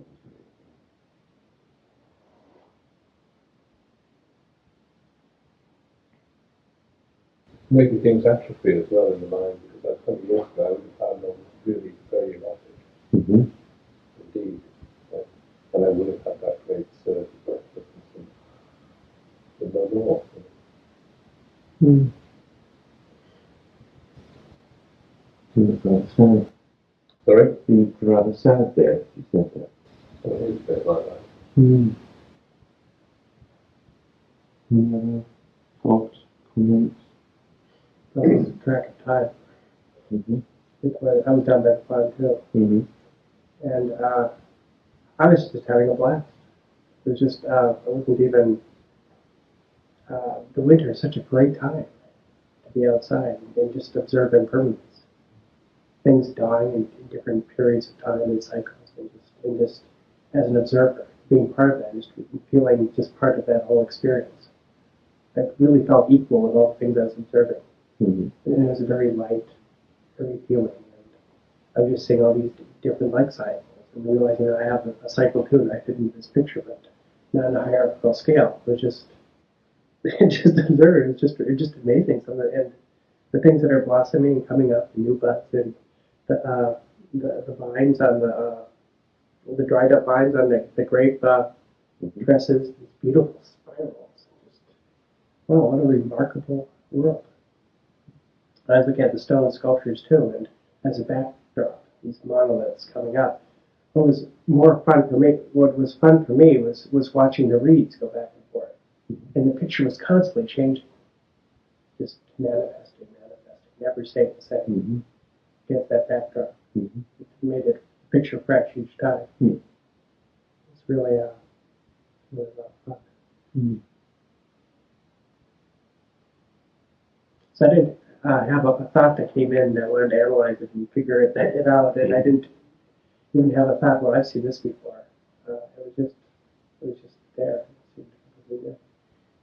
I'm always amazed that it happens every year. The same thing. And yet it's always surprising when it happens. And that you can actually see something dead and something just sort of springing to life on the same branch. And for me, that's the kind of source of great joy, that right in the middle of all this dead stuff, there's this sort of potential for life, and you can actually see it springing up. And I get completely hooked in, so I get into sort of rising above that business, and the trees are full of energy, and everything's beginning to happen. And so I'm well hooked. But then I started thinking about equanimity, and I would have trouble with this word, because equanimity for me has a kind of flatness in my own perception. And so then I'm beginning to think about, well, what place is joy in equanimity? Maybe that's not part of it.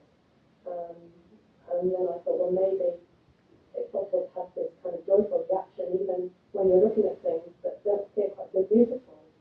And maybe that's equanimity, that it's this sort of joyful, blissful feeling that's at a constant level could be had in any situation. So I just how that happens.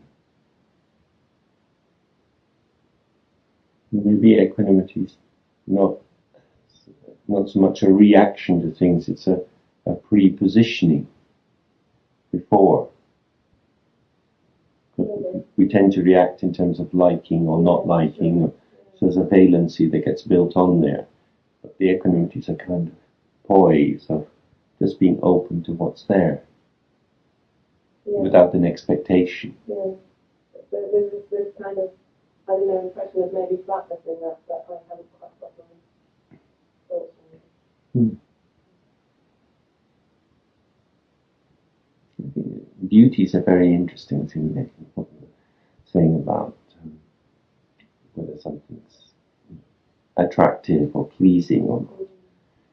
And sometimes just the more bare attention we bring onto things, they do that sort of even out, because there's a fascination in everything. But when we already know that we like something, even almost before we've seen it, it's prefigured.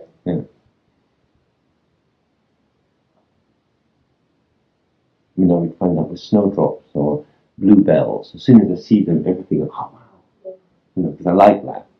And it kind of annihilates everything else in that moment.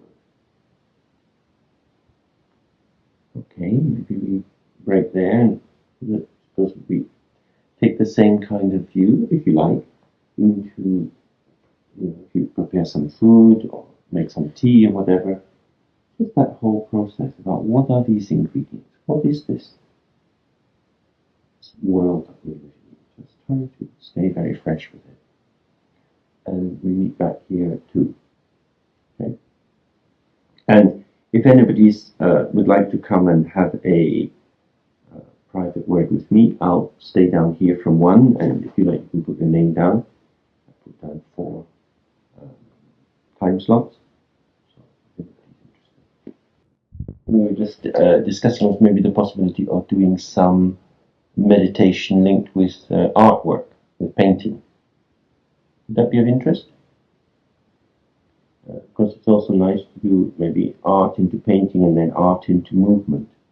Because, again, this thing we've been working with has been stillness and movement. And as I said at the beginning, that in Dzogchen, how we come out of the meditation is just as important as how we go into it. So when we're meditating, at the end, we move out into the world. When we meditate with our eyes open and with a sense of the world, we're never, not as if we've retreated from the world to go into meditation. What we've done is slowed or calmed the relationship that we have with the world, but we're still in the world. It is impossible to be outside the world. All one can do is kind of hallucinate or forget that you're outside the world. But the nature of the mind's experience is always enworlded. People don't come first.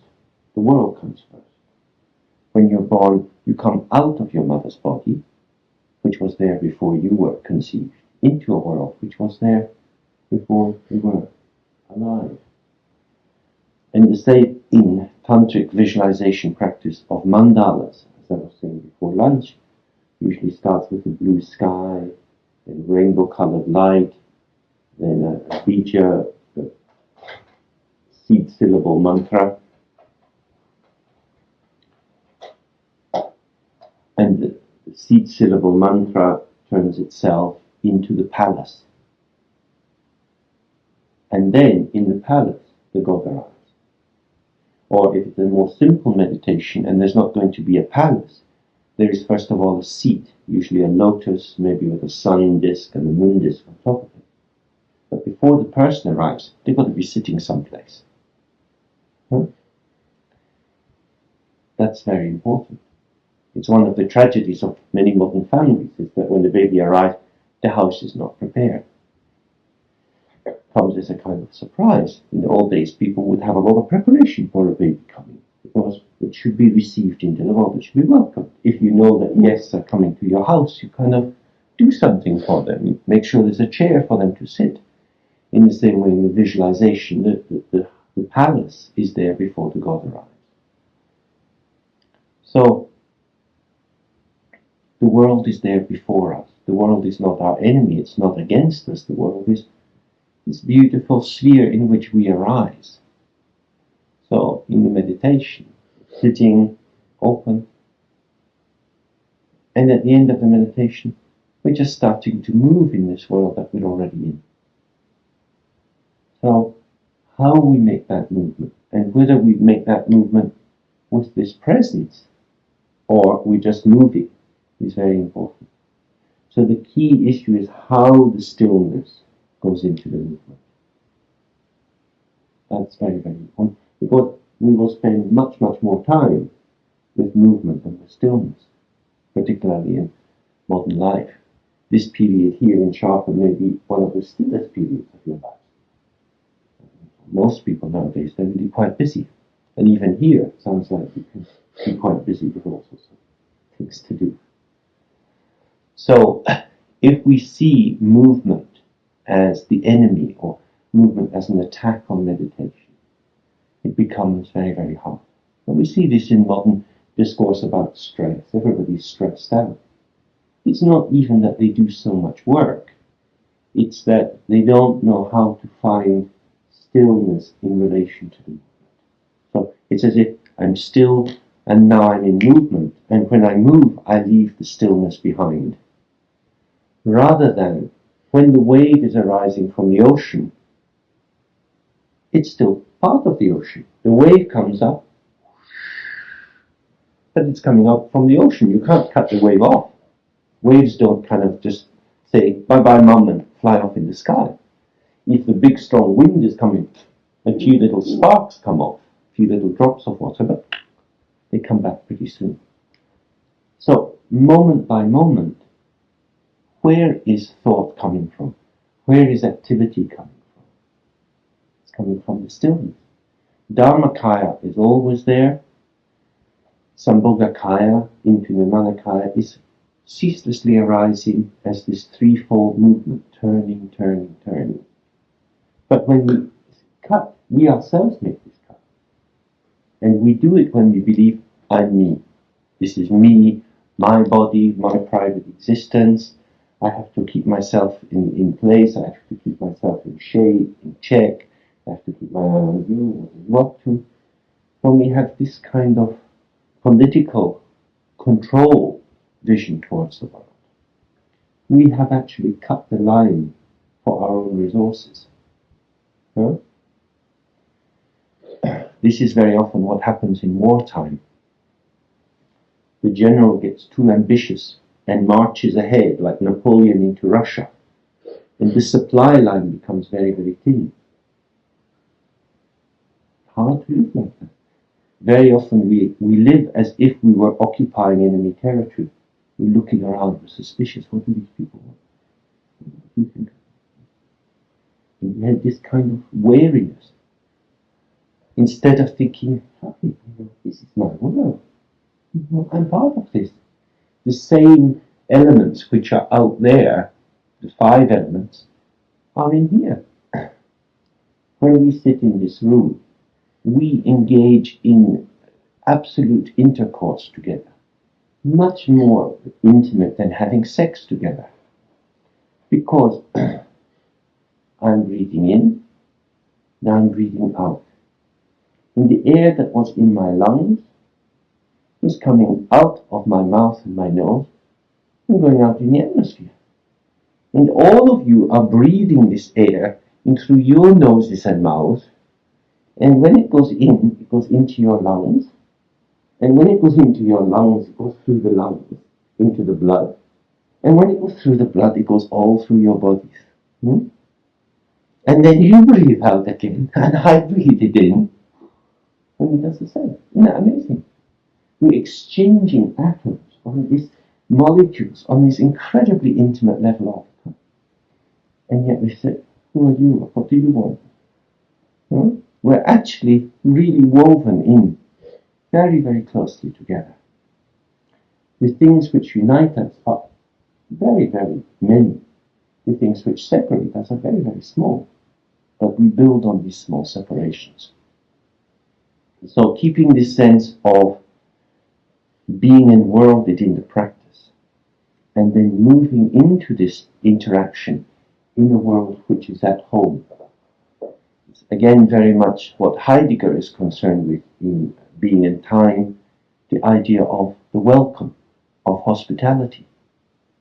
He says that, for Dasein, for being, to come into the world, it requires a welcome, it requires hospitality. And this really is at the heart of the notion of compassion in Dzogchen.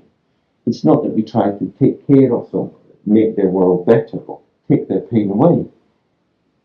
What we do is try to be a bit spacious and offer a hospitality to the other, so they can feel welcome in our presence, that they are not a burden on us, that we don't have any particular agenda for them.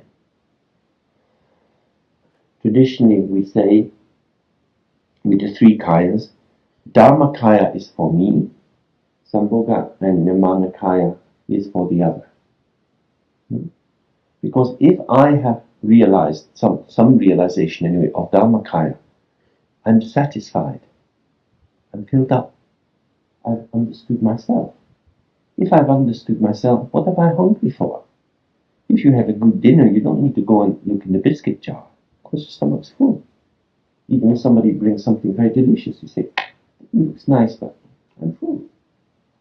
So if you really get a big dinner of Dharmakaya, you don't need to be so involved in the politics of what you will do for other people or not do for other people. This is why, without effort, you become a good person. Without effort, the 5 poisons are purified. Ethics just manifests easily. And in particular, it's not a reduction of mind. It's not that I go in the forest and I gather some mushroom. And then I think, well, I give you 1. I don't have many left, so you get half. Could you cut this 1 in 3 pieces between you, because I want to have something for me. This is the politics of totalization. when we see the world as a thing, as an amount, and because it's an amount, as soon as you start to take pieces out of it, it gets diminished. And therefore, what I give to you is taken from me. So I want to be nice, so I give you, but I'm counting the cost at the same time, because it's coming from me. And this is always the problem when we try to be good. Because we're forcing against the sense of, well, what about me? Which is the root mantra of the ego. What about me? Where am I? Hey, where are you guys going? Did you have a good time? So, when we can relax more into this open state of awareness, we move from totality as a closed system into infinity as an endless, unlimited system. So, by sharing, I'm not sharing out of a closed pot, I'm sharing out of, I don't know where. It's coming through. It's just coming through. There isn't any pot, there isn't any limit to it. This, I think, is the idea. You see this again and again in world literature on spirituality. And once one really gets the flavor of it, it just keeps coming. Because if life is a process rather than a set of entities, we can always dip our hand into the river of life. Something will be there. Something will be to hand. Even if it's only a banana, there's always something to share. So how we conceptualize ourselves is very, very important here. It's our belief that we have a limited economy that makes us narrow-minded. If we believe we have access to an infinite economy, generosity follows very easily. Because we have more than we need anyway.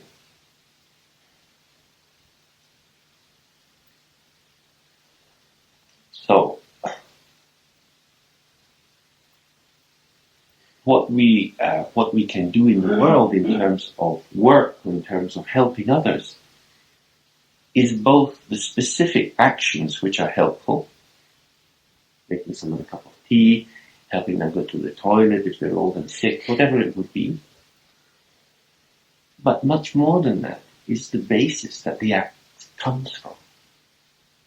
So, say you're going to help in an old person's home, and you think, oh, these people are a bit smelly. Oh, shit, what is this?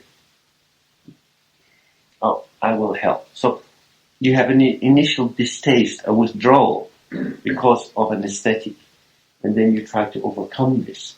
Or you're working with maybe very handicapped people, they're slobbering. This is a bit much. Very often it's coming a bit much because we are starting with an assumption of how people should be, how we would like them to be, what we think is reasonable behavior. So just as we say the tree is a name put by mind, the pen is a name put by mind, beautiful is a name put by mind, ugly is a name put by mind. And the more we can explore this, the more we are actually able to welcome people. And the welcome is the real ethics in social. Welcome is everything.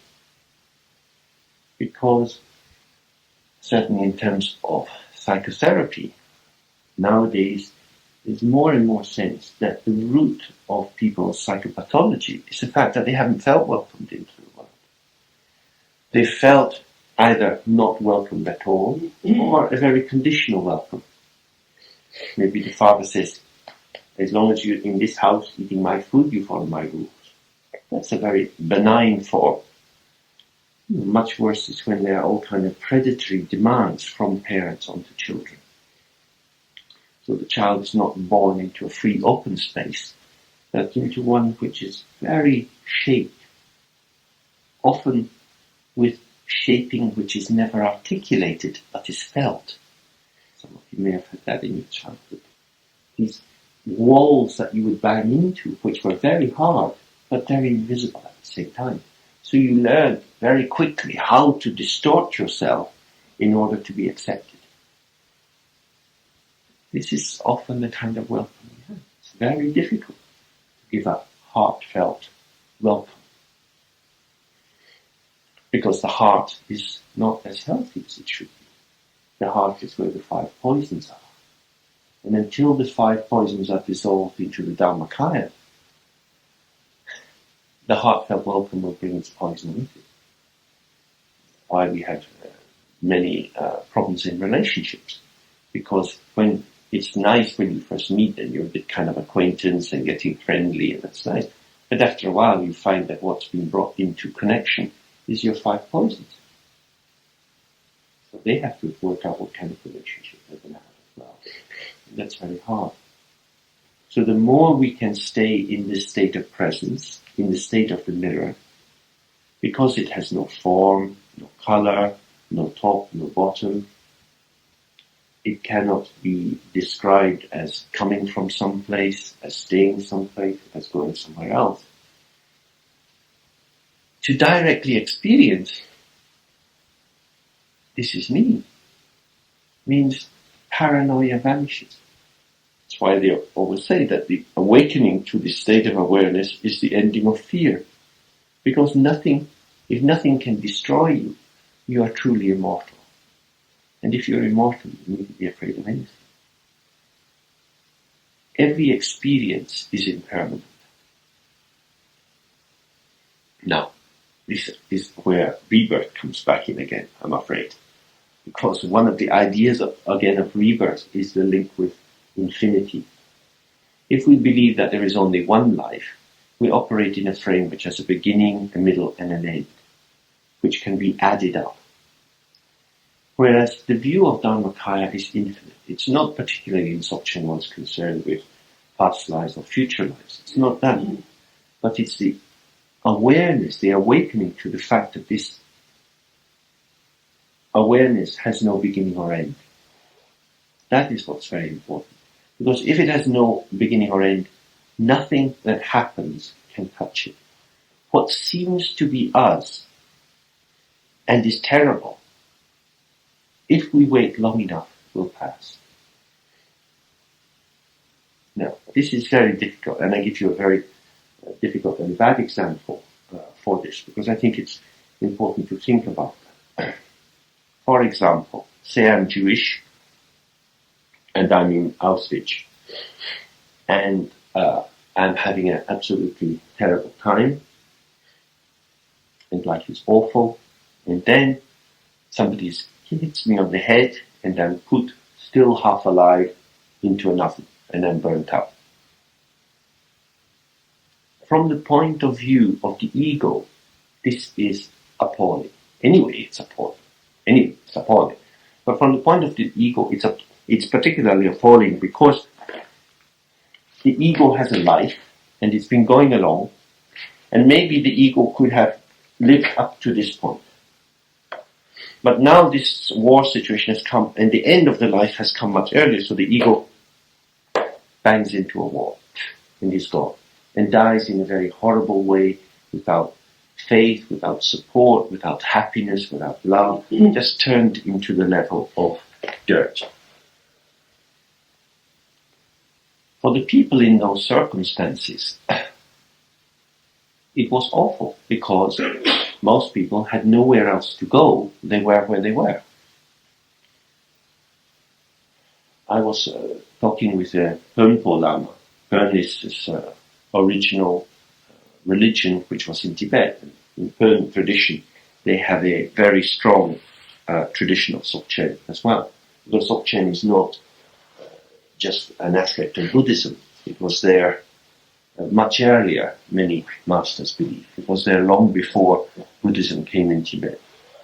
And he was describing a friend of his who was in prison by the Chinese for 20 years.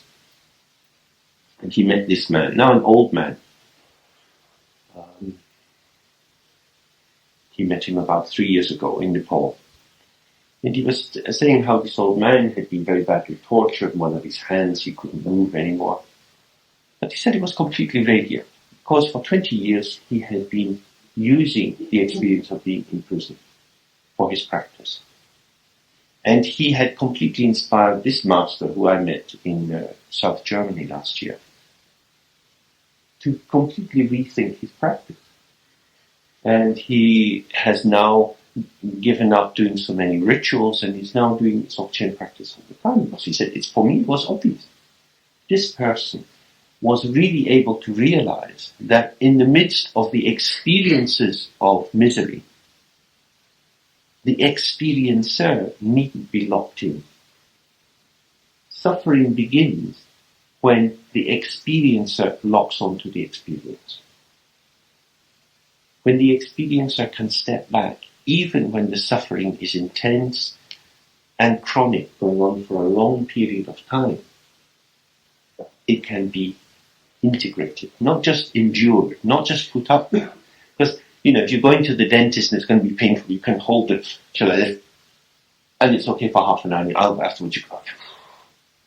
But if you're going to be in prison for 20 years, you can't kind of clench yourself up and try to get through it. You will die long beforehand. He found a way of relaxing. And I think that is very, very important. That these are not stories of people with rainbows coming out of their heads. They're not kind of idealized symbolic stories. They're very real stories of managing to integrate suffering as part of the path.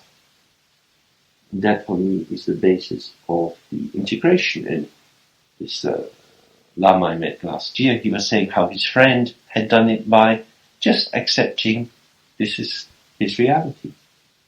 He said there was no point to resist it because he had no power to resist it. He couldn't make the guard stop. And of course, as is common in prison situations, if you try to resist what the guards are doing, they intensify it because they find somebody who's reacting to the bait.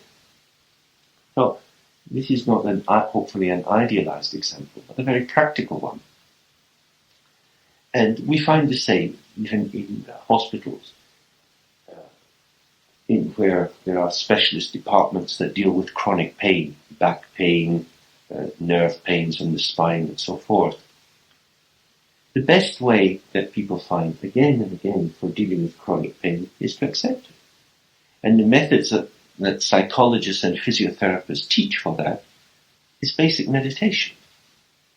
Some of you may know the work of John Kabat-Zinn in teaching shamatha and vipassana around health issues in America. It's very, very similar. Except with Dzogchen we take it that much deeper. Instead of stepping back and being a bit mindful of the experience, so you're a bit observing self, held apart, one's now in a presence close to the experience, but without being taken over by it.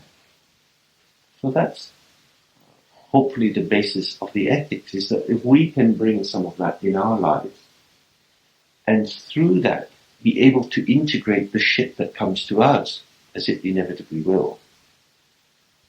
By welcoming the shit, we are not constipated, we are not full of it. Because usually when bad things happen to us, we start thinking them over and we get packed up with them. We become preoccupied, solid, and we return again and again.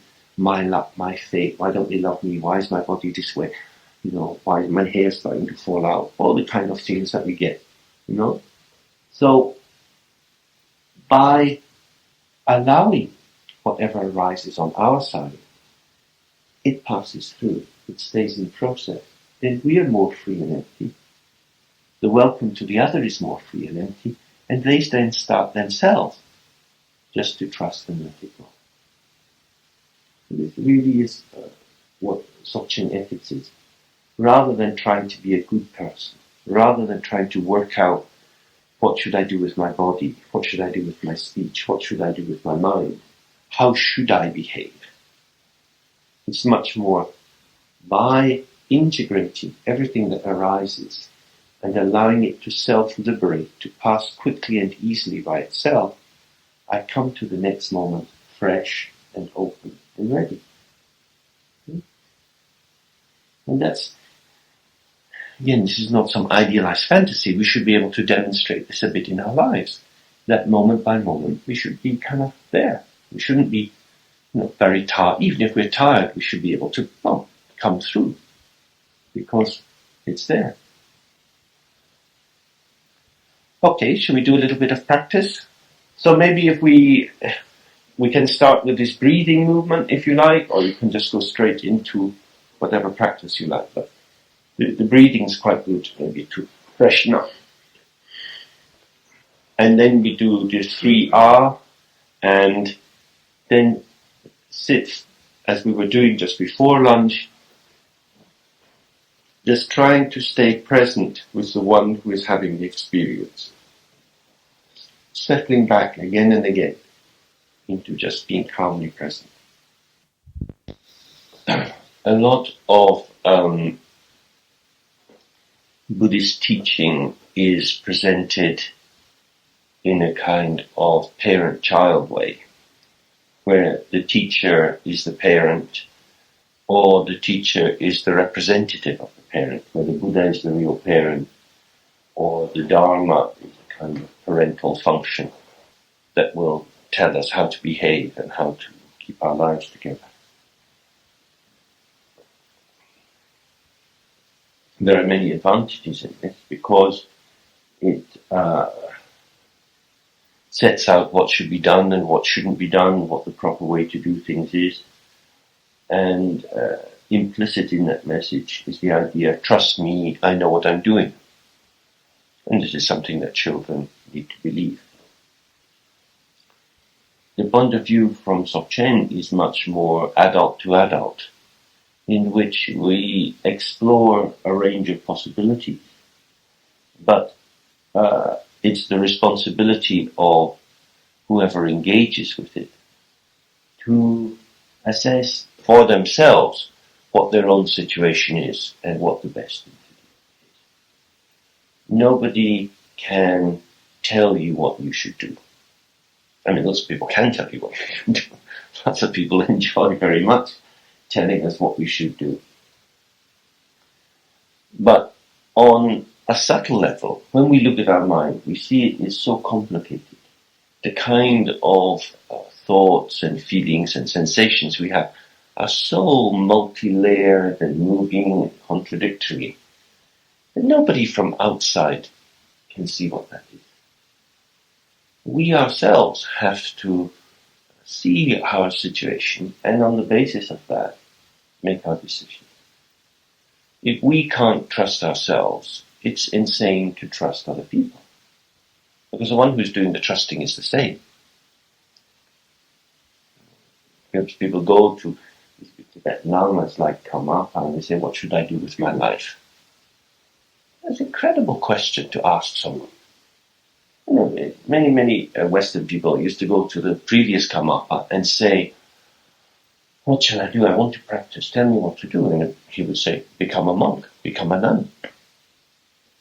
These people who had relationships, who were running around in the sun, fucking and dancing, within 2 weeks, they become monks.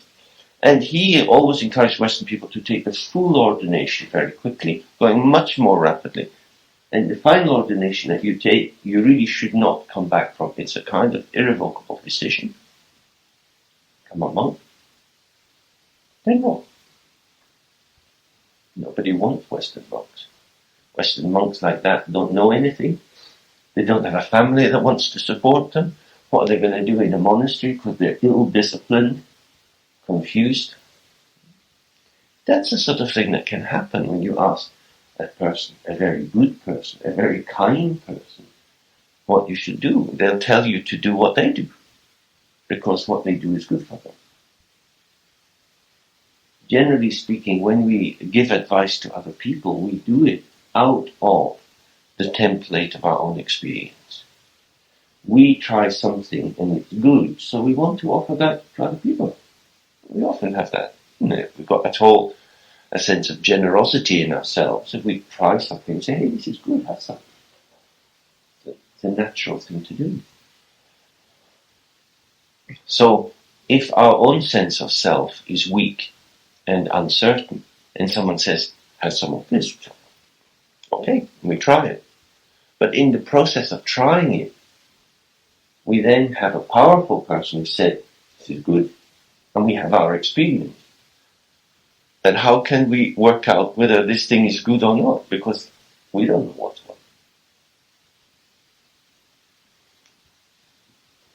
So, in that way, kindness can become poison. generosity can become an enslavement. However, if we move out of that parent-child communication, we are forced then to work out what it is we want, what it is that is good for us. And there are two ways of doing that, I think. One way is through the field of our assumptions, our associations, our habits. That is to say, in terms of dependent co-origination, on the basis of the past. Oh, that looks okay. I've had something like this before. Last night in the pub we were talking about the possibility of eating pig fat, pig's ears and things like this. And, everybody has a story about eating something which is a bit strange. And, we move towards these things with interest or not with interest according to the mood we're in, but also our own past experiences. This is exactly dependent co-origination. Some past experience we've had creates a tilt or an angle or a set of lenses through which possibilities appear interesting or not interesting. And this seems very direct. It's just there in my not my cup of tea. Can we trust these lenses?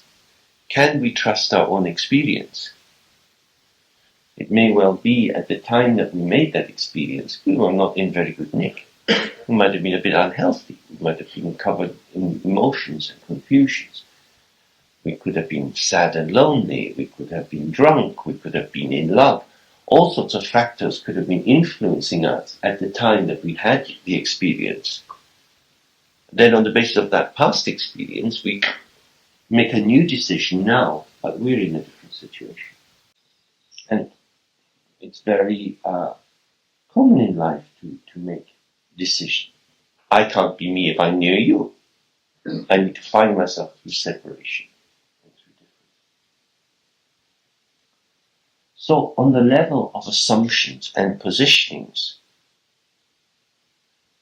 it's really quite tricky. If we rely on that part of ourselves, we may well simply be continuing ways in which we got knocked off balance in the past. And so we move through life like in a pinball machine, ricocheting from some situation. In Dzogchen, the encouragement is that we do seek to trust ourselves, but to trust an aspect of ourselves which is prior to this realm of assumption. Of course, we need to make lots of decisions just out of assumptions. If someone says to you, do you want tea or coffee, and you always drink tea, you don't have to think whether you want coffee or not. You just say, I want tea. That's what you drink tea. It would be terrible if you had to put everything into question all the time. But below that, there is this possibility. Who am I at this moment? What am I at this moment? And this is why we have to observe ourselves again and again. Not just because we're trying in some infinite or ultimate way to recognize our real nature or our Buddha nature. That's one of the things we look for. But also on the level of manifestation, what we're looking for is how we are at the moment. Because we are a process, we change. That's the fact. We have different moods. And our moods are not in our control. Our feelings are not in our control. When we turn towards the other and we make contracts to be with people, to be friendly with people or collaborate with them, we need to edit our moods a bit. But in terms of meditation, when we look at ourselves, we find that we've changed. So observing ourselves allows us to fine-tune the relationship we have with the world. Rather than looking at ourselves in terms of an assumption, oh, I'm the kind of person who does this, or I don't like that. If we looked, we might find that at this particular moment, we're open to that, or we're close to that. And that means then we become less predictable to ourselves, but we also become less predictable to other people. But that which is fresh will not be predictable. If you get fresh milk from the farm, it won't be as standardized as something that's come from the factory. Whatever is direct, like the vegetables from the little vegetable garden here, are not the standard product from the supermarket. They are as they are. Sometimes healthy, sometimes full of worms, sometimes like this, like that. That's how we are, fresh. Fresh is to be bumpy, to be gnarled, to be in the specificity of our situation. And of course, this is particularly challenging in a community where, as I've been suggesting before, and I think you would experience, it's very easy to start developing ideas of how each person is. And then with that idea, to stop being fresh in openness to them, how they are, but also to stop being fresh to the possibility of changing one's own position. So one moves from a state of open play, where everything is possible, where we can all change and become cowboys 1 minute, red Indians the next, to a game in which the rules are often not explicit, but are operating all the time. That kind of closure is exactly, from the point of view of Dzogchen, how the ego is functioning. That the ego is the master of representation.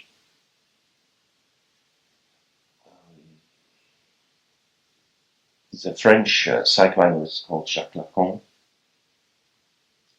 and one of the things that he highlights is the way small babies, at a certain point in their development, start to recognize themselves in mirrors.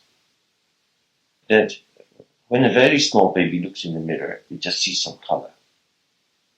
At a certain point, usually, it varies from baby to baby, maybe around a year, sometimes earlier, sometimes much later, the baby looks and starts to see that that's me.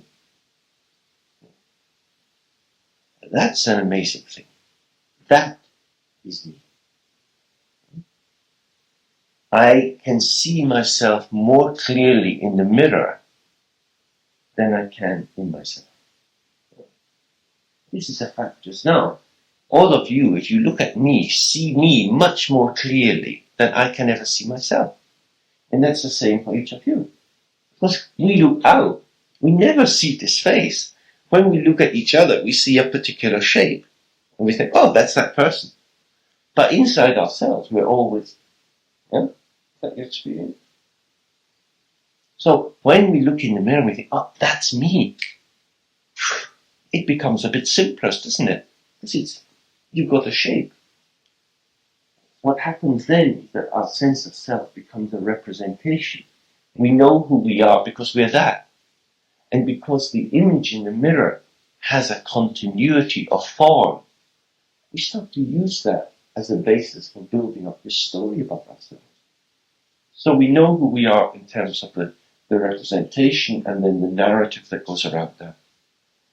Or when we look inside, it's weird shit. It's very strange to be ourselves. It's never as clear inside as it is in terms of the representation. That's why in some ways it's a relief to be known. And I think you see this very often with teenagers when they get disturbed. It's very difficult to be a teenager and try and work out who you are. Most of us are a little bit mad at that time. And some teenagers push it until the police come and they say, oi, we know you're this and this and this. You go into the court, go to the social worker and they say, shh, this is your file. We know all about you. And in my experience for many teenagers, that's actually quite reassuring. Because at least somebody knows who they are. Then they can have a battle with that. But when they look inside, they don't have any idea who they are. When I look back to my teenage years, I found it just horrible. I would remember I would walk out of the house, go down the hill, and go to the bus stop. And there were always 3 girls there who were going to a school, quite an upmarket school, and they wore a green uniform.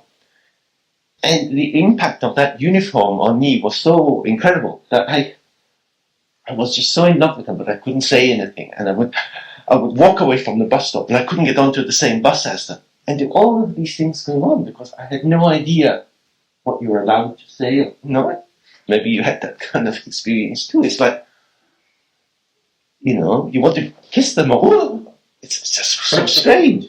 No idea what you're allowed to do, And then gradually you find out the rules of the game. And if you play the game by its rules, it works out a bit. But the actual rawness of the confusion is incredible. So in Dzogchen, what we're trying to do through the practice is go back to these raw levels, to try to really observe this very unformed sense of self. And that's often very, very confusing. We start to feel a bit strange. What is this? It's so much easier if you have a mantra to say, or some visualization to do, because then again it's like the image in the mirror. There's a representation. Now I am becoming Para. Now I am Padmasambhava. Padmasambhava is there. Please save me. So I am in relation to this particular form. But beneath that, there's this moving uncertainty. This uncertainty is the real quality of the Sambhogakaya. The radiance. In Tibetan they say it has three aspects. Sound, light as diffuse light, and rays of light. And they say that this is the experience that when we die and we start to leave our body, this is the experience we have. We hear this sound, all kinds of strange sounds, and we have visual experiences. And often as people are falling asleep, they have that kind of experience in dreams. And so it's like the subtle forms of the senses before we come into shape of knowing, oh, that's a word, or that's a car, or that's a bird singing. The sound itself is strange. The same when we go outside and look at the trees or the grass. When we focus on, is this only a name put by mind, and we start to spiral back into ourselves all the words we put out. Weird. It's kind of light that's just there. What is it? And they say, oh, it's green, it's this, it's that. And then you wind that back too. And each time you put out a name or an organizing thing, you recognize it and you pull it back. We start to experience this totally luminous realm of light with sudden movement. So instead of it being a bird going across the sky, it's like a flash of light. Or an airplane. Sound and light. Or we say, oh, that's an airplane. But there was something there prior to the idea that it's an airplane. Something is there. What is it? So, what we're trying to do is to become at home in this realm of raw experience and to hold the complexity of it by relating it back to the ground which is underneath it, rather than to the representational controlling structure of language and learned experience. That's the key point. In that way, we open up the open space of the Dharmakaya, then this changing, moving space of the Sambhogakaya, and then we're out here talking with each other, using representations, but aware that representations are themselves a particular formation of this energetic display, which is the Sambhogakaya. This is really the path in Dzogchen. And because it is a very direct, experiential path, nobody can tell us how to do it. Only we ourselves, by investigation, can find it, or doing the practice together with other people, getting some kind of feel for it.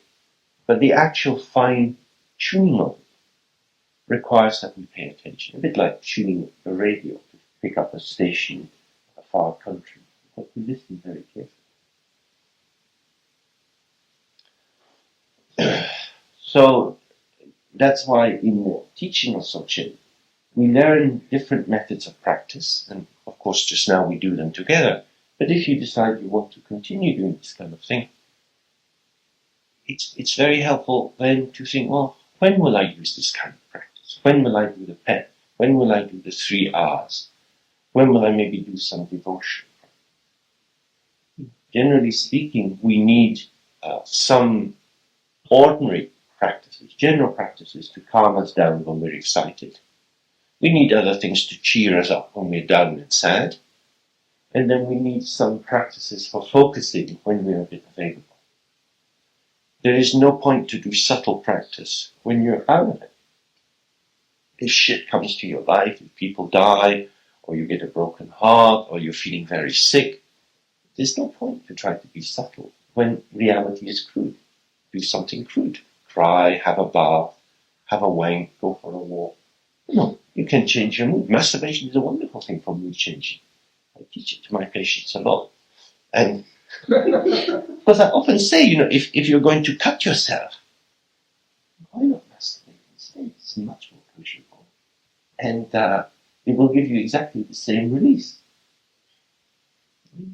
Masturbation is very downplayed at the moment for some reason. I don't know why. In Tibetan Buddhism, they don't like it at all. Tibetans are very, very concerned, like Indians, about the loss of bodily fluids, because they think that both male and female orgasm releases vital fluids of the body, just as Taoist thinking does. But physiologically, there's absolutely no evidence for this at all. Anyway, so any method you can do to shift your mood is very helpful. Because when you have a sense of these three levels of manifestation, you can make a change on any level. So what makes sense is to make changes on the level which is most amenable, most open to you at that moment. That's what becomes important. So in order to know which level that is, you have to observe yourself. So if everybody else is into doing something because they're in that mood, you don't have to. To thine own self be true. That's what's very important. Remember that from Hamlet, when Polonius says to his son Laertes, to thine own self be true. And this above all things, to thine own self be true. And I can't remember the rest of it. There's something, and if you do this, then you cannot be false to anyone else. I don't remember the exact line. But I think it's exactly true that, certainly from the process of Dzogchen, is that if we are very alert and present in our state, if we're not cheating ourselves or betraying ourselves, and that kind of cheating and betraying can also involve simply relying on representations. We cheat ourselves by falling into the trance of believing a story about ourselves rather than by actually being present with ourselves. If we do that, then we're there, and we're much less likely to cheat anyone else.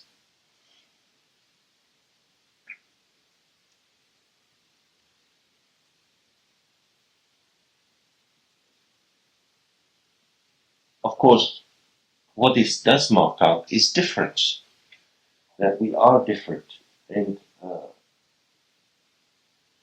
because if we observe ourselves, need to tolerate our own difference, that how we are is not how we want to be.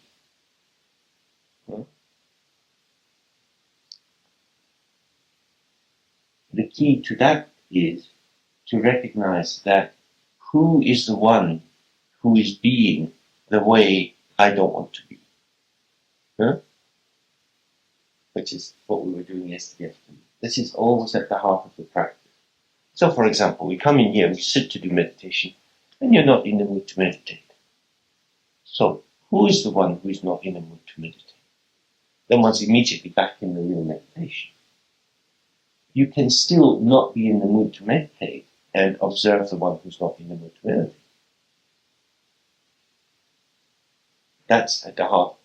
If we maintain that, we don't have to pretend to ourselves or to other people. We don't have to crank ourselves up into the proper position and do it as if we were enacting a script. That is a way to cheat ourselves. To put on a drama for ourselves or for other people is necessary on the top level, on the level of Nirmanakaya or manifest behavior. because that's what social interaction requires. But it's a big difference to do that for others out of a sense of compassion, or to do it out of a sense of, well, I don't want people to think badly of me. I don't want people to think I'm a fraud or not a good person. Yeah? The motivation is very important. Sometimes we have to do things for other people just because we've agreed. We're not in the mood anymore. So what we can try to do is stay with the one who is not in the mood. And in that way, we keep the deep continuity between the ground sense of self, and then we can do the display form, if that's possible. And that's not easy. In Tibetan texts in Dzogchen, there is a term, a sort of technical term that's used a lot. It's called rangtsem. And it means something like self-falseness. It means how I cheat myself. And each of us, from the point of view of Dzogchen, has many ways of cheating ourselves, of not being with ourselves. There are many experiences that we actually have that we don't believe we should have, or we don't want to have. So we deny to ourselves that we are the way we are. There's many kinds of ways of avoiding being how we are. Some of these can be turning up the excitement. We become a bit manic, we become running around like little puppies. Others, we can become irritable, we can become depressed, and so forth. Many of these moods are not, if you like, primary moods. They're just familiar ways in which we identify with a state, which hides ourselves from ourselves. Does that make sense? Maybe get a sense of how one does that. So, what we're trying to do in the practice is be true to ourselves, not to cheat ourselves. Because if we can accept ourselves the way we are, warts and all, stupidity, selfish, greedy, stupid, full of desire, and so forth, we are actually in reality as it is. And if we're with reality, it starts to change. This is, again, the view of self-liberation. If you are a very greedy, selfish person, for example, and you allow yourself to be greedy and selfish, but not jumping into it, not identifying fully with it, but observing oneself in the process of being greedy and selfish, that very being present with the greed and selfishness will allow it to pass away. Yeah? But if you try to not be greedy and selfish and show that you are very generous, there will be a tension between these two.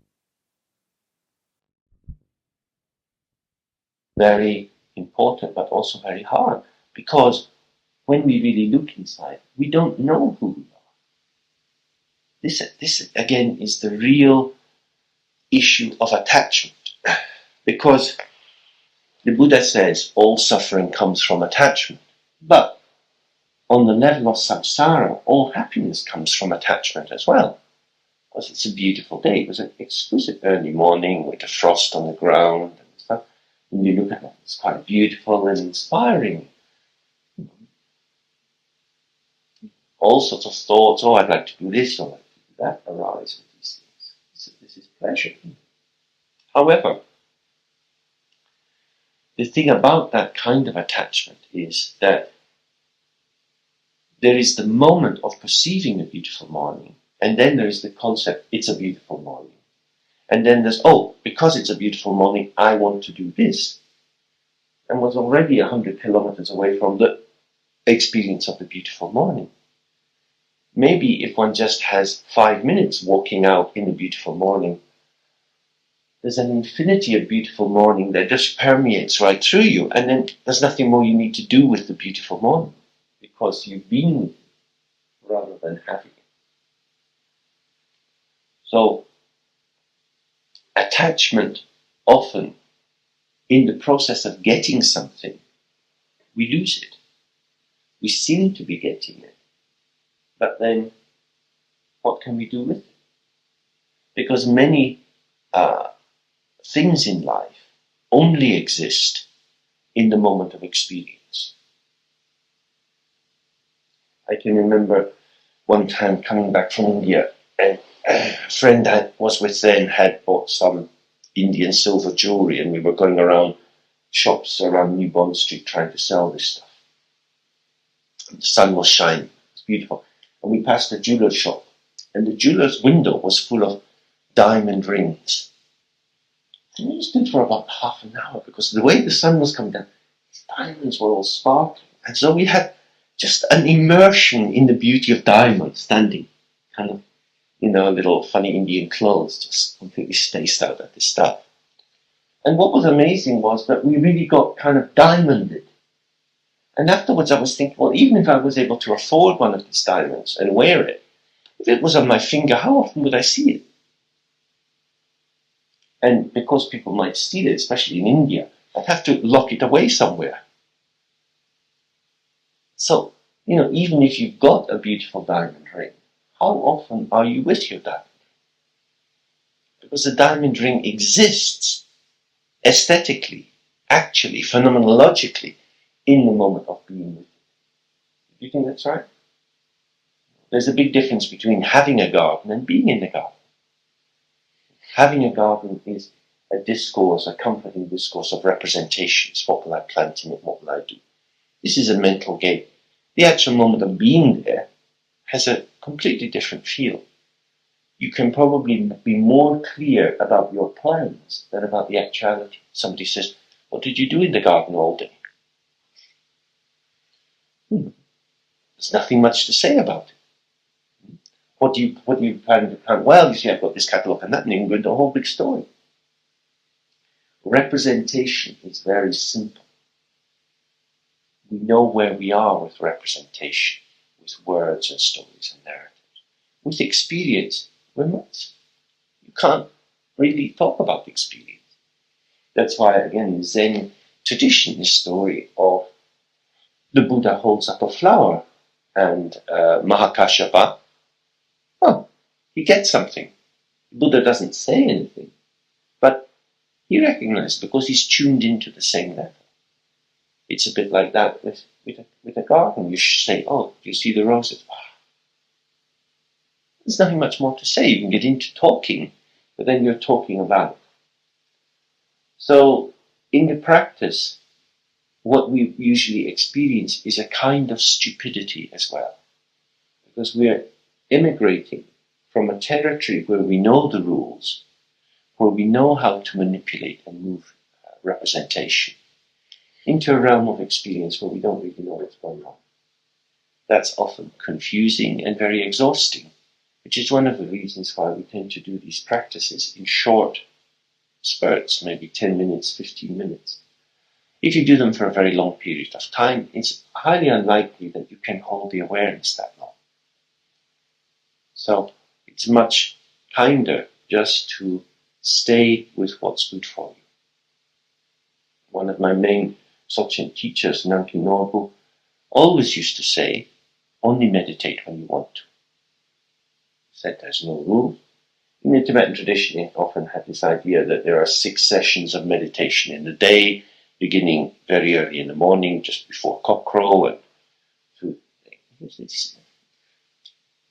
this is not a military training camp. To meditate is to focus attention. Only you know whether you are available to focus your attention at the time.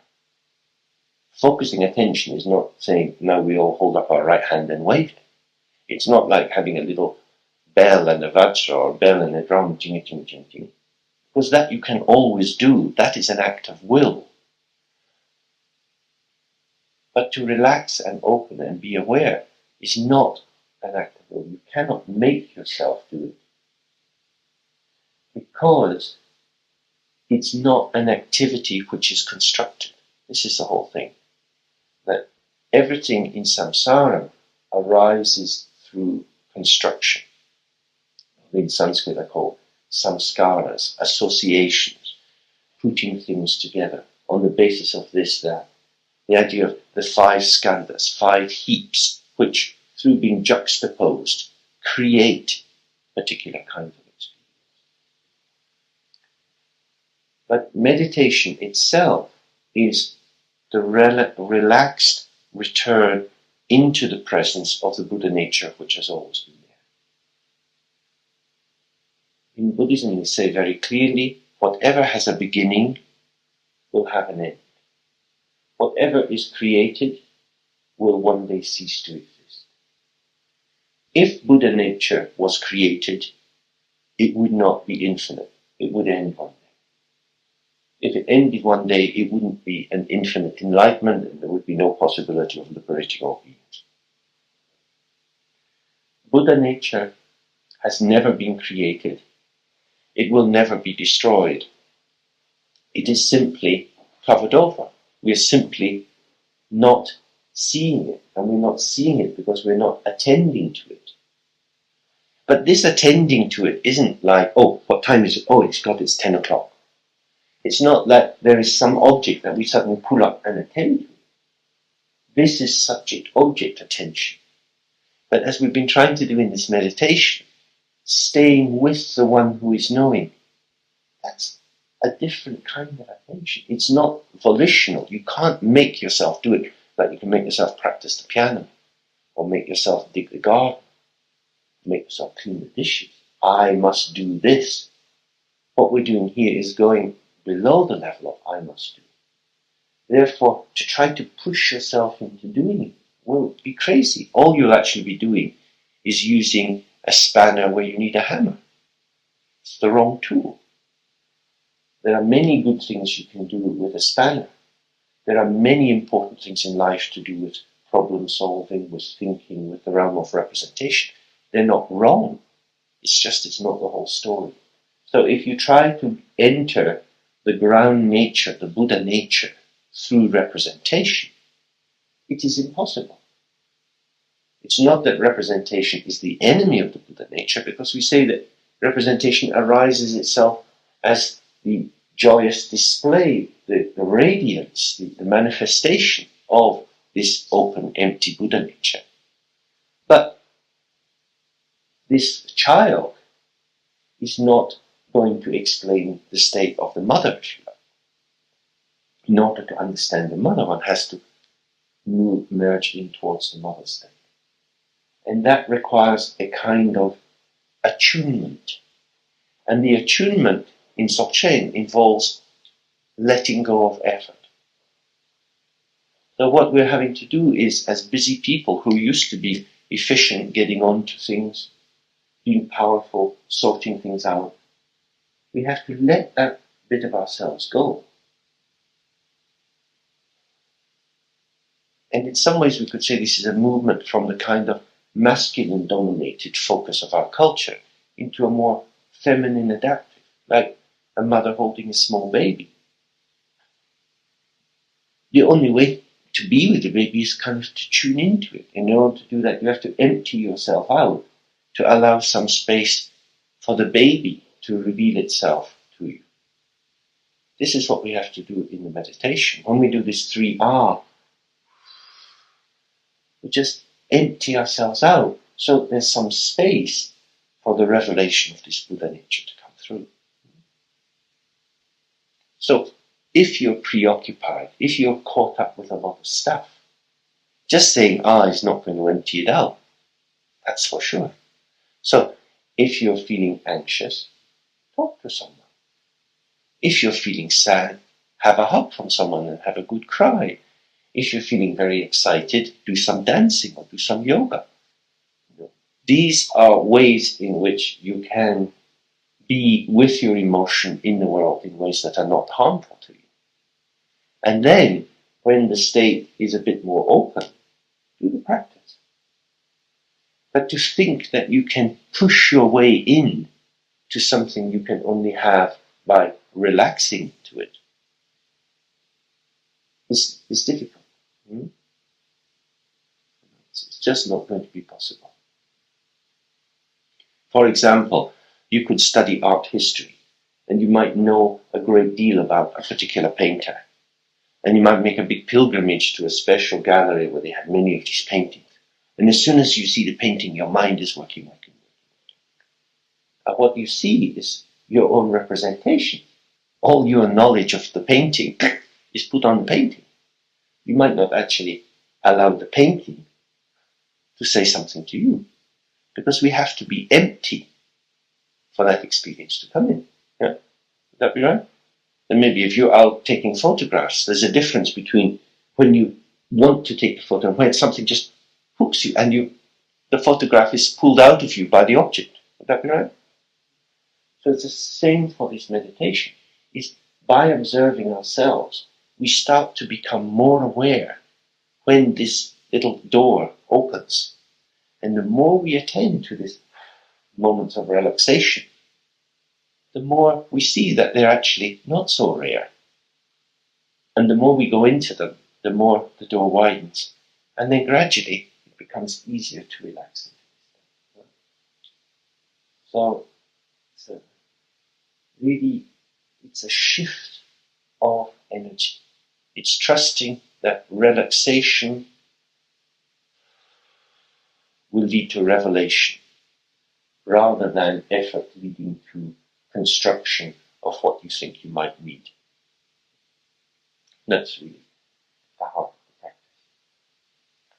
So that's why when I'm here, it's maybe a little bit disorganized. And it's certainly more disorganized than it would be if it was a Zen retreat. Because I'm going to sit in rows and have a proper clear focus, because that's an intentional kind of practice. This is much more in the house of the feminine, sort of Jungian archetypal sense. This is an anima experience.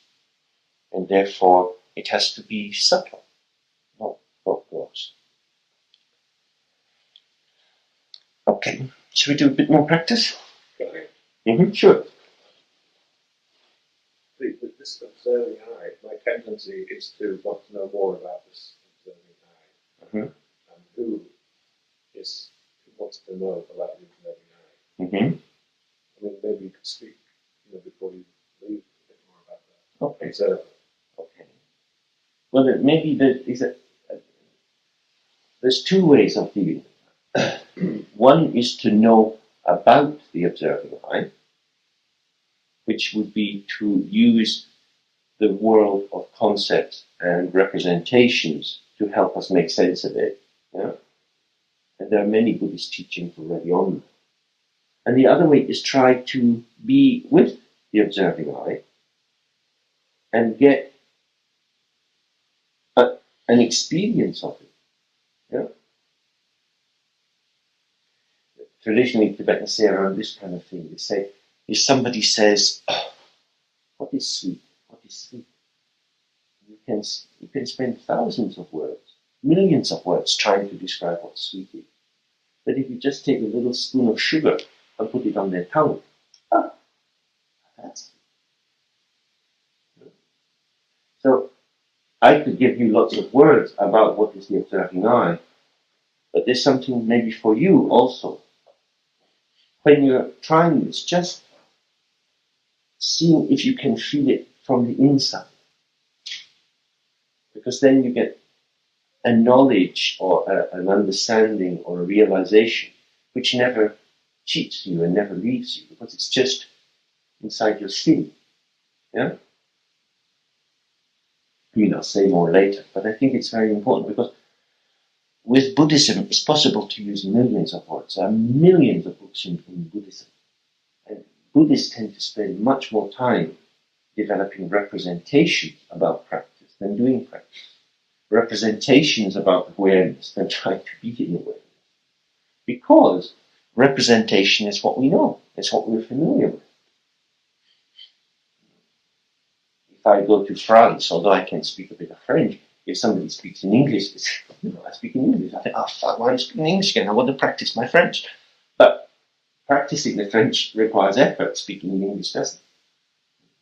So the language of representations is our first language. This language of awareness is one we're trying to learn. But, of course, the first language is not the first language. really, the language of awareness is our first language. The language of representations is our second language. But we can only learn our first language by learning it as a third language. Yeah? So we would have to go on a course to learn English as a foreign language. Now we speak English. Huh? So we are learning Buddha nature as a foreign language. I fucking got a Buddha nature. Yeah, but where is it? I don't know, I forgot it. Yeah. Can I ask something? What's going on when somebody is deeply convinced they're doing something that's true to their own nature, but actually it's doing all the harm to Well, it depends. An interesting question. Depends how we construe true nature. In Dzogchen, they would say Dharmakaya is our true nature, but this Dharmakaya is open and empty and has no desires. So it has no bias. Then these next two levels, they're called the form bodies, the Sambodhikaya and the Manakaya, these are coming out towards others. And in terms of ethics, they should be led by the needs of the other. Yeah? So manifestation should never just be a monologue. It always requires a feedback loop. So somebody says, yeah, but I'm just being true to myself. That's very difficult. In the late 70s, I spent a few months one winter in Goa. And I was living in a house next to a couple of people who were with Rajneesh. They were sannyasis. And they were both American. No, they were both American. She was a very big, powerful woman. He was a pretty powerful guy too, with a big beard. And they were very into it. And they had come to this agreement that they were both each other's mirror. And so they would have conversations like, I'm your mirror, I tell you the truth about you. And then, and then and they would have these roaring arguments in which they would be being really true to themselves. And finally, the fishermen would be throwing stones on the roof of the house. They thought these were completely mad demons. But they were being completely, true to themselves. And they seemed to get extremely unhappy. Because the more you dig yourself into your neurotic procedure, your neurotic position, and believe that is an absolute truth, rather than something arising due to dependent origination, you can no longer modify it. So you've given something which is very contingent, very relative, an absolute reading, my truth. Rather than saying, this is how I feel. Once you put truth onto it, it becomes very difficult. So that would be the person who's being false, they're bullshitting themselves. Because why is somebody telling us their truth? Why should we be interested in anyone else's truth? There's nothing you can do with someone's truth. If it's simply a monologue, if I'm just giving you a monologue, there's nothing for you to do in it. Eventually you just get bored. If it's not an attempt to have a connection. And I think the thing about understandings of ourselves, but particularly understandings about other people, have to always be open to discussion. Right? Because we make mistakes about ourselves. We get it wrong. I was for a long, long time convinced that I went to India to find freedom. And I was looking for this big search. After a long time, I realized I was running away from Scotland. I was running away from all the shit in my life. But it didn't feel like that, And that my brother used to get so pissed off with me. He said, God, what are you doing? Face up to your life. I'm in search of this higher truth. I feel like I was getting even more pissed off. But like that, it's very difficult to have self-knowledge on the level of representation. But the representation is just stories, and we can edit these stories any damn way we like. Does that fit with your sense? Any other thoughts or experiences?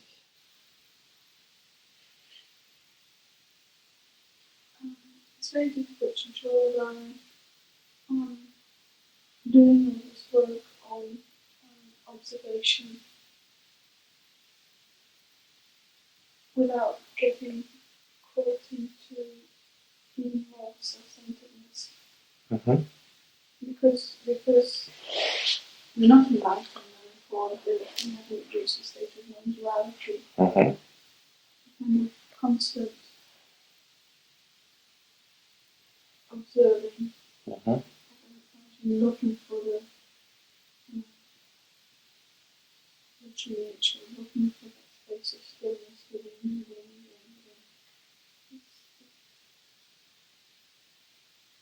It draws us. Right. Introspection as opposed to. It's a very fine line. Mm. So one of the things one might, I think it's a very valid point. One of the things might be important to do would be to really look into this question: who is the one who is observing? Because so often we are operating from the assumption that we are in here. This is why these questions, where does the mind stay, are very important. Particularly the question, is the mind in the body or is the body in the mind? Is your body an experience you're having? Or is your body an actual container that holds your mind, whether you think it's in your heart chakra or in your brain? That would be a really important one to explore. Because if we are operating from our materialistic cultural assumption that my mind is in my body, then the more I explore myself, I'm essentially exploring my personal self, who is in here, who is me, rather than the one who is knowing, who may not be trapped in the body. Of course, the mind is operating through the body, but the mind itself may be one that is aware of the body as an experience, in which case the relationships change. Then the mind that one's looking at, the observer self one's looking at, is not a me-ness of me. It's a more kind of impersonal. So that this open Dharmakaya state is impersonal, moving through the radiance of the Sambhogakaya into the personal manifestation. But the personal manifestation can always be deconstructed back into these prior movements. Yeah? But if one's only stuck in this level, you're quite right, you become very self-conscious. You can all become a bit holy. And the thing about holiness or sacredness is that the sacred only exists in relation to the profane. So if we take ourselves too seriously, we immediately get cut off from other people. It's like when we're down at the pub last night and the landlord said, "What are you going home for?" And when he heard the reply that we had to get up in the morning to meditate, he was, that was a bridge too far in his mind.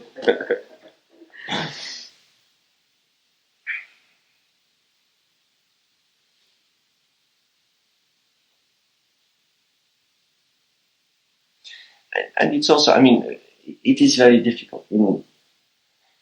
When I came back from India and I went to a Buddhist center in Italy, in Toscana, in Arcidosso, many people, Western people, they were practicing Dzogchen, and they were also, you just have to stay in this state of presence. You just have to be in Rigpa, Tibetan name for awareness.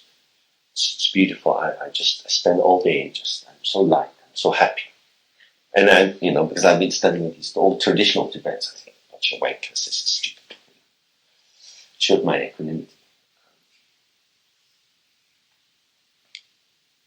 And there is a danger in a kind of assertion, can become a bit new agey. On the other hand, if we say, oh, Rigpa is very holy, is very high, only the great lamas have this kind of experience, that's also very dangerous. Right? So if we try to form the Buddha's middle way, not making enlightenment too high, otherwise we alienate ourselves from it. Not making it too me-ish, but when you say, oh, not understanding this non-duality, not being able to live this, maybe little moments of it come.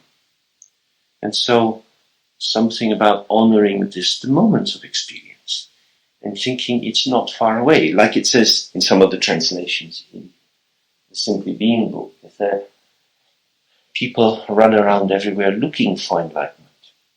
People try to buy enlightenment. They give a lot of money to a lama or some special initiation or something. They try to build enlightenment, but you don't have to buy it. You don't have to run for it. You don't have to look for it. It's always where it was, right in the middle of your heart.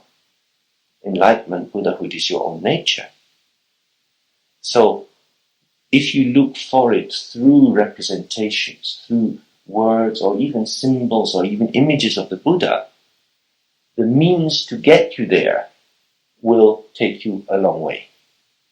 And not like people in this room who have been taxi drivers, but it is well known that in some countries, if you are a foreigner and you say to the taxi driver, take me to a place, they will take you a trip of the whole city. Right? So Dharma can be like that. Take me to enlightenment. Well, you see, we have this very important cathedral here, this bridge, you know. So you have a 10-kilometer journey when you could have done it in 1 kilometer. And that's the danger. All the things, all the teachings of Buddhism are very interesting. They're very helpful. But you might not have so much money for the taxi fare. Your life might be short.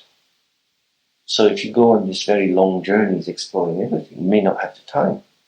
So part of it is which Dharma really helps us to see clearly without the illusion of pretending we've got something we haven't really got, but also without the abasement fantasy of I'll never get that, you know, the Lama is so high and all this kind of stuff.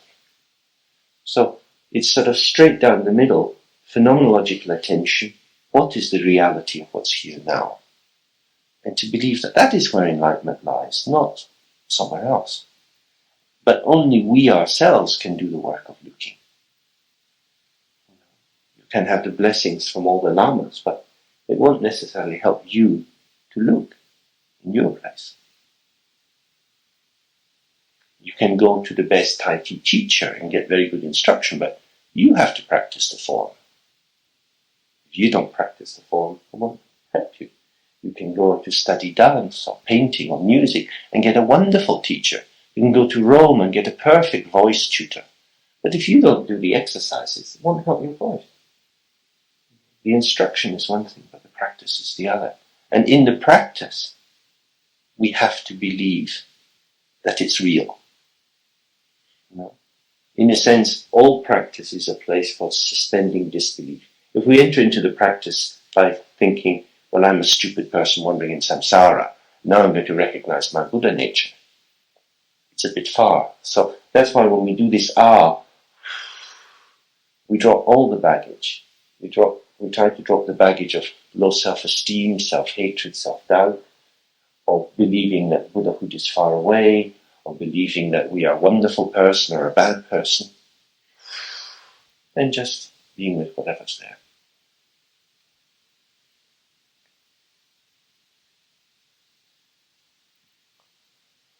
Okay, shall we do a little breathing practice? And then have a break.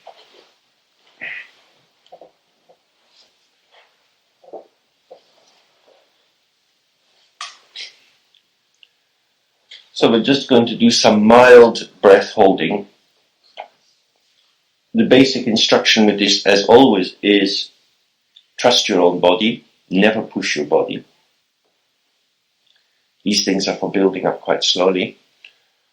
As I said before, the Tibetans had an idea that the mind is traveling on the breath, like a rider on a horse. Therefore, if the breath is calmed, then the mind will become calm. So, we do this just by counting the breath.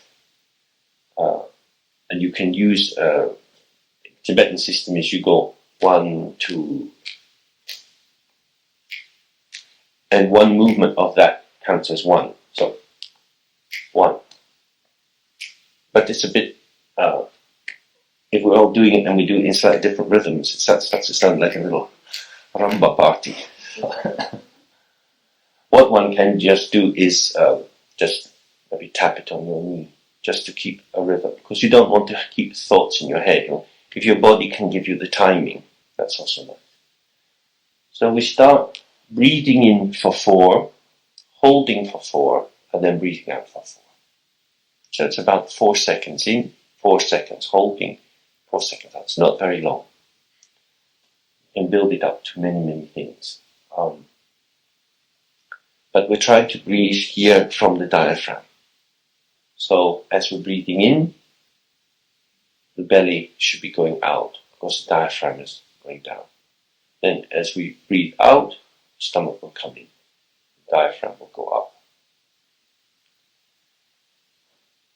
Now, when we breathe in, Brett will suggest you imagine that it's like a bottle here. So if you were pouring water into the bottle, it would go into the bottom of the bottle first, and it would build up. Yeah? So you're not breathing to hold it here, because that would be to fill the neck of the bottle and have the bottom of it empty. So it's deeply, just imagine the air going. And then when you breathe out, if you're pouring a bottle out, it comes out from the neck first, isn't it? So it's going. It goes down. And that way it stays very calm and slow. So the sequence we do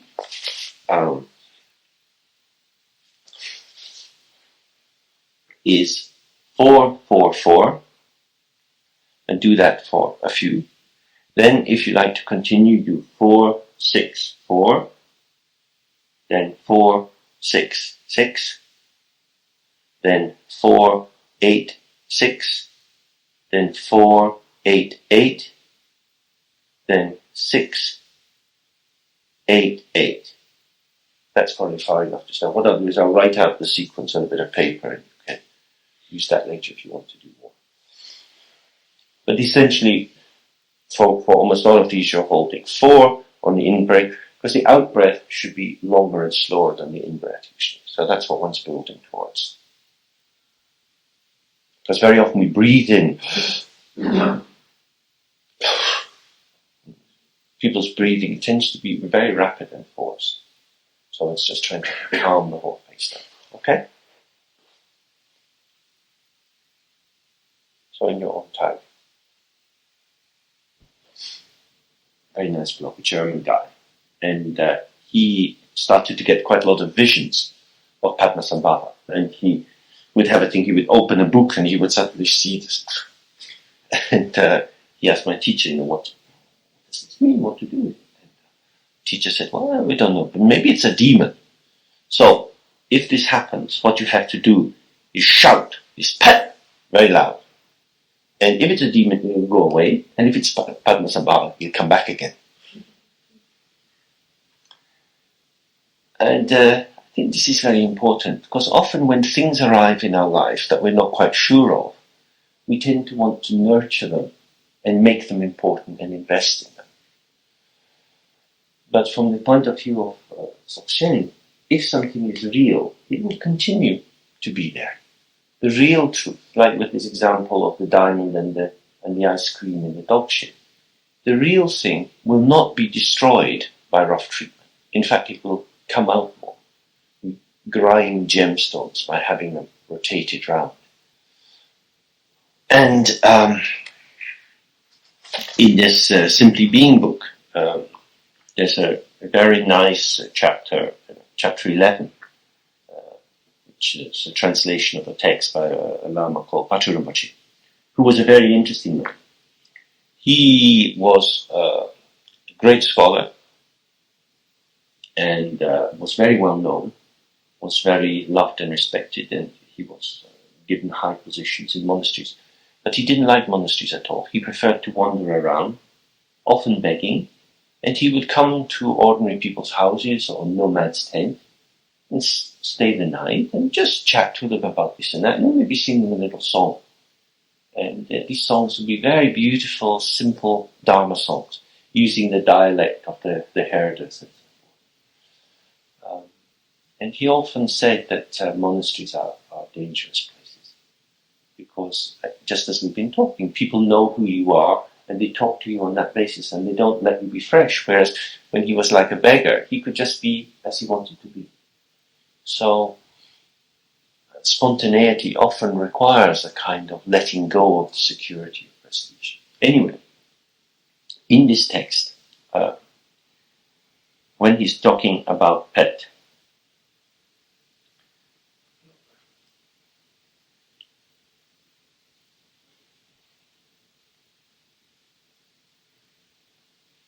I just read out this bit because but before, just to make the meaning that comes clear, when people do a lot of meditation and the first level of ordinary personal disturbances is removed, we tend to get certain repetitive kinds of experiences, particular kinds of mood.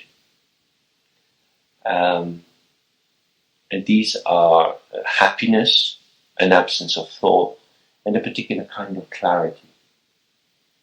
In themselves, these are very good things, but they can be a bit of a cul-de-sac or a red herring, because you go into them and they don't go any further. You just get more and more of them. And so from them being at first a kind of light experience that was an opening, you can subtly start to rely on them. You go into the meditation, you go into that state, and you feel nice. So these are called jnana. Jnana means that kind of experience. It's this particular kind of experience. And so in meditation one has to go through these jnana. They're a bit seductive, a bit like in the Odyssey when the ship's coming near the sirens. You have to be able to tie yourself to a mast. And if you're going to keep your ears open, you have to know that your mouth should be stopped, that you should kind of direct your life towards that. This is one of the things he comments on. No matter what thoughts and afflictions arise, these thoughts are not different from the pristine cognition of the natural mode, for their nature is the actual clarity of the natural mode ground. So a bit technical language. And its meaning, whatever experiences we have, they have no other source than this open dimension of our being. Because the ground is good, the fruit is good. The open ground is empty, the thoughts and feelings that arise from them are also empty. If that is recognized, then the experience is known as the unchanging clarity of the ground. To recognize one's own nature through the view of the clarity of innate awareness, introduced previously by one's guru, is known as the clarity of the practice. So, of themselves, from the very beginning, thoughts are completely pure. They are just this natural effulgence. But we don't recognize that because we've been caught up in our own relation to them. Then the teacher points out, what you take to be a bad thought, if you look, where does it come from? You see, it's the natural fruit of the ground. This is the clarity that arises from instruction and practice. Always be aware of the clarity of recognizing one's nature. Abiding in that nature, it is really vital not to inhibit or encourage, adopt or reject any of the thoughts and afflictions that are its energy display. And this is the key thing. And it's when something arises, we shouldn't adopt it, we shouldn't over-identify with it, we also shouldn't push it away. It's keeping this middle position, the real subtle middle way of the Dharma, being present just on the moment of the arising, without being in it and without being out of it. This is the absolute heart of the practice. If you practice in that state for a long time, then the layer of sensations of happiness, clarity, and the absence of thought, that's these three subtle meditation experiences, that cover the original nature of those who are beginning to practice will be removed. And if awareness is naked, then pristine cognition will shine forth from within. As it is said, the yogi improves by destroying his meditation. The river improves as it rapidly falls. This is very important, because usually we think that our meditation will improve if we take care of it, and we nurture it, and we make it grow. And that's important for the beginning stages, because if you're too rough when you're just trying to catch your breath, you won't get any success.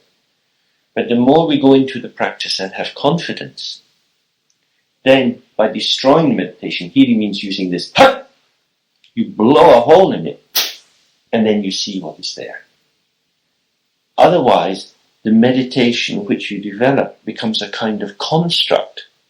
And because you experience yourself as the one that's constructing it, you end up feeling the achievement of the meditation is something I did. I have made my own enlightenment. Now, that's both an ego inflation, which will make you crazy, and it means because everything that is created will be destroyed, your enlightenment will be impermanent. So, once you've gained basic kind of clarity and focus, using the pet just to blow things away and to trust, when I stop acting, when I don't hold it together, it's returned to me again. So, the one who says pet is both. It's the cusp between our ego self and our deeper self. So it's like the ego having to say, I like me, but anyway, I'm prepared to let go of me because there's another me that's more open. So the ego is being integrated with this flow. Sometimes they talk of this as the mother and son, talk of the mother and son clarity. The mother clarity is the clarity which is always there, naturally by itself. And the son or the child clarity is the clarity which is revealed through practice. But they're the same, they're not different. But we can only really do that if we allow it to open. So maybe we do some more of this pet, which is really just trusting. Throw it all away and it will be returned. Drawing with paper from the state of meditation. And I was thinking this afternoon, we'll think more about the emotions in relation to kind of interpersonal drawing. Not in the terms of doing a group painting, but when you meet someone upstairs and you sit and you have a cup of tea with them, you say, how's the weather, or what were you doing? You kind of make a mark on the paper that's between you. You make a little verbal mark, and they make a little mark. The conversation builds up as a series of marks. It has a particular kind of form. So there's something inside that. What?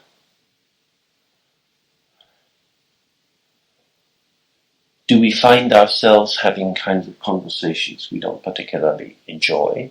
Do we find ourselves trapped in particular kinds of situations, which then give us a sort of feedback loop, a reaffirmation of ourselves in a particular position? Generally in Buddhism, it's not particularly a Dzogchen category, but generally in Buddhism they talk of these 5 poisons: stupidity, anger, desire, jealousy, and pride. Tibetan.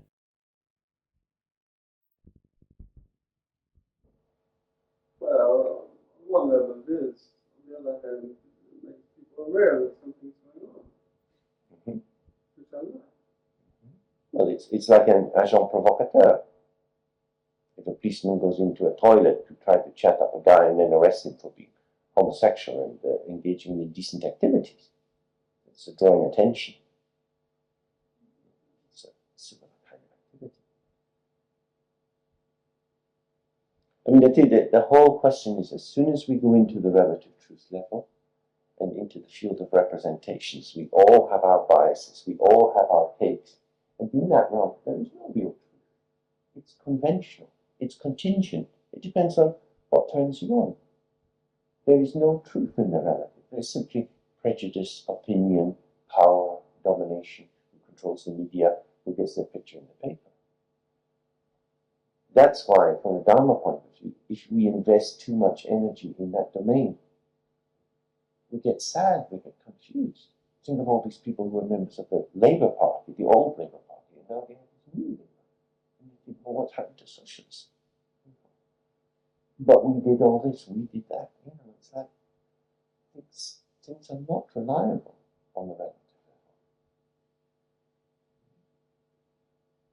The Green Party in Germany and the conclusions it put into. It happens like that. Something which appears to be good mobilizes lots of people with a good heart, and suddenly the shadow reveals itself.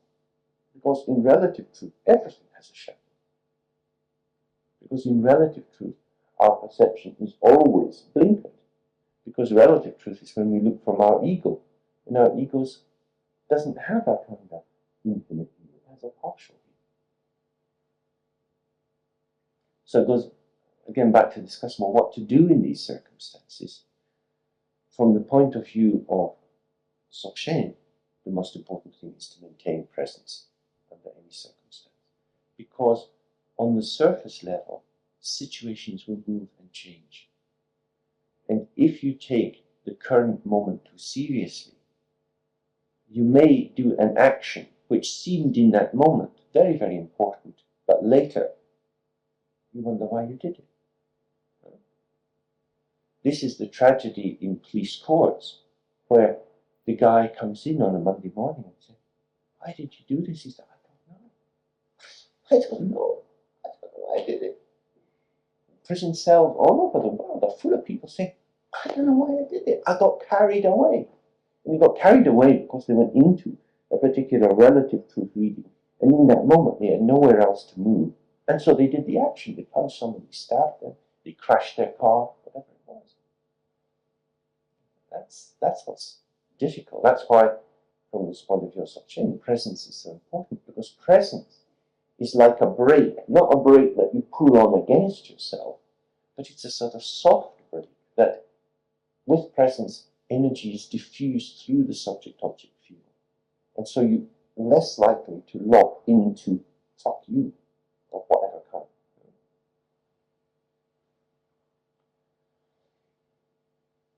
Because real happiness is not generated by subject and object.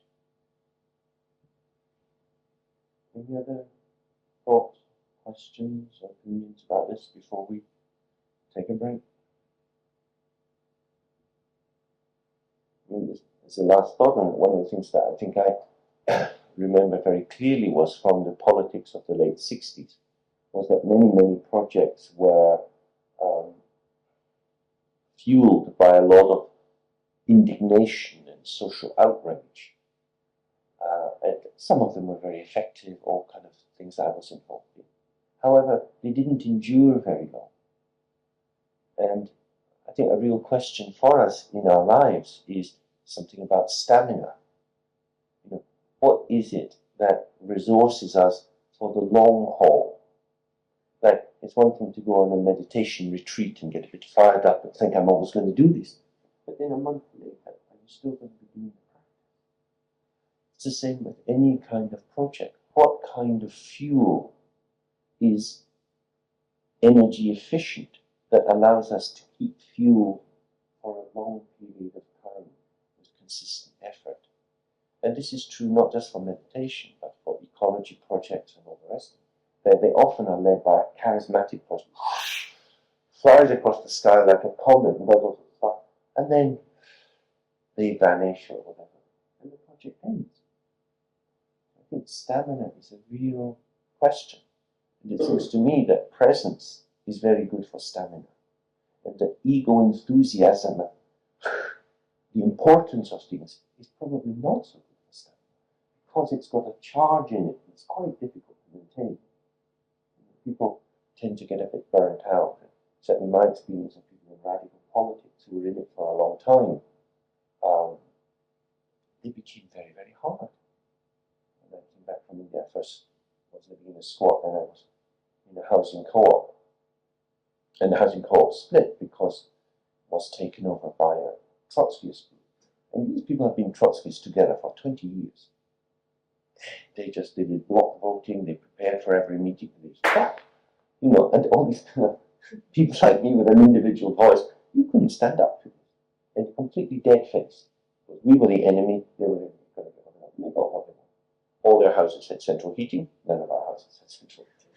completely, they pushed everything through. And it's that intensity, but at what cost? Because we sat in the meeting, so you could just feel the skin tension. There's something about that. It's very difficult to stay energized, relaxed, and open for a long time. So it's like how to be passionate, how to allow our emotions to come through, but not be burnt up by them, and not burn up other people. Really, that kind of balance is really at the heart of meditation and Dzogchen practice, and Tai Chi, all moving in the same direction. Sounds like a real dance between the relative and the absolute. Because with that same perspective, if you're always present, there's no wrong decision when things fall apart. Yeah. So a group might come together and it might have X amount of stamina to perform that task. But when it falls apart, then if you're present, then there's no attachment, and then it goes back to the Dharma. Yeah. And the energy flow to something else. Yeah. Knowing when's a good time for things to end is an absolute blessing in life.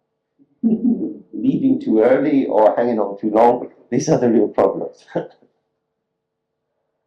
Should we have some tea? So again, that's something you can use as a support for basic calming, shamatha, and mindfulness practice. It's not good to do breathing just after you've eaten. So think carefully when you do it and never strain the breath. The main thing is to keep an even rhythm going. So it's much better to do lower numbers of counting, which are easy and have got calmness, than to hold it and then that kind of stuff we use for another kind of practice, like tumo, for building up energy in the body. But for this purpose, it's to try just to get the sequence of breathing deeper and calmer and slower. But also, importantly, to give us a conscious sense that we can control our breath. More things like anxiety states, self-doubt, fear are very common, and panic attacks are very, very common. A little bit shaky. If you feel panicky in any situation, if you go into deep diaphragm breathing and slow down the rate, it's the best solution. It's what's taught now in all the hospitals, sometimes using a paper bag, but just the deep calming itself, because when you breathe slowly, the balance between oxygen and carbon dioxide goes to a very calming level.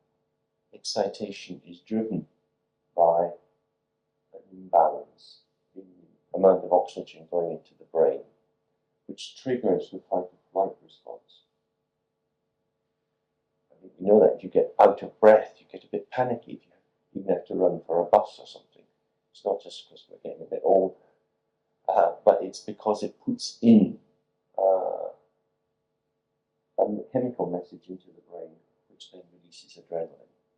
And the adrenaline hypes us up, so the parasympathetic nervous system gets out of sync. So this deep calming is very, very good for the health, and very useful if you've got to go for job interviews, or in the community, say you had some conflict or something like that, and you've got to talk to people. If you do the breathing first, and then the 3 R's, much more likely to feel a bit kind of spacious and open, because it stops the kind of impulse of running through so much. So maybe now just run through some of the sequences of some of the things we've done. We're beginning by talking about impermanence. And the remembrance of impermanence is really at the heart of all Buddhist practice. Impermanence is in 2 forms. Outer impermanence, in which we observe the changes of the seasons, erosion of the soil, changes in our own body, cracks in the ceiling in the house, things in the carpet, and so on. We're constantly reminded that things change. We do cooking and we clean the plates. The sequence of change is going on all the time. this is just something to keep clocking. On the inner level, when we sit, when we do the 3 R's, become aware that life, our existence, is nothing but this continuous flow of experience. Experience itself is always impermanent. Life is a process. And it's that level of impermanence in which we are with the process, which is at the heart of Dzogchen. So this idea of self-liberation is really just impermanence turned around. When we think at first impermanence, we think, oh my God, I'm going to die, my body's going to change, I can't hang on to anything. And the ego gets a bit anxious. But when we start to recognize a bit more this underlying calm, the presence, then impermanence is simply this flow, this ceaseless change of manifestation. But that's something we try to observe all the time. Because when we really see that the nature of the mind is to be in dynamic movement, then it becomes pointless to try to control the mind. One can modify it and direct it a bit, but you can't actually shape it like with a biscuit cutter. The mind isn't like that. The mind is moving, it is interactive and dynamic. So the best way to stay with that is just to be presence. And to allow this movement to come through. And the more we allow the impermanence, it starts to reveal itself as a radiance. And we start to enjoy everything. So that's very important. But it also leads us to these things we were talking about before, about agency and responsibility. That in this self-liberating flow, the ego is not the king. You can't make things happen. When we make the ego the king and try to control in the world or control onto ourselves, we may gain some power for a moment or two. We may be able to make things happen. But we've cut fundamentally the line of awareness into the ground nature and the nature of the process. So it's very important not to get so preoccupied in the situation that we go for stabilizing on the level of manifestation and forget the ground. So in order to help ourselves make this possible, we do the 3R practice and relaxing into the openness. Or we can do the PEP, to explode these coverings and just then to be present in that state. And we support this by doing the examination, which maybe you can do this afternoon if you like outside. Just whenever you see anything catches your eye, look at this. What is this? Oh, it is this, it is that. Then examine these representations. It's a flower, it's springtime, it's this, it's that. And you can watch how as soon as you've got one name, 1,000 names are out. As soon as you say it's a daffodil, I wander lonely as a cloud. Everything kind of, how our minds go, we associate very quickly. This is beautiful, but it's a play, it's a drama. This is the theatre of the mind. It's not the true nature of the world. So we're not wanting to block creativity, but to examine the stage, if you like. The stage is not a fixed stage set. It's more like a hologram. There is, when we take away the names, something is there. This radiance which is the light shining out of the ground nature of the mind. And then with this radiance, in an interactive way, we create all these little dance dramas of our own existence. And they're all impermanent. This is the flow of the process of enlightenment from all time. So it's very important to see that there is no inherent self-nature in any phenomena. They are there, they manifest, but without inherent. In Tibetan, this is often described by saying the nature of the mind is unborn. It's unborn because you can't find anything. It's not been come into existence as a substance. But it's also unceasing. Without ever stopping, the mind gives rise to experience. So we shouldn't try to stop the mind, because it doesn't stop. At the same time, we shouldn't try to find the mind as a substance, because it's unborn. This is this amazing. So, with this sense of everything is only a name put by mind, we then have to look, what is this mind which is putting all these names?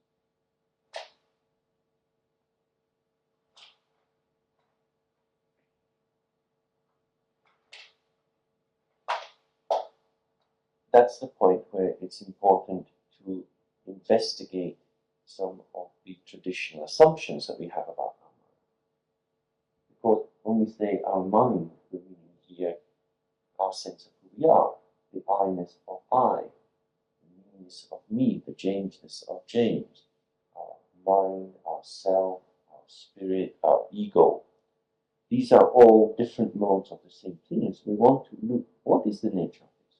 Who is the one who says, I am me? Where does it rest? Where does it come from? Where does it go? What color is it? What size is it? And see if we can find any specificity about it, or if it seems to have a shape, what is the shape resting on? So we might think, oh, I am my brain. My brain is in my skull. My skull is part of my body. My body is sitting on that. Good. So, who has just said this? Somebody said to me, I am my brain. Who said I am my brain? Did my brain say I am my brain? Who is the I that said I am my brain? Is that I that said I am my brain in my brain? Where is this I? So whenever you have a solution, ask, what is this solution resting on? Because the solutions, when they present themselves, appear to be self-existing, becoming a sentence, but full stop. I am my brain. My mind is chemical. I've seen a photograph. I know. Who is saying chemicals are telling me, should I believe chemicals? No. I believe in ecology. If radishes were telling me, I would believe it, but not chemicals in the brain. I want a chemical-free environment. In that way, we can see how, when we investigate these questions, solutions arrive. And each solution says, this is a beautiful boat, sit in my boat and I will take you home. But they go up the creek. They don't take us out into the open ocean. So again and again, we look for this solution. And if a solution seems to be staying a long time, hit it with a few pets and see if it's still there afterwards. Because if you have found the true identity, it will be there all the time, won't it? It will not be, if we say, this is really an orange, and then if I was to spoil your carpet and squeeze it, we wouldn't have such an orange, we would have the juice on the carpet and some pulp. The orangeness of the orange is contingent on these factors continuing the way they do. So, it appears to be an orange. In terms of ordinary understanding, this is an orange. But there is no essential orangeness in the orange because if the factors around it change, this is gone. This is something else. The orange is resting on the fact that till now it has not ceased to be an orange. Because the orange has come into existence and will pass out of existence. In the same way, when you look for this question, what is the nature of my mind? Who am I? Answers will arrive in the form of an orange. They will appear to be there, they will appear to be real. But if you push them, if you squeeze them, they will dissolve. Because there is no answer to the question which you can put into words, which is a clear representation. The answer arises when the words end. A bit like that man was saying, the Zen practitioner. He is saying, you have to push and push and push to find that there was no solution to what you're pushing for. But we can do that directly in these questions. In some ways, these questions about where the mind is are similar to koan questions.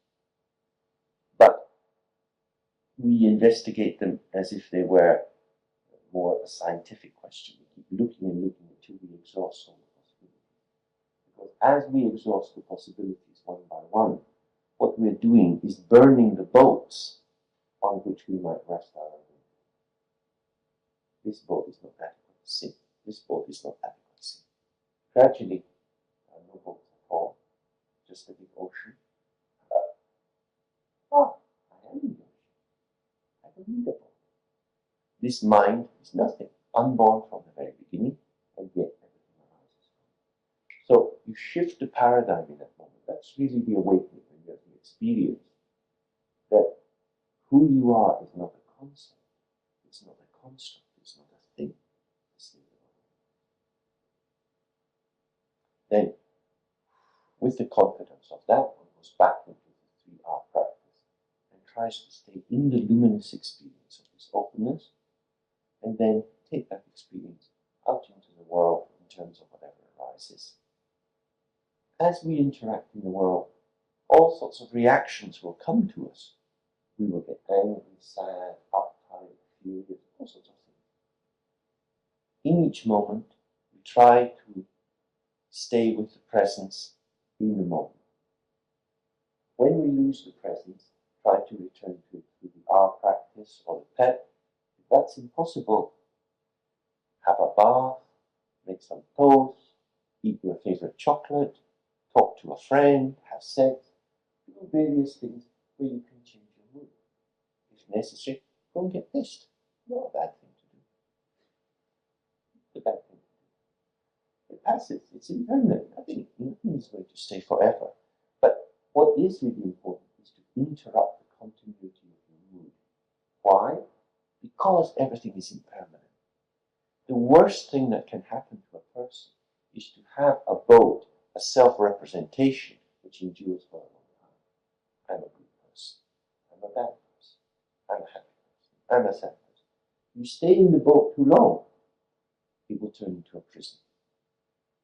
So to disrupt your mood is important. That's why it says in the text I read yesterday, the yogi strengthens the meditation by destroying it. Just as a river gets stronger as it tumbles down the mountain. As the river comes down the mountain, it splashes. This wave, spume, flowing down, and it builds up a power. If you rest on something and it becomes too stable, it will grasp you in sin. Whatever we are changing. Impermanence is there. That was the condition of that woman last night. She spent all her life, a wonderful life, without being healthy. Now she's becoming sick. She doesn't know what is sick.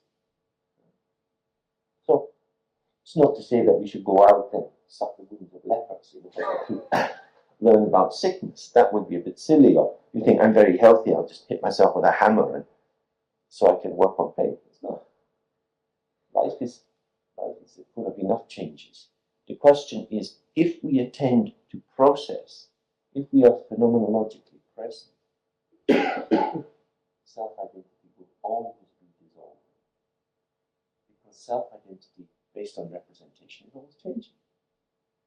When self-representation endures, it's because we are not aware. Because we've fallen into a dream, a trance of assumption. So this is why disrupting our assumptions is very important.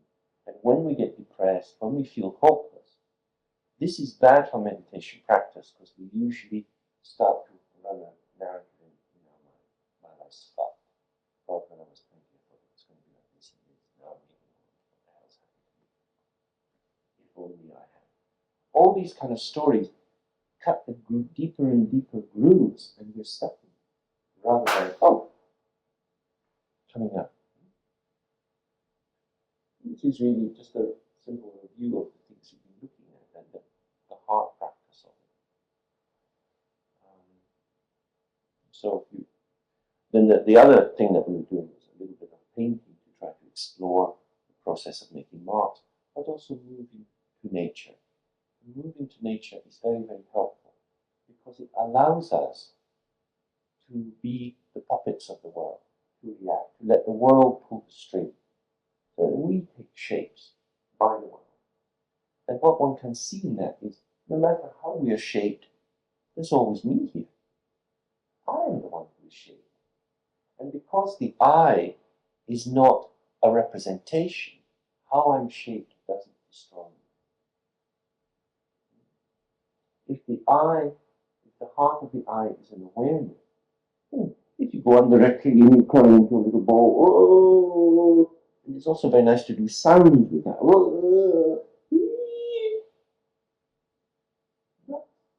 But it's also very, what is this? Well, this is just the play. Because in life we're always being distorted by the world. So if we can go into that distortion and explore the continuity of expression in responsiveness, it helps us to realize that we don't need to be in control of situations. We don't need to be the one with the power in order to be ourselves. This is a big shitty, particularly in Britain. It's very difficult to go to a restaurant in Britain and get good service because British people believe that serving the restaurant is somehow demeaning. If you go to France, people admire it because they are themselves while they're serving you the food. Whereas in Britain, they feel somehow, oh my God, I'm insulting myself to do this. This is completely crazy. And it can easily spread out to all our activities. To be in service is to be in relation to presence. Even if you get trapped, even if you have to work in a factory and do work that's not really what you want to be doing, by staying present and adapting, you're living alive in your environment. Rather than thinking, oh, it should be different, I should change it. So that's why this practice in nature is very good, because it lets us just adapt to the world as it is, free of the mediation of our fantasies of